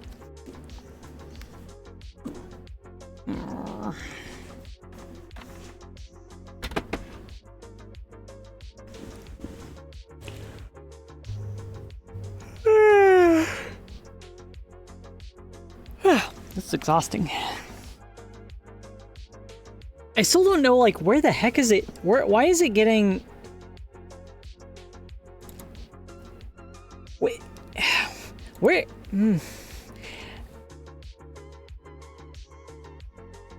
How is it getting the export path, though? Like, why is the export directory even showing up in anything related to the not export version of it?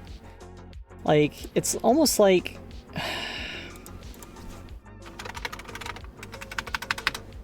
Like, we must be referring specifically to the export path somewhere, because, like, otherwise this should be the same as, like, the other parts that we're comparing it to, like, right here. right? We should be adding stuff to the list here with that, and then we're moving it down here, but maybe... Unless...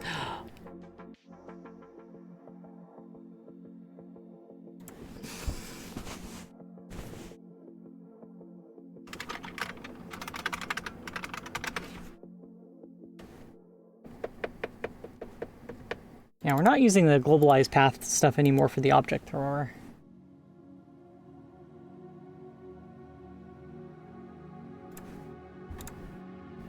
Let me see what these actual paths look like.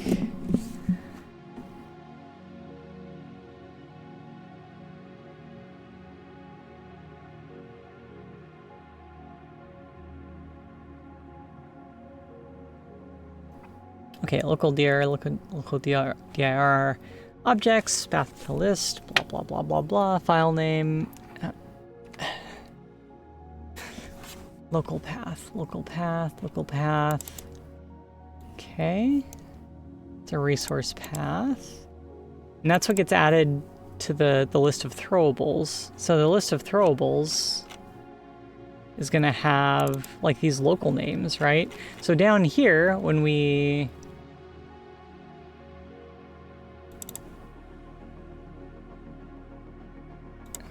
Okay, we're gonna remove this, continue. Oh.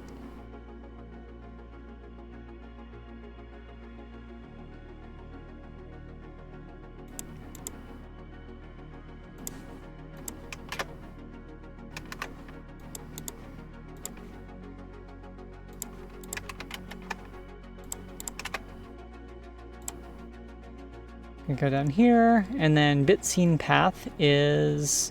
Somehow this has been converted to like an absolute path from selected throwables, which is... Oh, okay, so like I guess just throwable list still...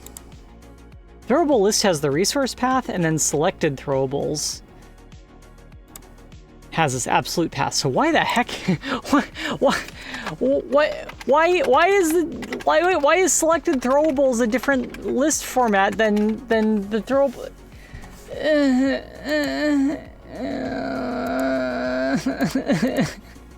What did I do to my? What kind of hell did I make for myself?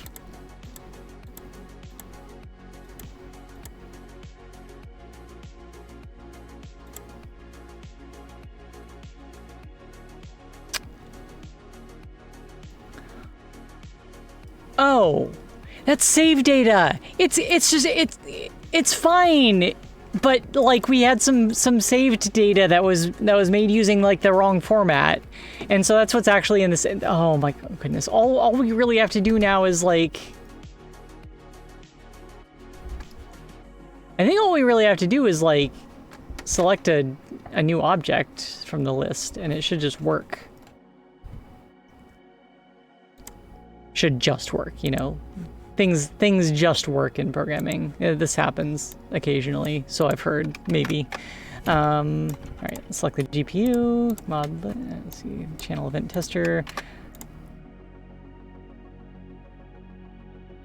Okay, bit scene path is, now it's the resource path. Cool. No, wait, no. Oh, it was just hitting a breakpoint. That's fine. Cool. All right, we were just dealing with some bad saved data that whole time. It was just a setting. Sorry, stale settings has been like kind of a thorn in my side for this entire project. Got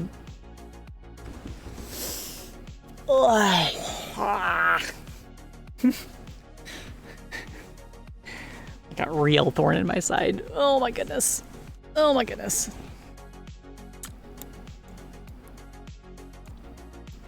Cool, let's try exporting and see how that breaks now.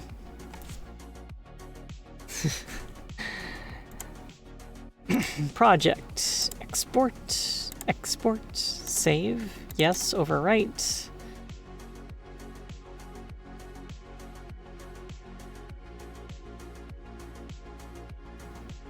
Remember to keep your settings regurgitated. Refrigerated. Oh! Oh, wait, hold on. That explains why we were seeing the exported path there too. Is because the settings were saved with the exported version of it.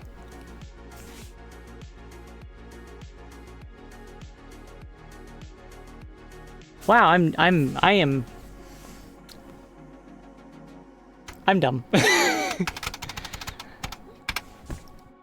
Wow, we just spun our wheels for kind of a really silly issue for a bit there. Okay, mods, mod list, object thrower, throw something on my face, blah blah blah blah blah. Let's make sure that we select one of those things now. Channel event tester, and it did not work. Failed to load resource, blah blah blah blah blah. Oh, it's treating it. Now it's an off by one error.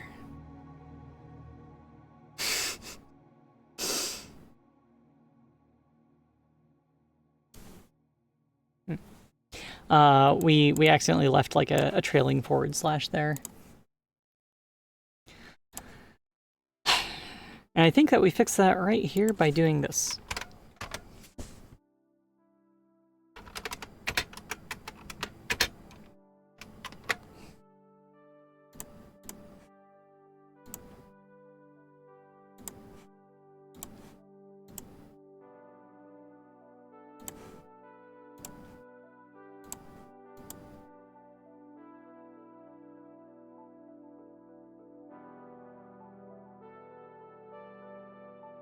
Terminal colors, proper VGA text mode colors. Yep. Oh yeah.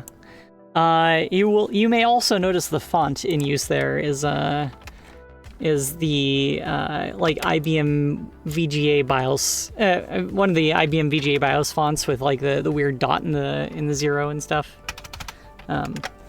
It's also the same font that I have on my tattoo.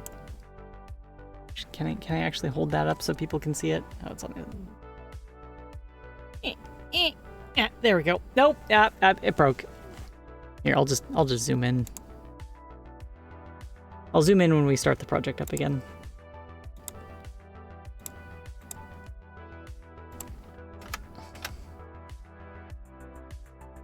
Hey, Bixia.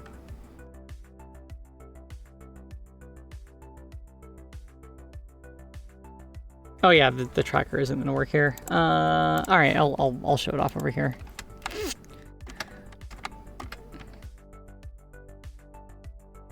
So I have this tattoo in real life.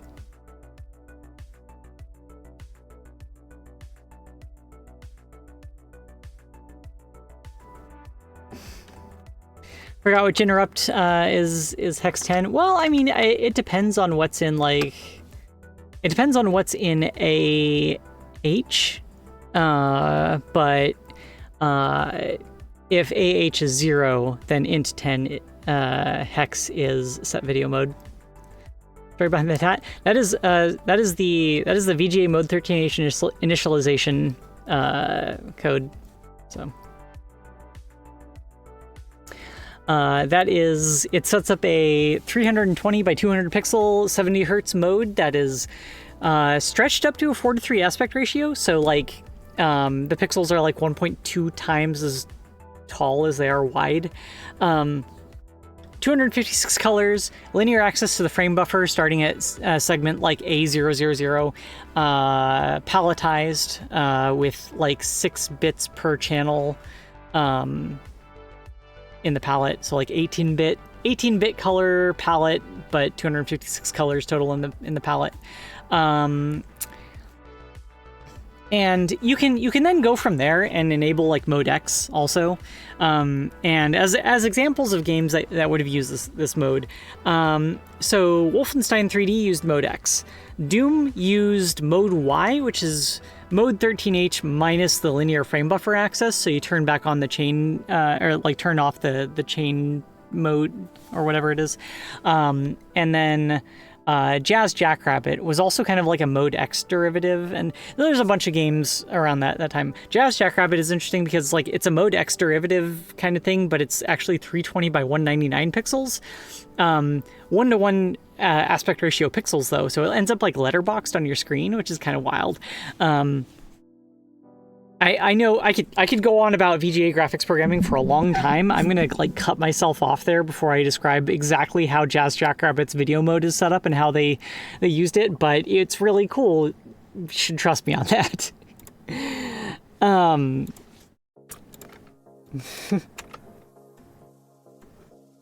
Will it work this time? Yes! Yes! Yes, it works! Yes! I love info dumps. Yeah. If this were my own channel, I would absolutely info dump about VGA stuff, and we'd go off on a wild tangent. Which ironically is not ironically, it's wild tangent. I think was the name of another game engine.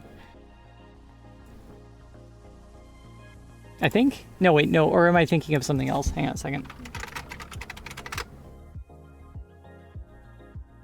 It's very old.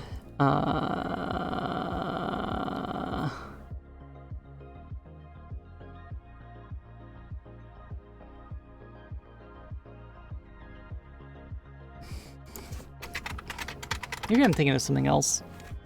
There's like a game engine used like they talk about in the I think it's like the game engine architectures book, that like they go into like I think that's the one that they kind of break down how it works internally and everything. It's a really old engine, and it's a really old book about game engines, so it's not really like modern stuff anymore. And I think that was Wild Tangent, but I can't remember. I might be wrong. Doing Snack Studio? Yep. It goes on a tangent to explain tangent. Hey! How dare you say things that are absolutely correct?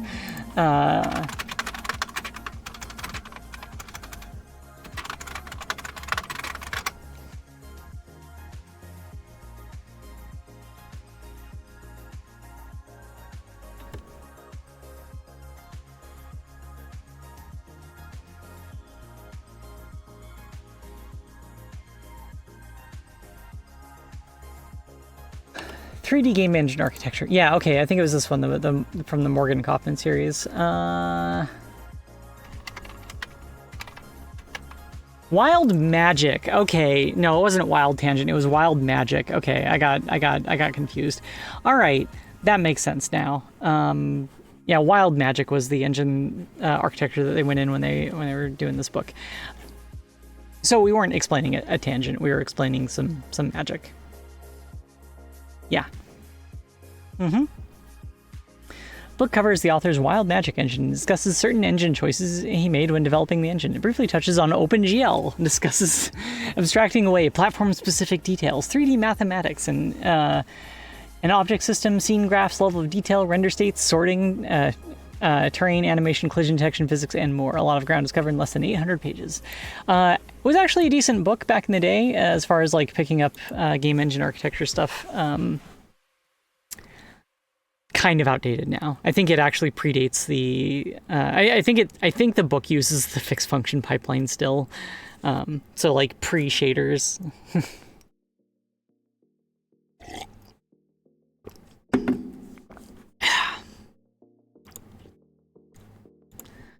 Okay, so we finally got that garbage out of the way. Now the question is it going to work with the Windows icons? Because that has its own kind of like icon image loading code that's probably going to have the same sort of issues.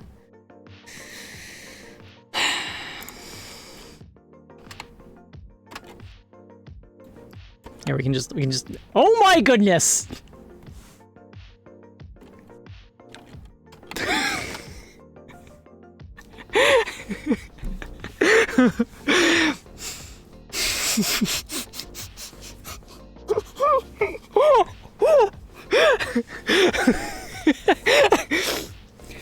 You know what? Weirdly enough, not the most painful looking thing that's happened while working on this software on stream.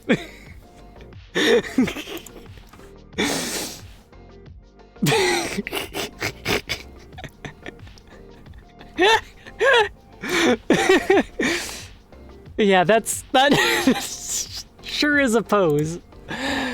Oh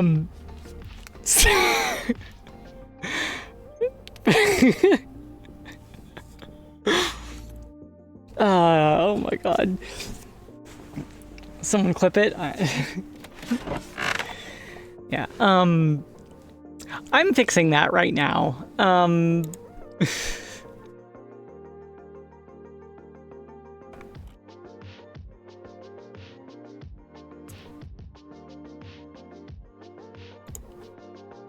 It's because the executable path stuff again.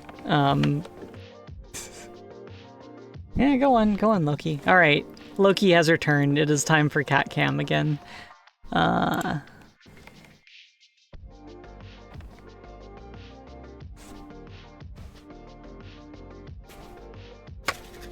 Behold the glorious single brain cell of my dear friend Loki.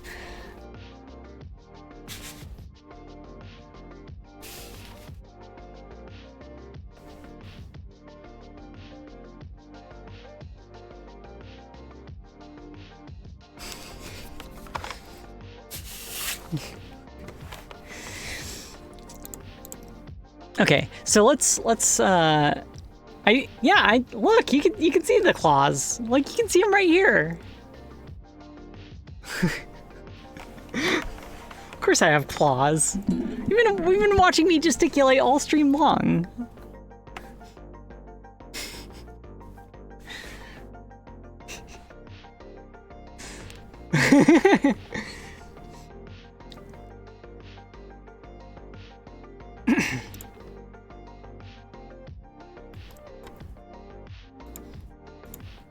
Okay, so we're going to check to see if the file exists, basically, and if it exists in one path, we'll use that. Otherwise, we'll use the other path. So we'll check the local path, I guess.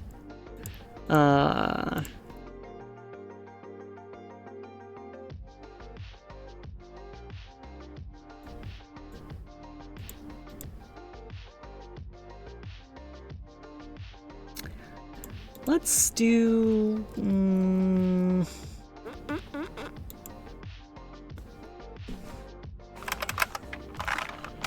our paths to check.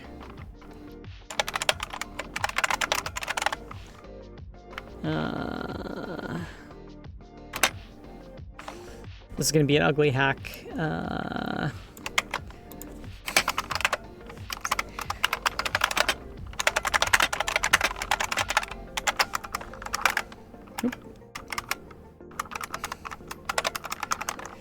Okay, so we're gonna go for path and paths to check.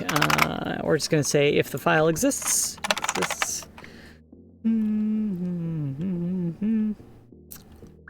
File access dot file exists.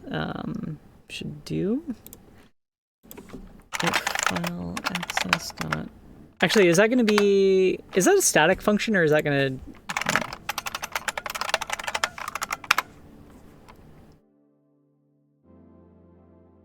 Yeah, I think that looks like a static function to me.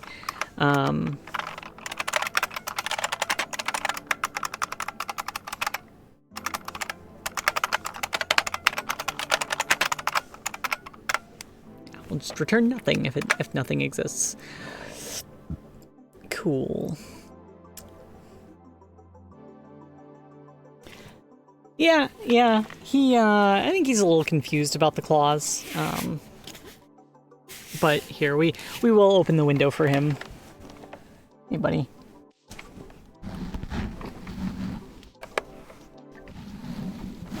Get some of that fresh air, even though it's frigid outside.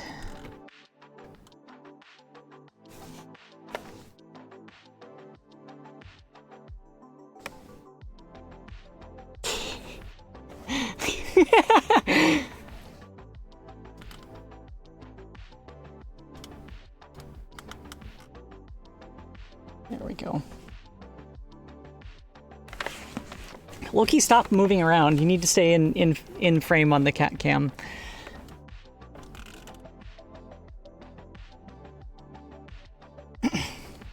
There we go.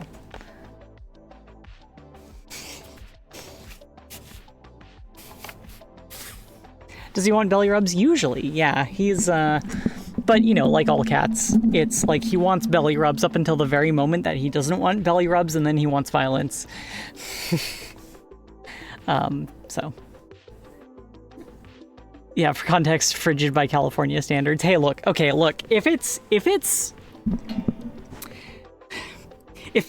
too cold for me to go outside in like a bikini and short shorts, then it's too dang cold, okay? That's my measurement for cold.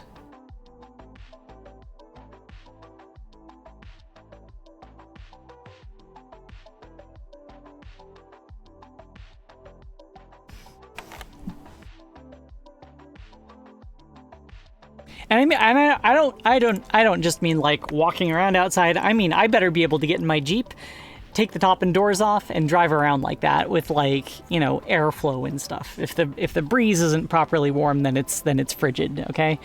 On the other hand, like everyone's always like, oh, it's too hot, and I'm just like, this, you know, it's like, what, 80 degrees Fahrenheit, 27 centigrade, and I'm just like, this is great. I love this.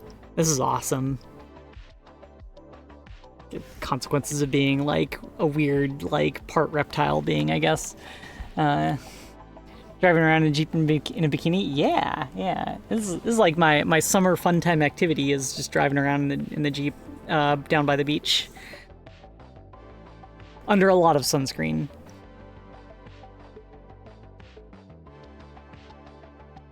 Doc Rex, this is the second time that you've tried to bring that specific thing into this conversation, so please don't. Ideal temperature is about 10 C. Ooh, that's so cold. It's so cold.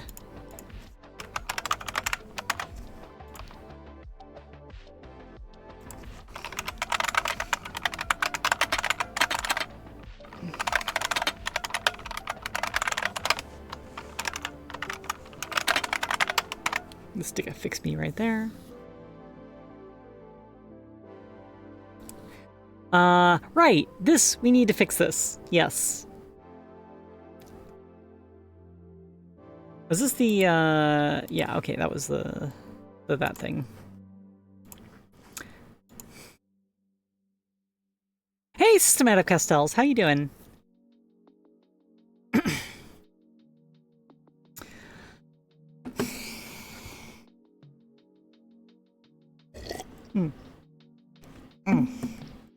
Oh, I'm having a lot of coffee this morning. We're at almost 5 hours of stream and I've had nothing to drink but coffee. This is definitely how I intend to live my life. Okay. Oh!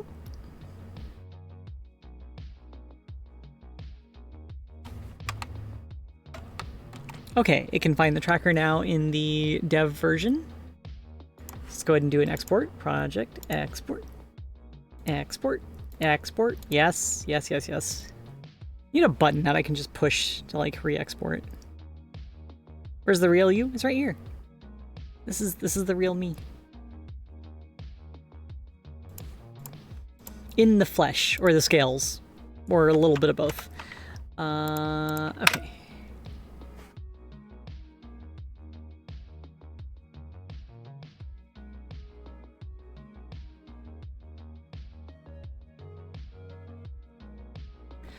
Could not create child process, blah, blah, blah, blah, blah, blah, blah, blah, blah, blah, blah, blah, blah.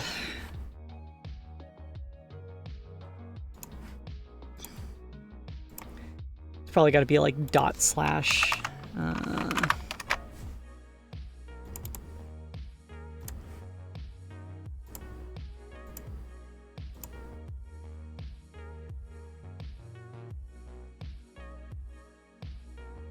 We're on the VTuber stuff. Yep.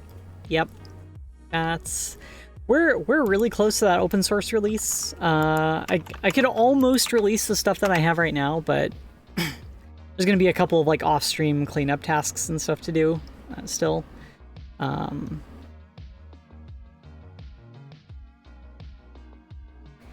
then I was thinking of open sourcing my head also, because it's got all the blend shapes in it already.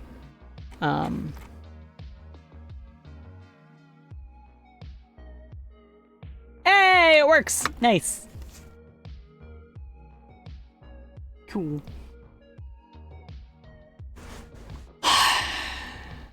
Okay, so it'll work with both versions of the tracker now. This is still kind of like a gross hacky setup that's gonna break on Windows. Because, yeah. I like how it...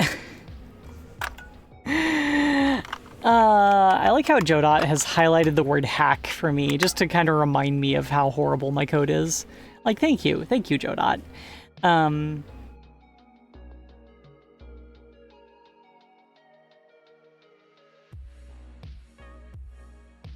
Just don't use Windows.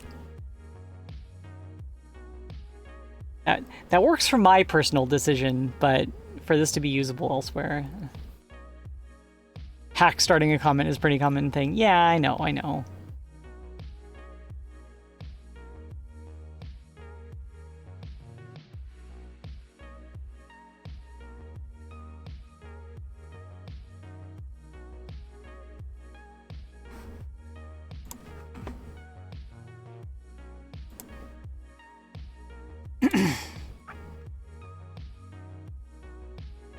Fix me. Hack. It didn't highlight these hacks because they're not all uppercase. But this one is. All uppercase hacks, they get the highlight.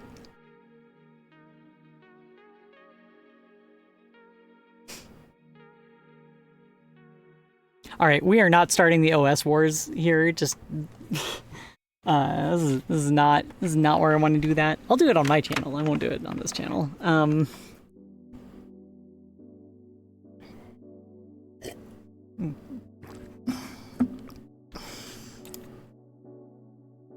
I guess we should probably formalize this code a little bit better. Oh,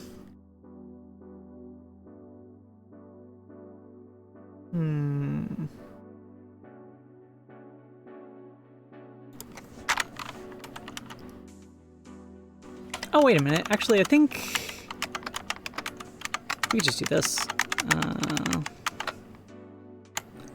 Executable name. We could just do like...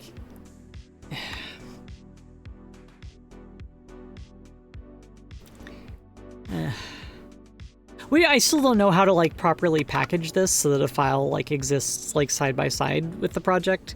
So like this whole setup is kind of always going to be a mess.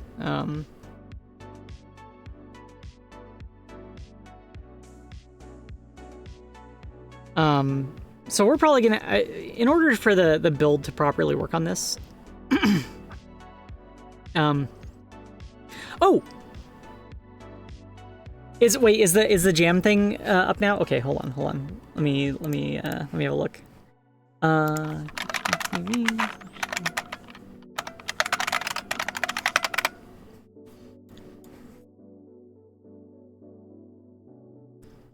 You can watch my CPU dying here by having to run two instances of the tracker and a single Twitch page.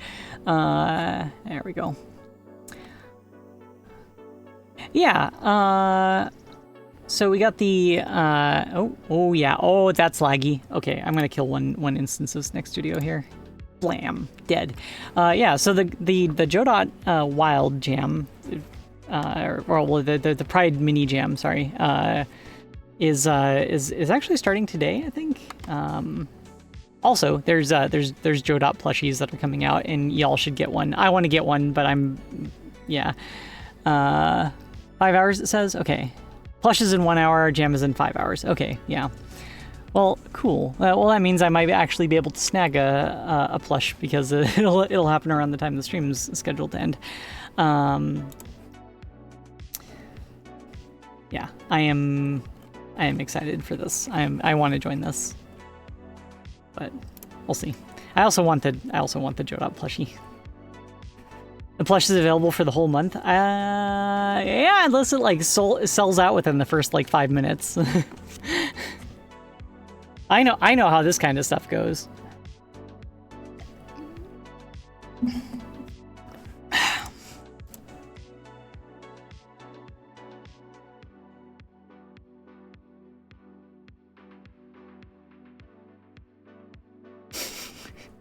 It won't sell.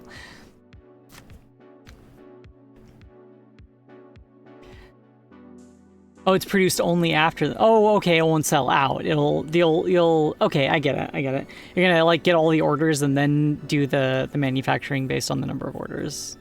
It's gonna be made to order. That makes sense. Okay, cool. Great. Awesome. Well, I don't have to worry about like buying it the moment after the stream ends then.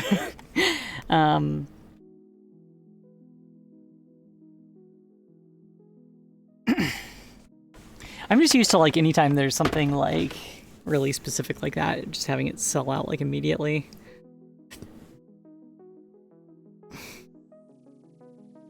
$400? I think we're gonna do 400.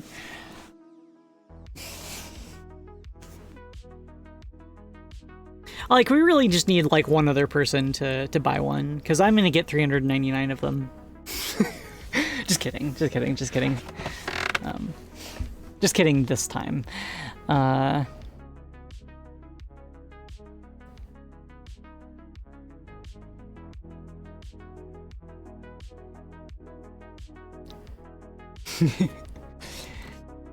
Okay. So yeah, this is still a mess. We need to figure out how to export projects or export files alongside the export, because otherwise we can't really kind of formalize this. Let's see. Godot export file with build.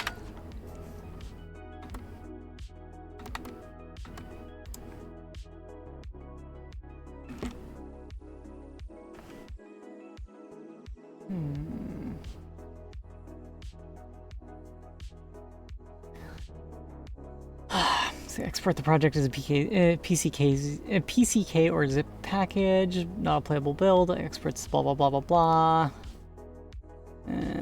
Maybe we just need to like export the binary. We need to export the binary into the PCK, and then we just need to extract it from the PCK in order to run it.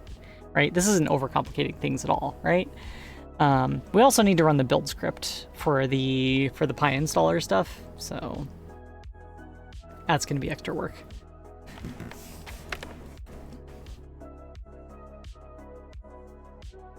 Blah blah blah blah blah blah blah. Files and folders names begin with the period will never be included in the exported project. Blah blah blah blah blah blah blah blah blah blah.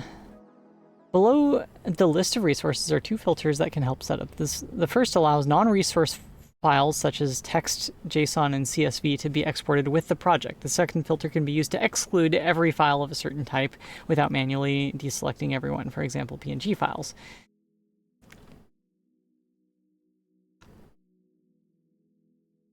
But does that mean that they end up inside the PCK file? I can imagine use cases for both.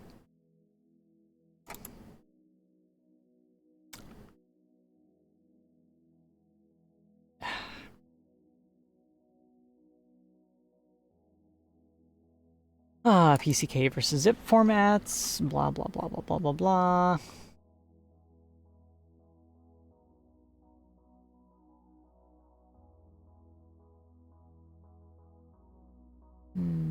To create a launcher script. Save the launcher script and place it in the same folder as the exported binary. On Linux, make sure to give executable permission. It looks like we're on our own as far as that stuff goes. Interesting.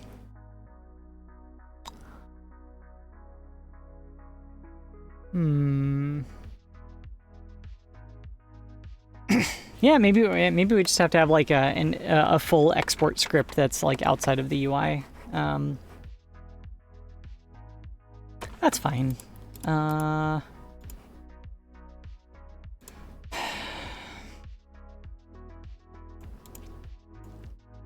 Wish there was like a script or something that we could run here. Wish we just had a little bit more control over some of the export stuff.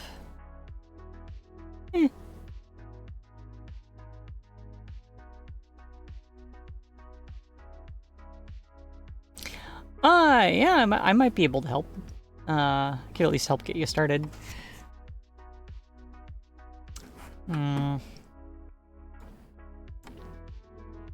I guess it kind of makes sense to not export files like side by side with the thing, because like every different platform is going to have like a different kind of way that things get packaged. Like it would not make sense to export something alongside an APK file, for example.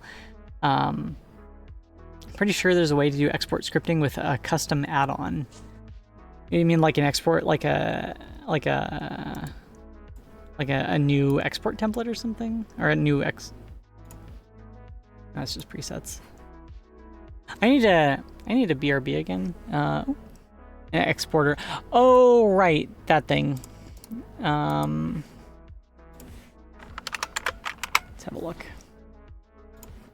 All right, I have to BRB again though, so give me a minute.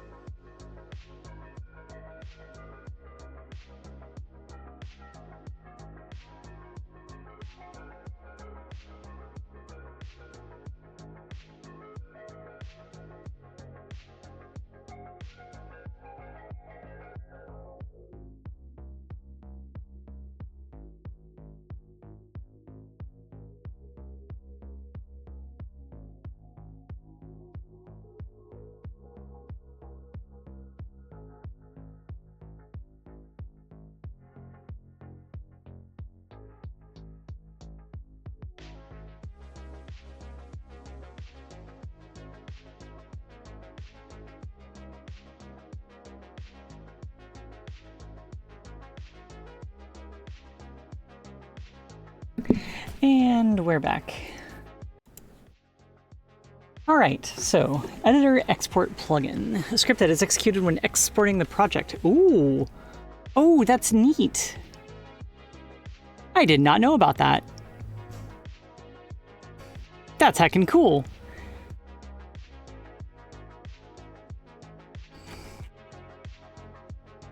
All right.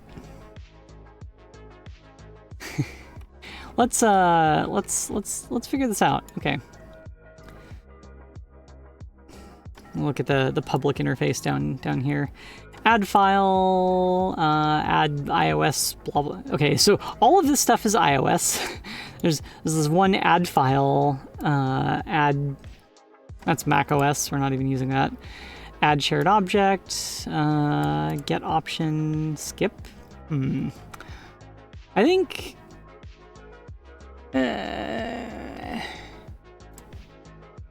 Adds a custom file to be exported. Path is a virtual path that can be used to load file. File is binary data of the file. When called inside export file and remap is true, the current file will not be exported, but instead remapped to this custom file. Remap is ignored. Blah blah blah blah blah. Okay, as long as it's like something that we execute on export, I think.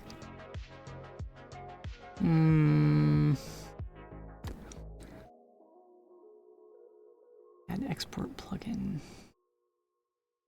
Where's the actual like entry point for this? Oh wait, these are the entry points. I thought they were like private methods, but I think that's the. Yeah, these are like virtual functions. Okay. Ooh.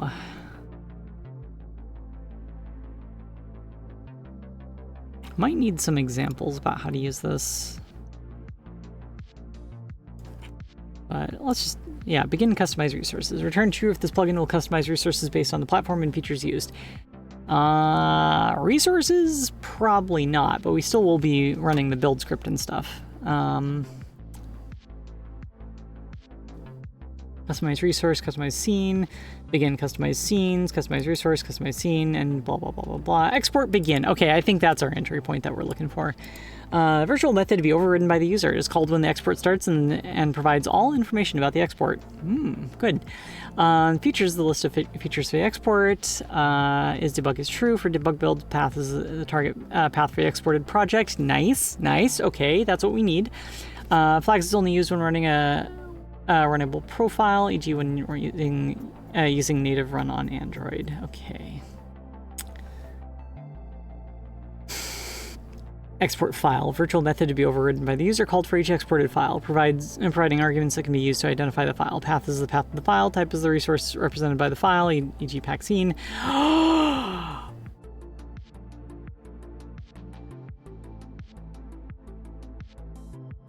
Oh, that's perfect. That means that we can have all the modules actually just export as like raw like files instead of ending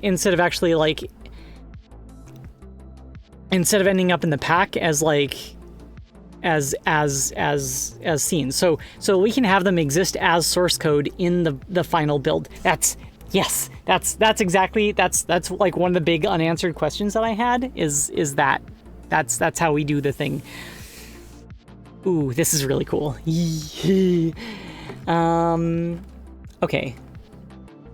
Oh, tutorials. Export Android plugins. I don't care that much about the Android side of it, but blah blah blah blah blah blah blah blah blah blah blah blah blah. Where does it actually register the thing?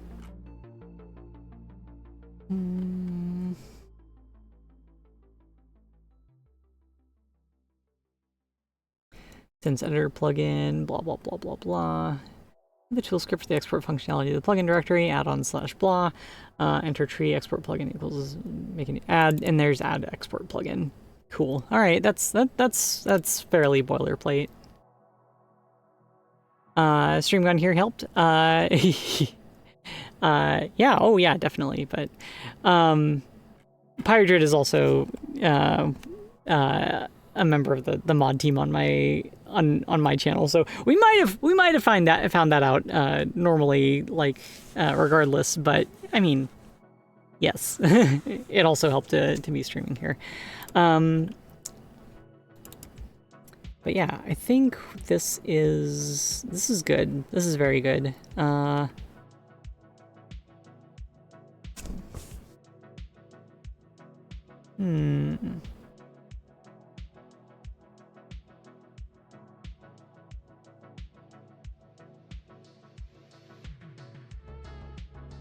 You just RTFM and link the docs. You read documentation? Like, are you like a nerd or something? Thanks, Pyrodrid. I appreciate it. Let's see. I guess we can just make a new add-on, right? Project tools. I never remember actually how to make an add-on.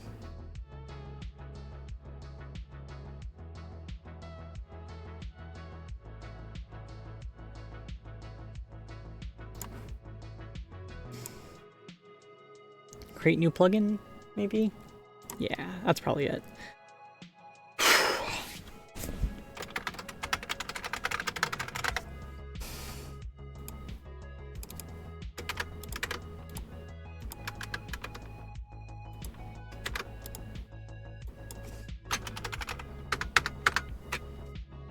Script name, Snake Studio export.gd. Activate now, yes.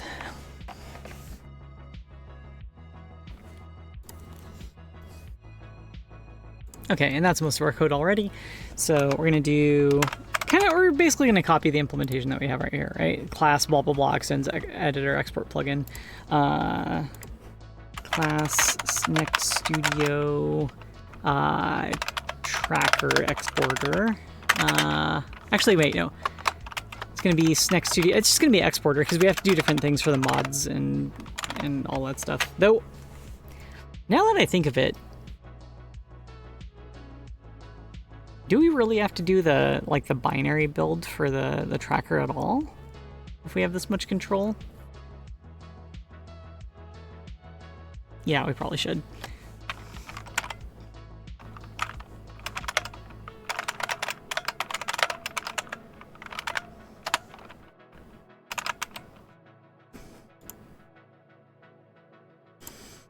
Okay.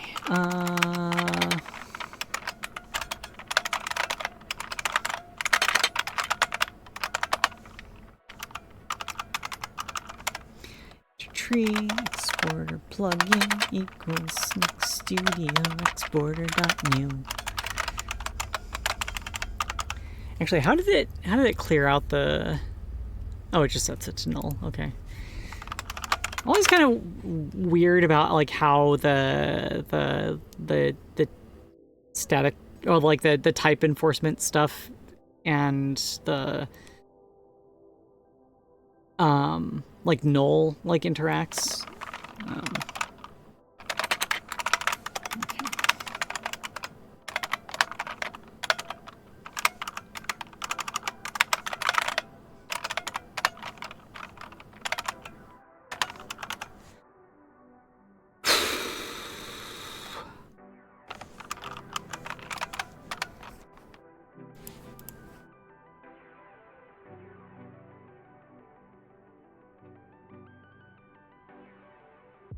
You have to set this. Oh, get name. Okay. Let's see. Func get name. Turn Snex Studio exporter.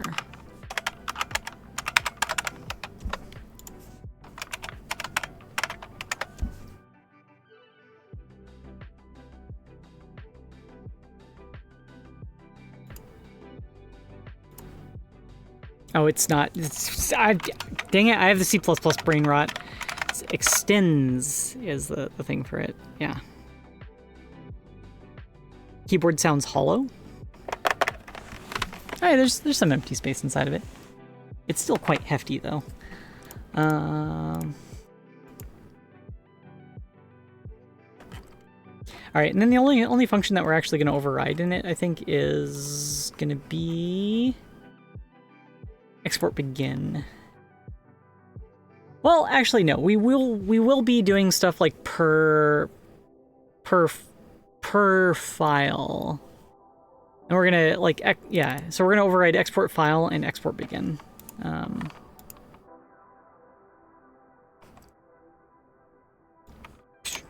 Whatever. Let's just copy this.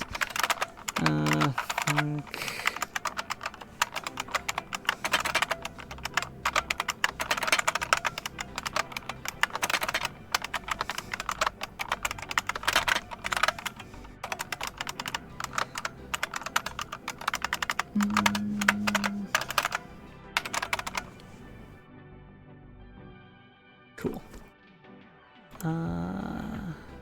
Oh, right. And that doesn't return anything. Okay, func. And the other one is export file.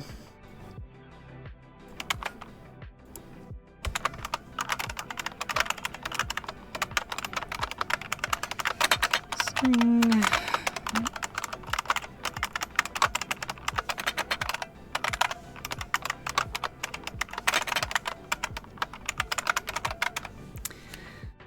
Okay, so we have the path. Wait, that's the path of the file, not the path of the. Path is the path of the file. Okay, so where is? So path here is that the export path? Well, the export starts and provides all information about the export. Features a list of blah blah blah blah blah blah. Path is the target path. Okay, so path here means path to export, and path here means path of the file that we're exporting.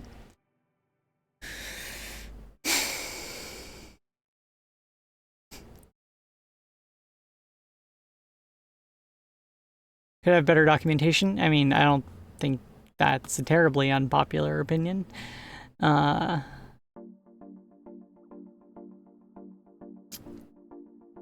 yeah, we'll have to save the export path right here. We're also going to be calling...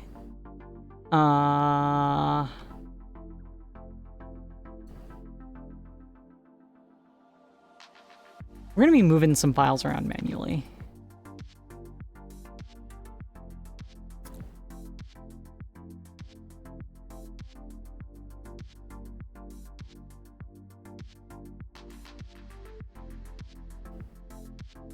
Yeah, documentation can always be better. Example codes are fantastic. Example code is fantastic to have because a lot of the time it's not clear from a kind of like a reference page, like how everything goes together. So, I'm glad that there was at least like the Android plugin stuff here.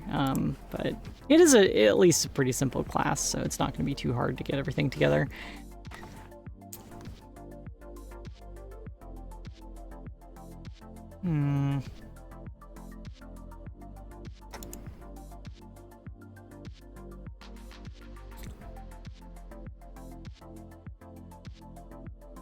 Need more people willing to write it. The programmers tend to program. Yeah, programmers don't really like writing that kind of documentation.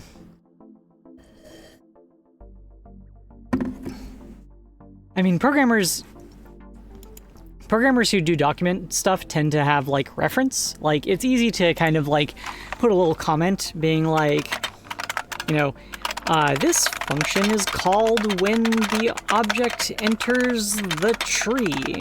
And then, like, you know, have that show up in, like, automatic documentation parsers and stuff like that. But actually putting together an example and explaining how things work and how the pieces go together, that's harder. And it's not just hard because, like, programmers are lazy or something. It's actually hard because it's hard to put... If you know about something, it's actually hard to put yourself in the mindset of someone who doesn't know about the thing. So, like, there's a bunch of, like, assumed knowledge. Like, once you know about a thing and you have, like, all the prerequisite knowledge and stuff like that, it's really hard to imagine what it's like to not know that thing again. And that's what makes writing documentation really, really, really hard, is because you don't even know if you've covered everything that you really need to cover.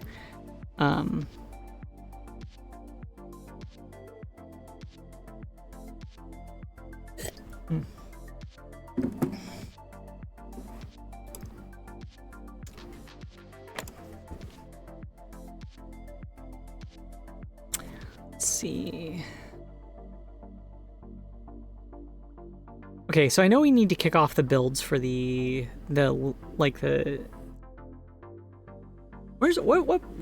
we know what platform we're exporting for?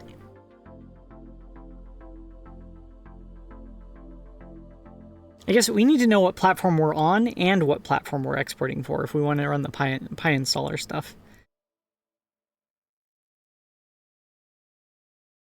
See, this is another reason why maybe we should just skip Pi installer entirely and just, like, run, like, the embedded Python version instead.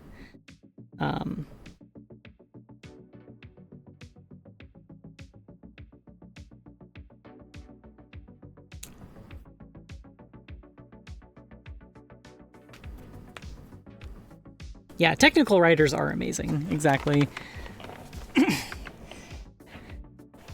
I've worked at enough companies where, like, the how to use the in-house engine was very much kind of just like a shared memory, where, like, the only way that you would ever really be able to learn the engine was to ask someone who already knew how to use it, because, like, you were not going to learn it from the documentation. That's kind of how it goes with a lot of in-house engines too, unfortunately. Having worked on, like, many in-house engines, that is kind of how that goes. In-house engines are, like, a totally different beast from, you know, anything like commercial or off the shelf or open source. In-house engines, my goodness, so much duct tape, so much duct tape.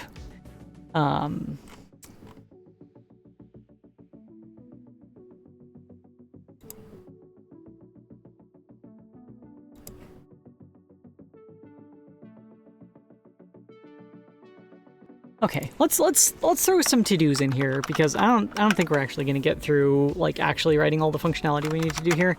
To-do. Package the tracker binaries. Export file. To-do. Don't pack files in the mods directory. Copy them instead. I guess we could, let's just do that. We'll skip the, like, compiling the Python module for now. So let's do, yeah, so if,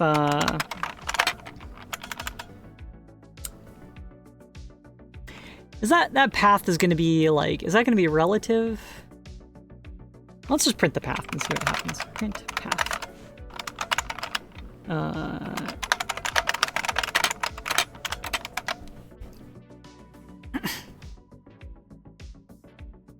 All right, project, export project, save, okay.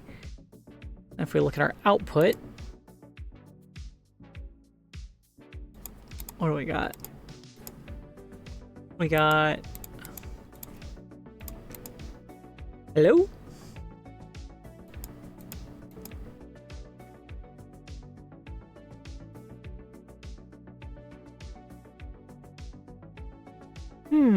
I see.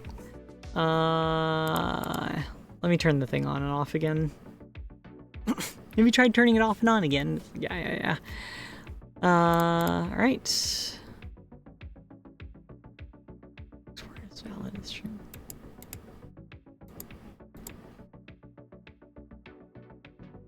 Project, export, save, okay. Ah, there we go. We just had to turn it off and on. We literally just had to turn it off and on again. Okay, so we have like the resource, like little kind of prefix thing there. So basically, if it starts with this, if path dot begins with that, then we're gonna skip it. We're gonna skip. If I can spell the word skip, we'll skip it. And then instead we're gonna copy it. So var export path. Let's do this. String. Okay.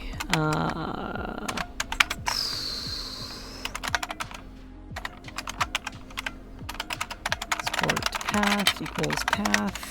So there's like an extra little space here that's bothering me. Okay, so we're gonna skip it and then we're gonna copy it. Let's how we copy this? Copy file? No, copy. There's not gonna be a built-in copy command, is there? DRXS copy.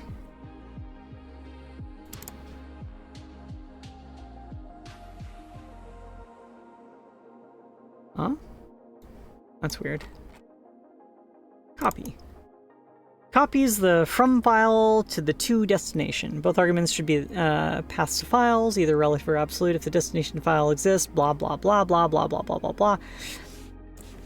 We also have to make the directory that it exists in before we can copy it. So we'll go ahead and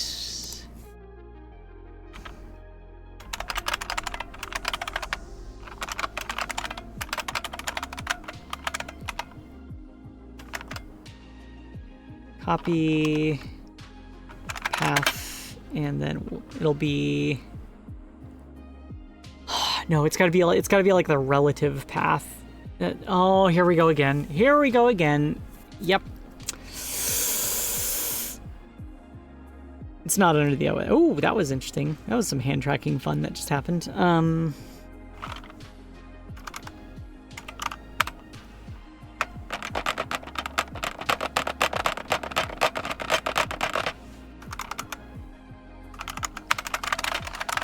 Relative equals path.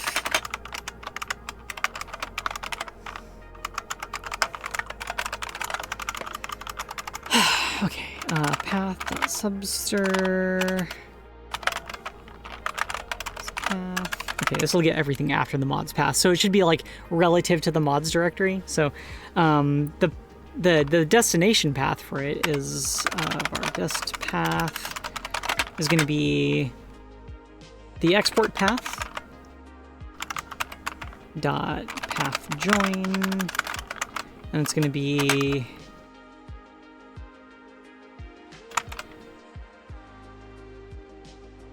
mods slash dot path join, and then it's going to be path relative. So instead of actually calling dir access.copy right now, we're gonna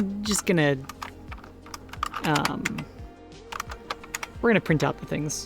Print dest path test path.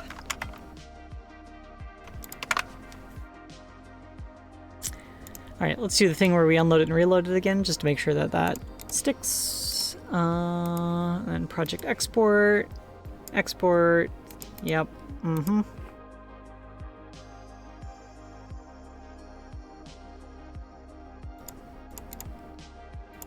Yeah, it was not under the OS class. It was under the dir access class, it seems. Okay, so we did the thing, and let's see what it printed. Oh, goodness! Invalid type in function subster cannot convert from string to int.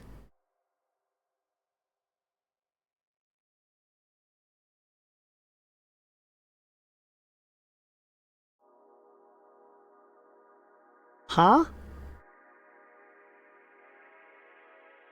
Oh, len mods path. Whoops.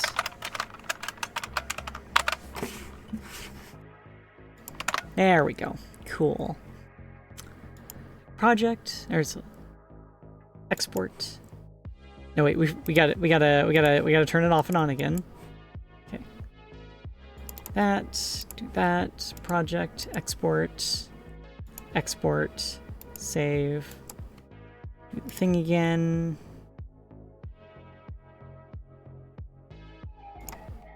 All right, we forgot to get the base name of the executable export path. So export path equals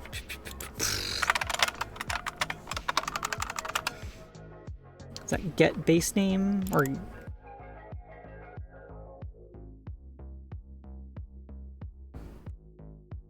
get base dir? That's it.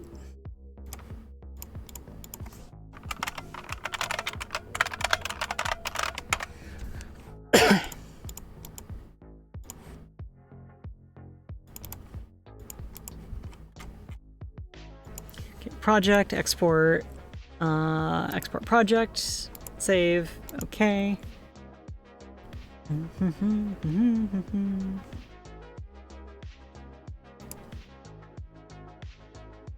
Yeah, there we go. There we go. That's perfect.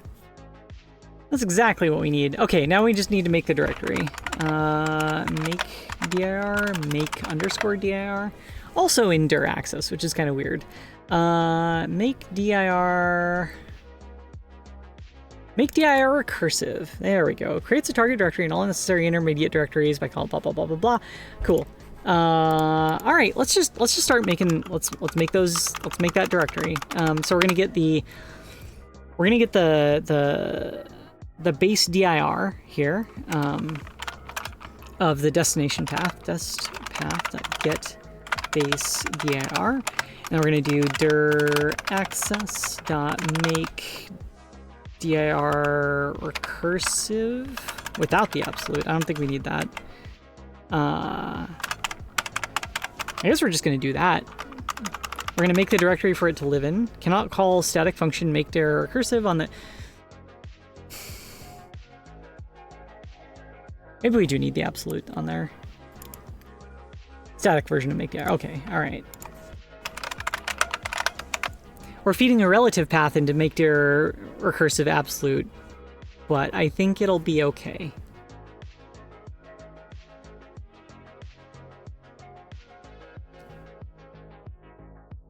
What's the worst that could happen?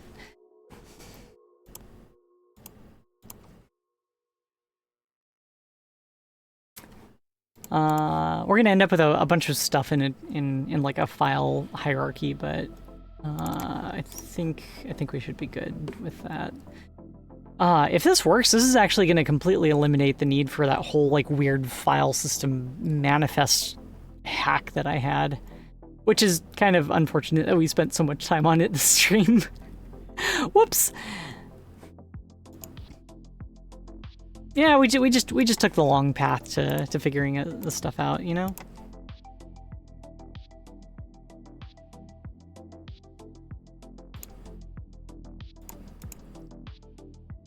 Yeah, there we go. Look at that.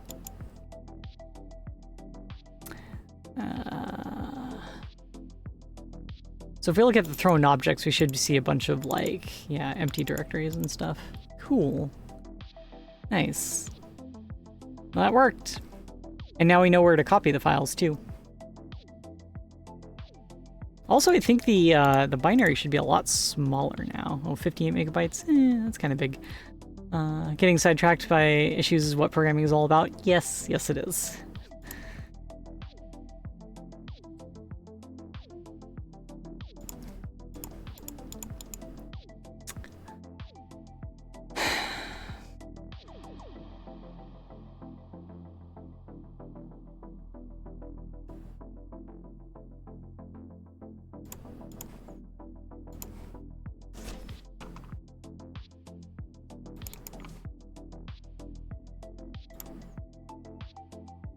I can't tell if this function is static. Oh wait, it's not. Okay, copy absolute is static. All right, cool. I think we could probably just call copy path to dest path. Like that. Copy absolute. And that ought to copy the file over. Fingers crossed. Is editor export plugin capable of creating multiple PCK files? I don't know. Not really something that's relevant to my use case though.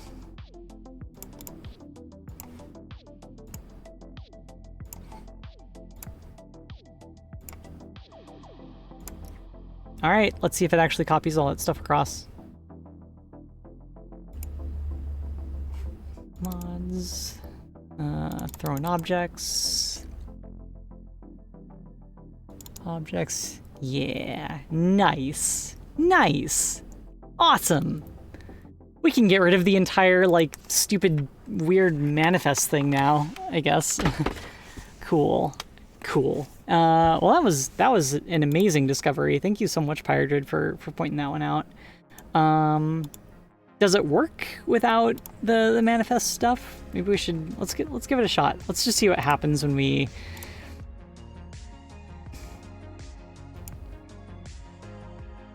just cut this out entirely.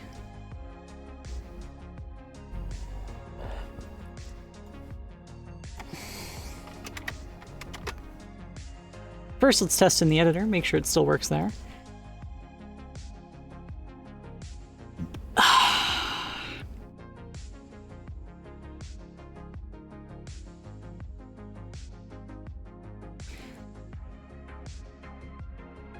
We're coming up on the this scheduled end of stream time, and I might turn in a little tiny bit early, because I am genuinely like getting exhausted. I woke up like way too early this morning.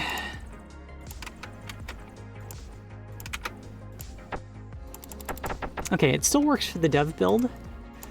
Let's close out of that and do export, save.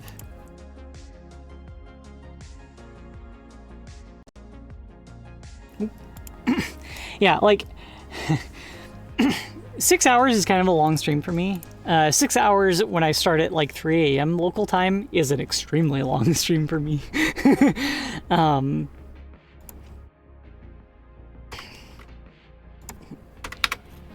Feels like a longer stream for me, you know what I mean? Alright,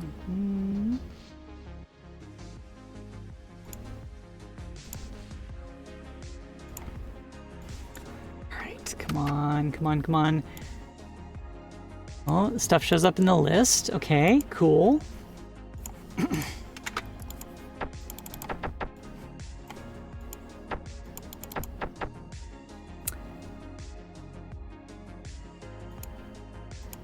I am being attacked by invisible Windows icons. Let's see if the bit works. Oh, the bits work. The Windows icons do not. Interesting. The Doom barrels also work just fine.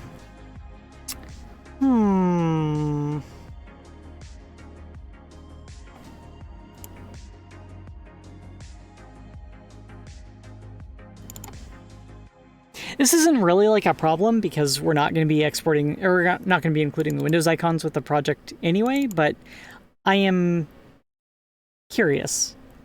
This is what the Windows icons look like normally. And...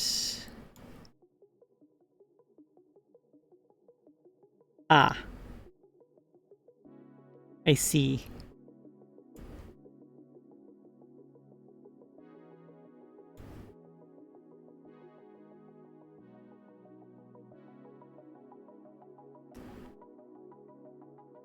It must not recognize them as like a dependency or something. Though it does normally export them as a...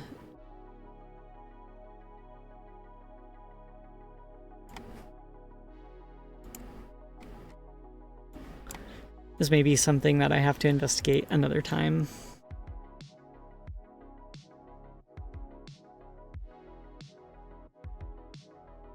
Oh wow, that is actually like a really tiny list of like exported things.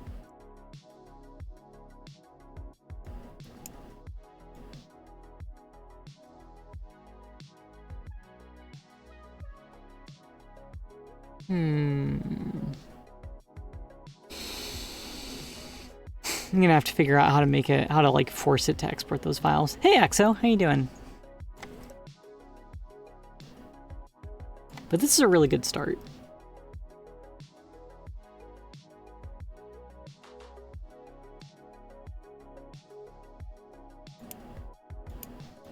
Like notice that the file, the directory of Windows icons like isn't even there.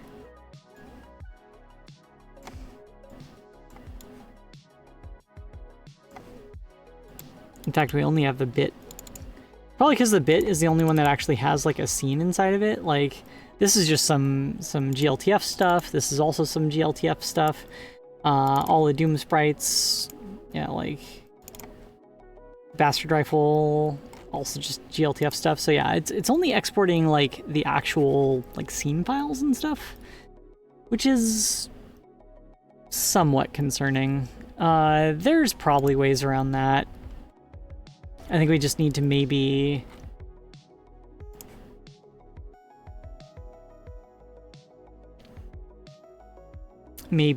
not rely on just export file to export the files, you know? Maybe we just need to copy the entire mods tree over, and then let's just copy it, like recursively copy the entire mods tree over, and then just skip all the normal resources that would be inside there.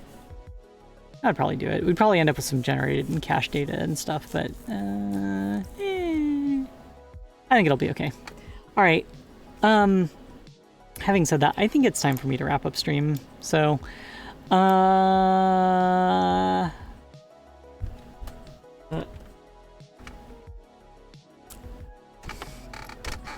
Nat, are you there? Can you kick us off in it? Also, did I say hi, Erend? Hi, Erend. Can we? Oh, that's, oh goodness. Oh, why does this always happen to me? Why is there always a raid right as I'm about to raid out? This isn't fair.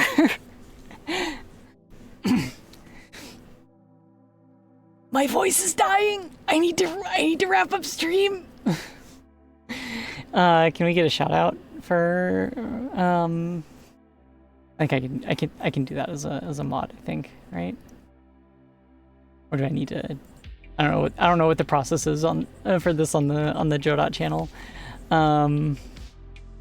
Raid tunneling, yeah. Yeah, hello, welcome raiders. We were about to wrap up stream because I'm feeling really, really tired.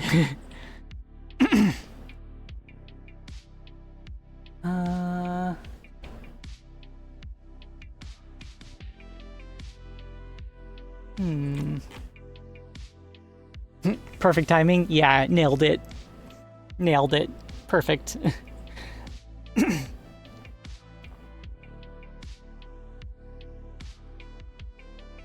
First try. Awesome. Hope you had a good stream. Yeah, we're almost up to 6 hours now, and it's been a bit.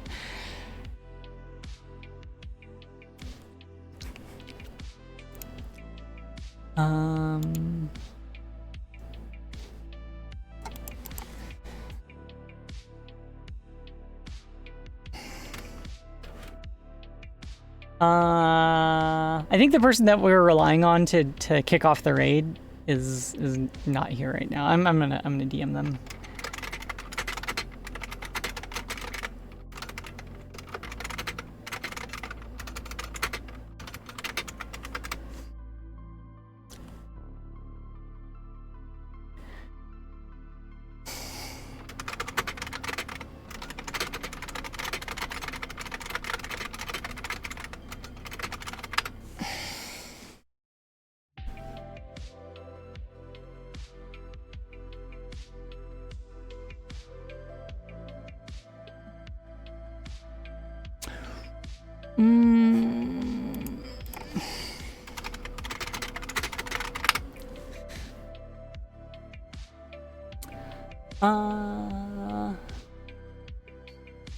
You know what? We will do one last thing. We'll do one last final attempt here.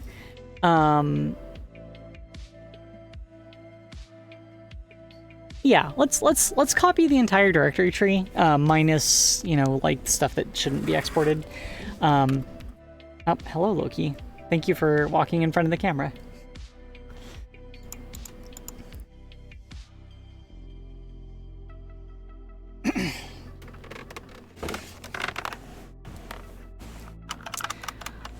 So we're gonna skip anything that's in the mods directory.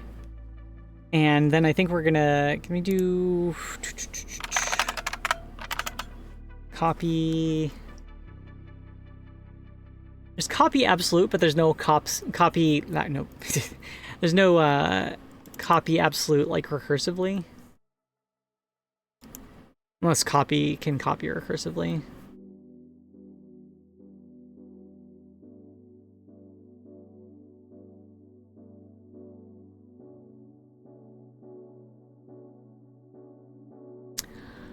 Are we gonna have to recursively copy the file ourselves? Oh.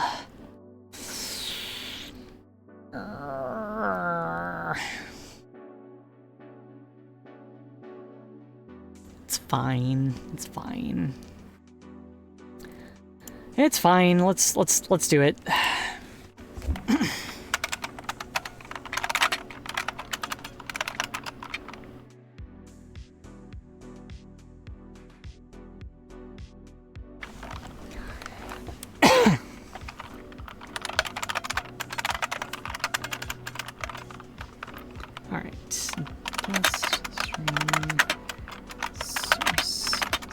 We're using the AT&T assembly format here. Destination first, you know.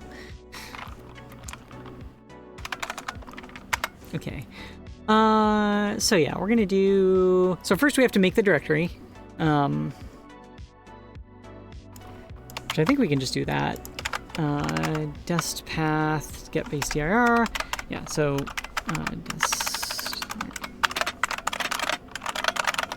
make the directory, put the thing in, and then copy the thing. Copy the thing. And then we're going to recurse, and we're also going to have different handling for directories versus files, and blah, blah, blah, blah, blah.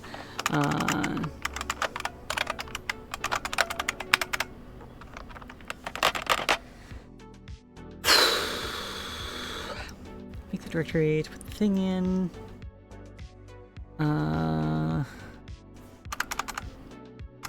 Okay, if dir is dir exists absolute.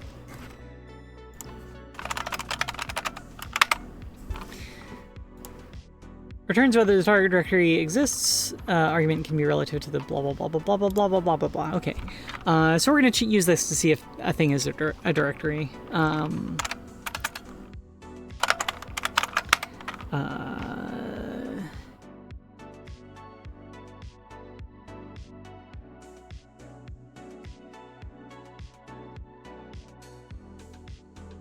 I guess all we'll do is like make the directory in the destination like thing, right? We're just gonna do this.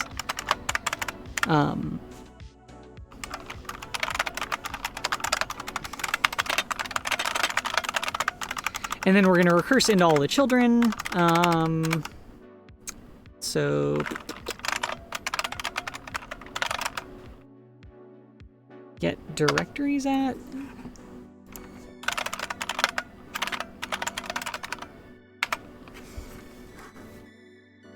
Getting file names of the directory contents, excluding files at the given path. So I assume that there's like a get files at also.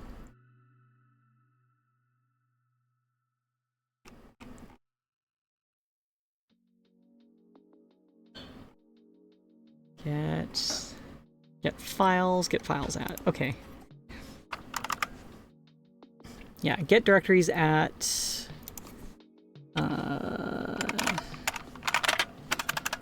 or we'll get file. Actually, we're just gonna do both. Var full list or directory contents. Directory contents equals that plus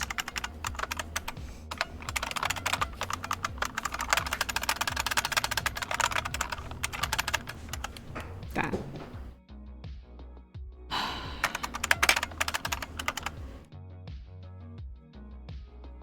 Cool. Still at it? Yep. Whew. Yeah, my voice is starting to get real scratchy.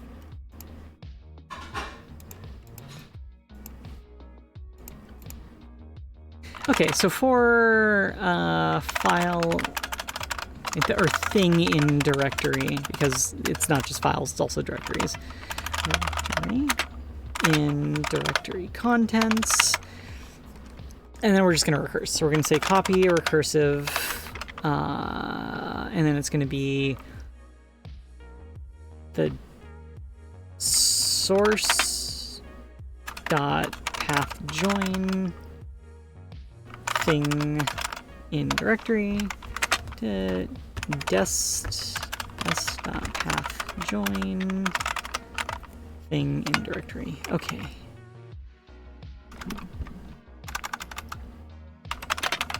Contents over.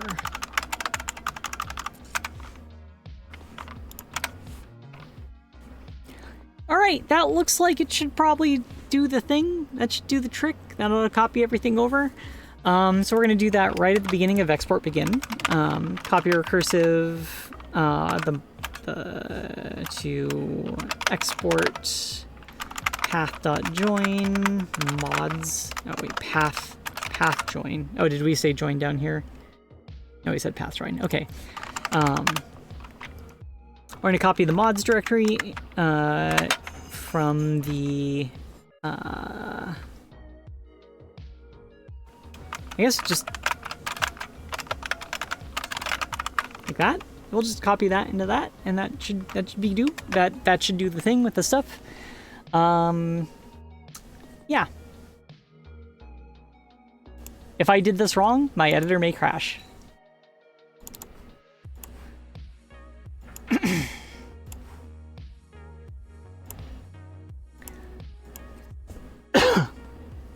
Oop. Failed to open, blah, blah, blah, blah, blah, blah, blah, blah, blah. Oh. What was that? Uh-oh.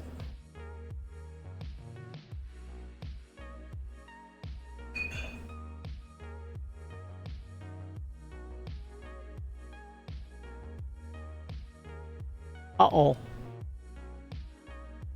I did a bad thing. I did a real bad thing. We're actually gonna hit resave on these. Yeah, I think I just overwrote a bunch of files in my project. So that's awesome.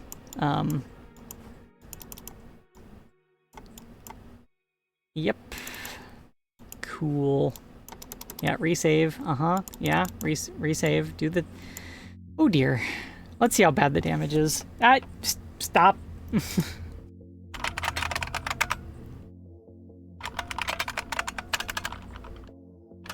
Maybe it's not too bad.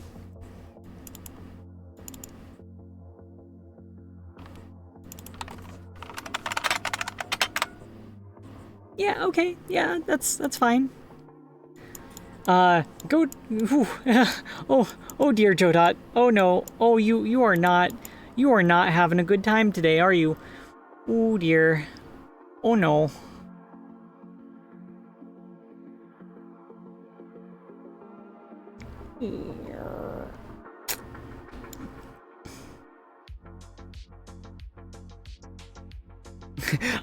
I really screwed everything. Like right at the last moment I screwed up everything. No. Okay, let's commit everything right now. Cuz I think this all looks good. So git commit dash stop it. Dash stop taking focus from my terminal, you monster. Ah!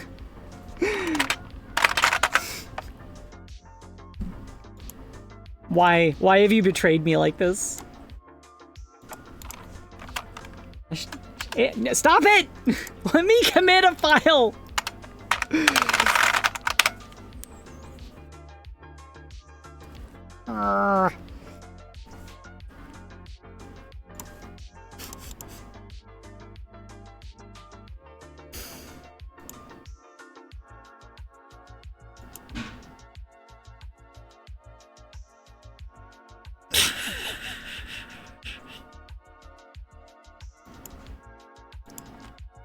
Okay, all right, it's responsive again. Is there any actual damage here? Okay, I think we're good. I think we're good. Let's add a few files to the Git repo.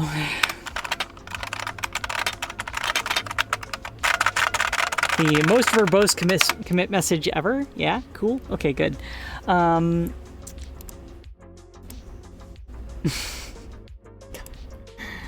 Stop it! Okay, so did that work? I guess is the other question. No, it didn't. It didn't. No, nope. It not even. Stop! What have I done?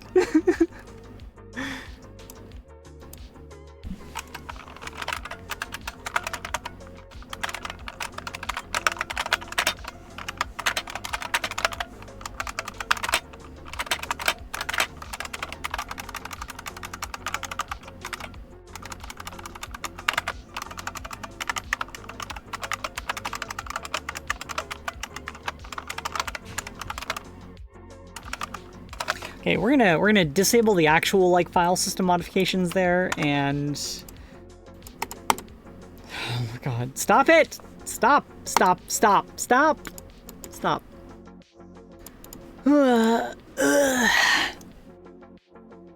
Like the classic Windows theme? Thank you.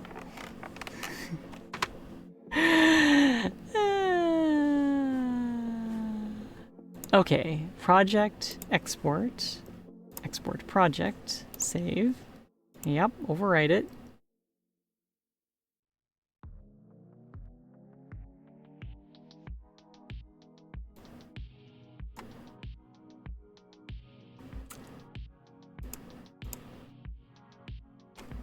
Okay, let's look at the logs, see what actually got copied. Copy absolute, blah blah blah blah blah, to blah blah blah blah blah. Yeah, these don't line up. This thing doesn't line up to that.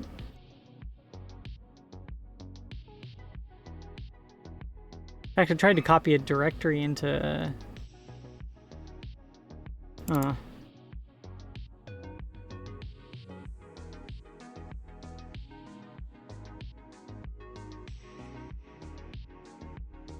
What?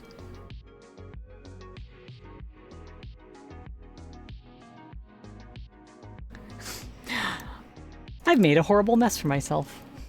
Awesome.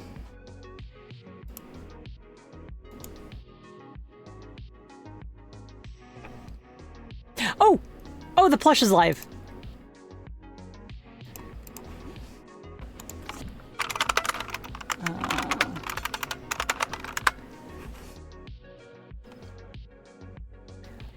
See, this is linked to it here.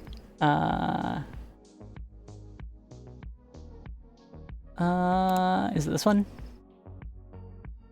Yes. Everyone go get your Godot plush. Do it. Do it. Do it.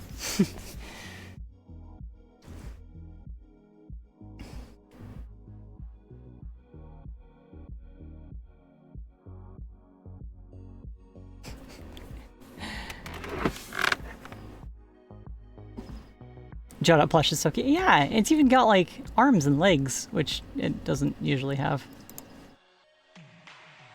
That means it's even more dangerous now. It has extra hard points. It's evolving. Ooh. Spooky. So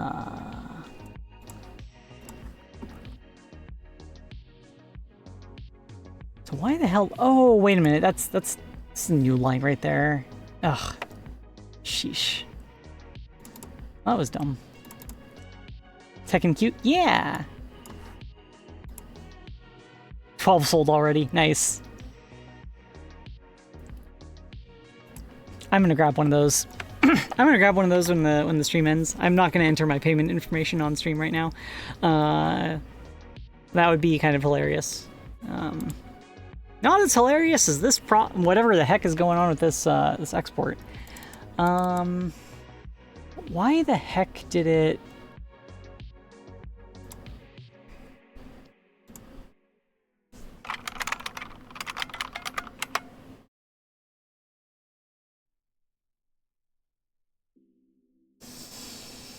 See, I thought I was being all smart and all clever and all unique by specifying the destination first, because it's like, yeah, it's like the AT&T assembly syntax and all that stuff. And then it turns out that I made an assumption that the copy recursive was going to be source destination, but it was doing the same thing that I was doing. Oh my goodness, ugh.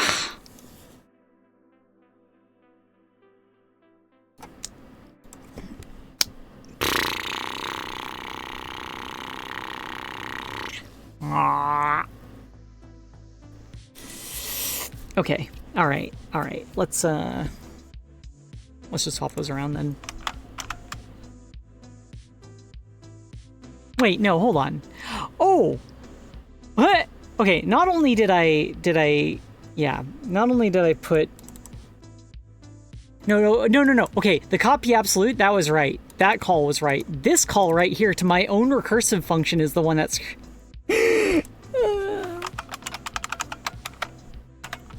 I am a professional programmer. I will have you all know. I don't want to hear it. don't want to hear it. Nope.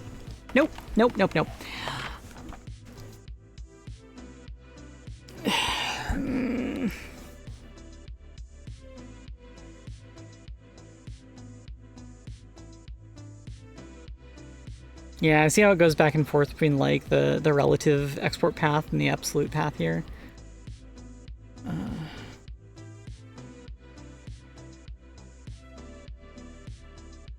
Cool. Well, now that I risked like overwriting like all the data in my project, I really hope nothing actually got damaged by that. Professional programmer with no sleep, it's more likely than you think.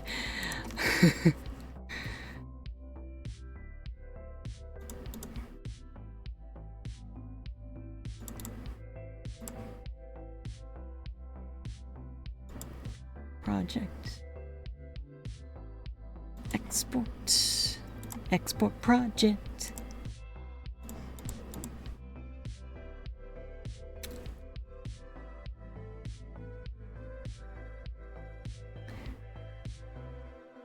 Okay, let's see what that log looks like now. Could make a crude joke about that, but I won't.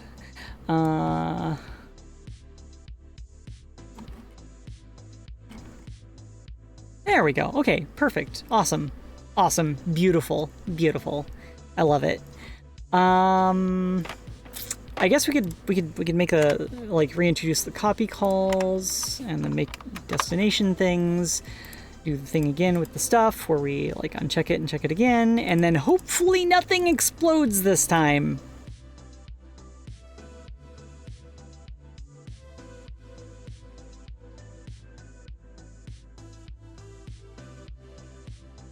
Even less sleep than normal? I don't know. Like, honestly, industry crunch time, I've been through some stuff. I've been through some stuff.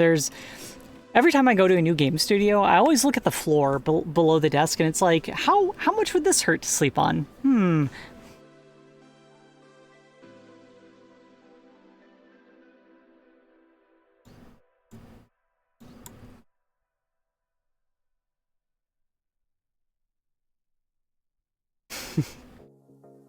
At the current studio, it'd actually be a lot. They have like this cold concrete floor. Ugh.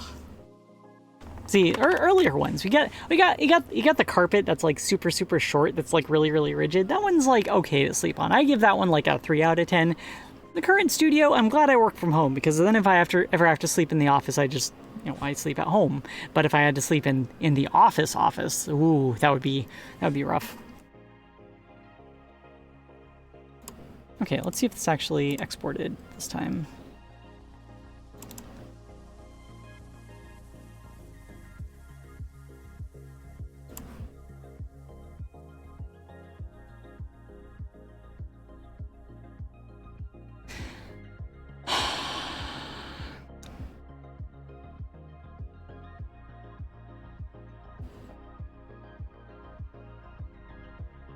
Yeah, we had to have at least one. Yeah, that's why I wasn't engaging. How badly did I just screw this all up?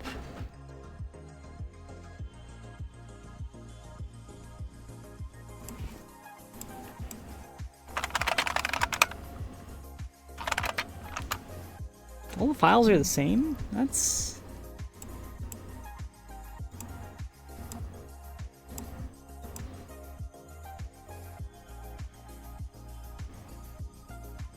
kind of concerning.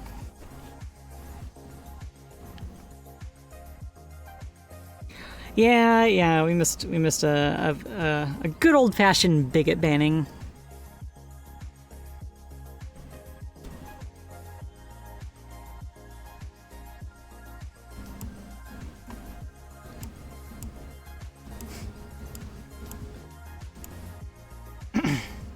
Didn't even understand. Yeah. Quality content. Yeah, I want trolls to show some more effort, like show some creativity in the approach. I want trolls to like get under my skin. I want a quality troll. I'm gonna be disappointed if someone's just like kind of this low effort garbage. Like, come on.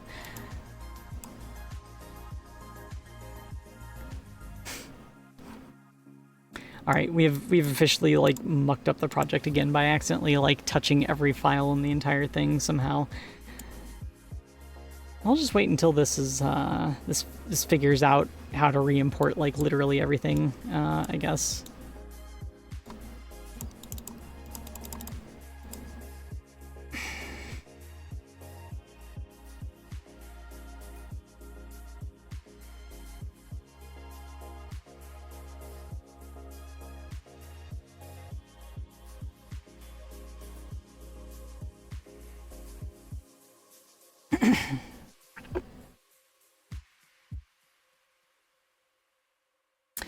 Yeah, that one was very like dog whistly, right? It was the kind of thing where it's like framed in such a way that like the target understands what's going on, but no one else around does. So okay, we have control over the editor again. Whew. So why the heck did that? Why did that happen like that? Like we are copying the Shoot. Did we just screw something up?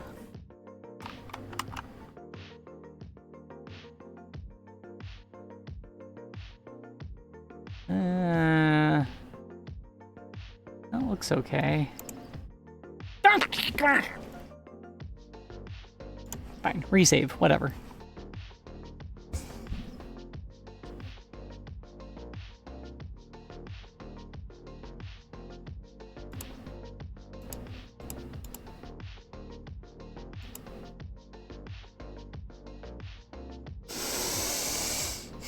Cancel.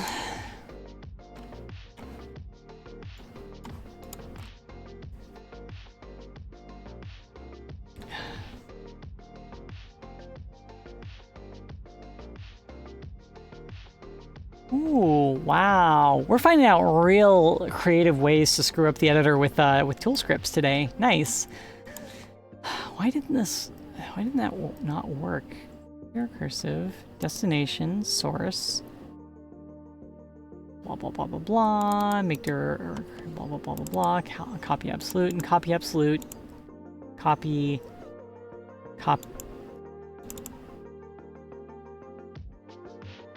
I was looking at my own function when I thought that I was being clever about... Oh.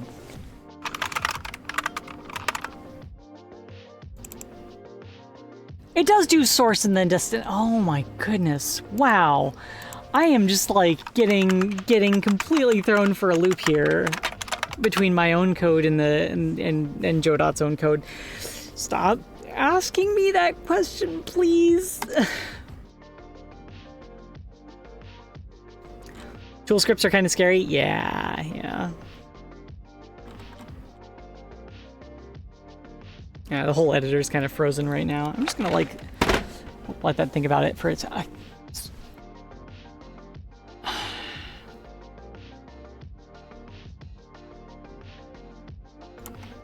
Reload? Do that instead?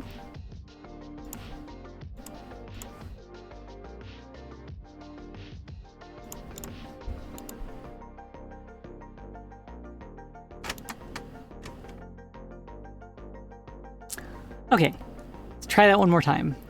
Project, export project, save, okay.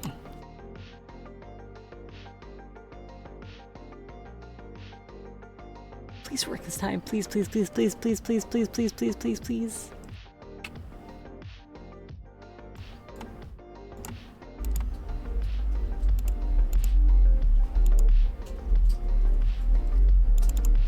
It didn't work, but it also didn't... What the heck?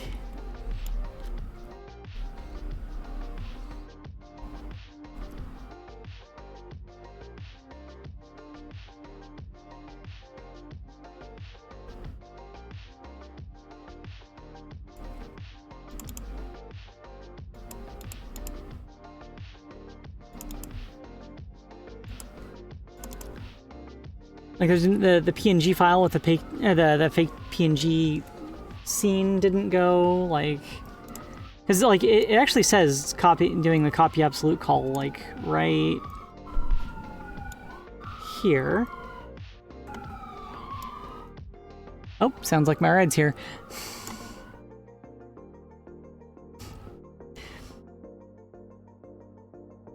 Me when I miss the daily troll banning. Yeah, me too.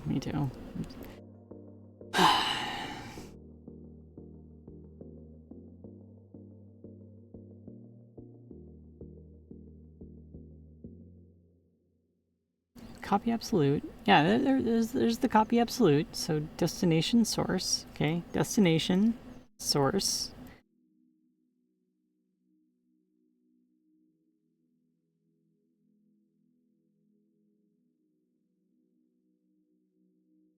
Wait a minute.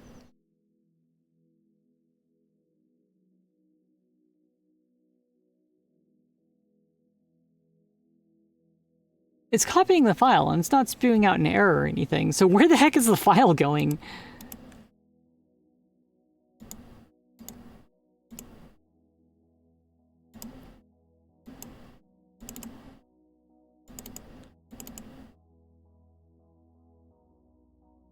Uh-oh.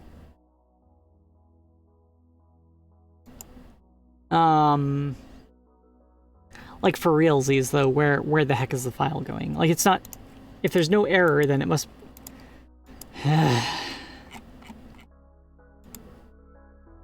Is what? What?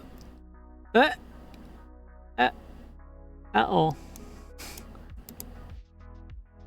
Don't like that. Don't like that. Nope. Nope, nope, nope. Okay, here's what I'm gonna do. Copy that. Let me try this.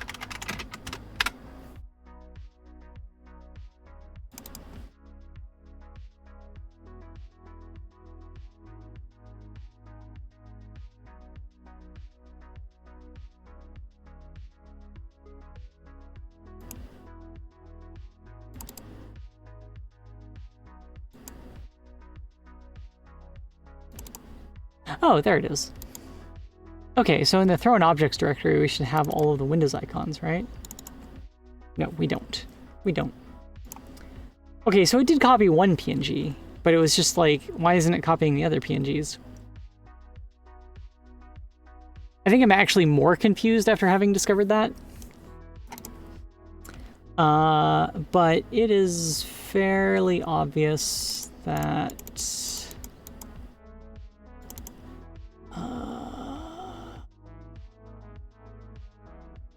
it's not recursing into that directory at all, I guess.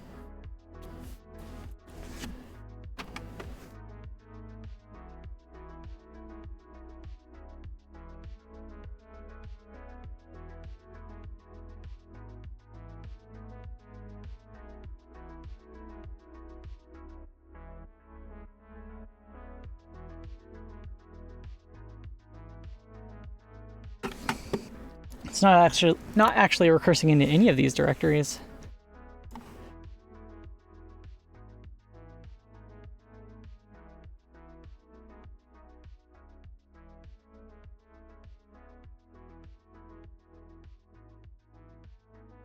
Got the object base. Oh, wait a minute. Okay, so it's going into the thrown objects. It's got the object base, so we should see that. But we don't see that in... Oh, okay, there's object base. Okay, so that exists there.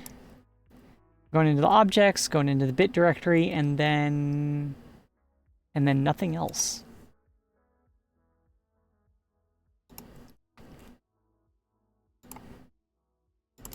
We aren't copying blowhigh.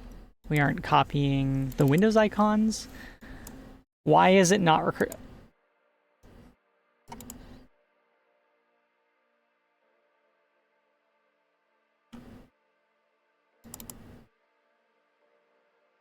Why?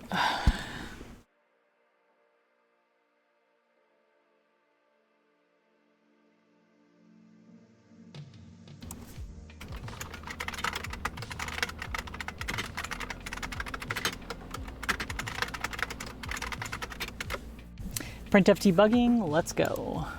Here's another case where printf debugging like works and the debugger doesn't. Like I can't use the debugger to debug the tool script. So that's why printf debugging rocks. Or yet another reason why printf debugging rocks.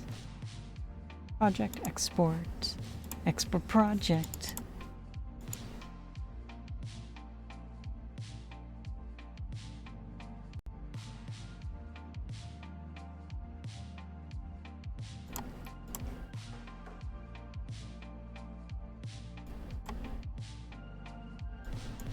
No issues? Okay, cool.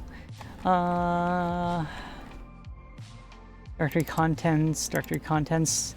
That... What?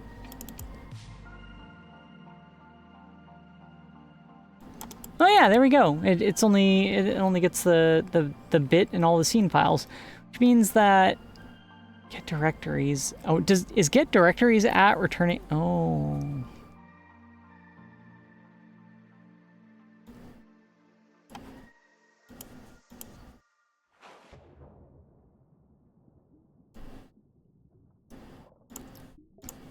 It doesn't do what? But the Godot debugger does let me debug GDScript normally, just not as a tool script.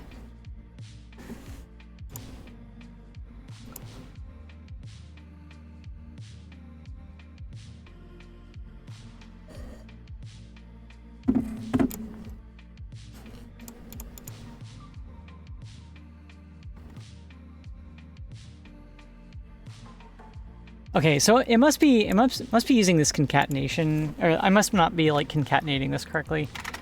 Let's look at the pack string array functions. Let's just like we'll use append array on it instead of doing this weird little like plus thing.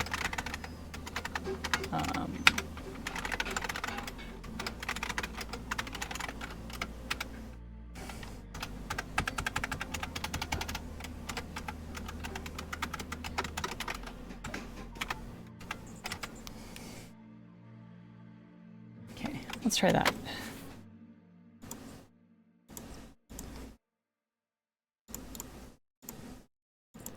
Project, export, project.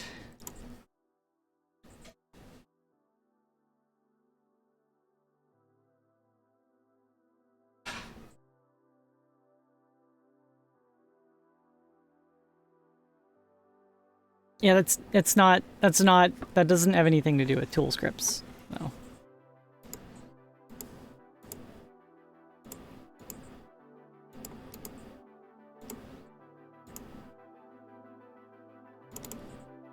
Still only copying the bit. Like, what the heck? Why is it only seeing the one directory? That's so weird.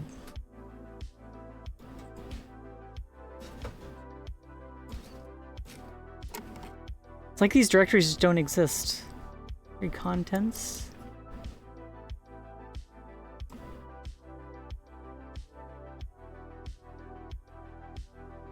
There's the bit directory and then nothing else. What?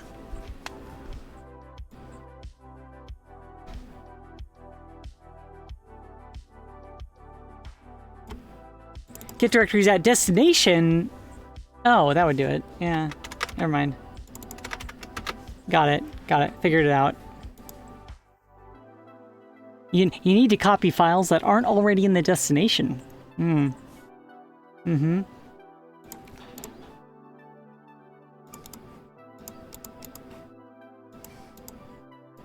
That would be helpful.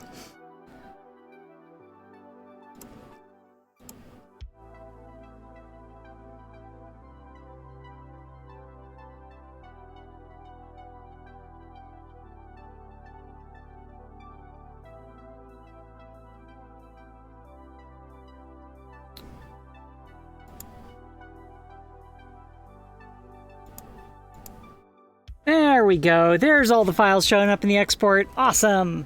Awesome. All right. Finally. Okay, I think now I'm ready to wrap up stream. Let me see who's online right now. And who we're gonna kick off a raid to.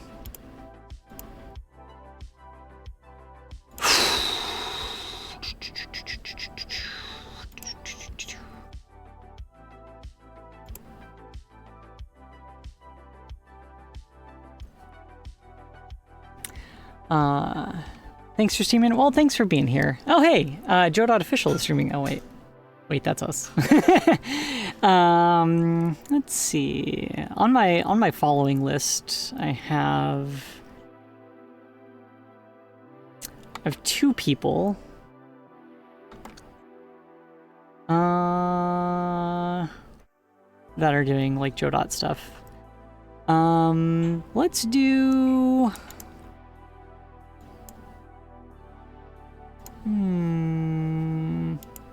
Oh, nope, nope. Mute the streams first. Okay. Nope. Can we raid Practical NPC?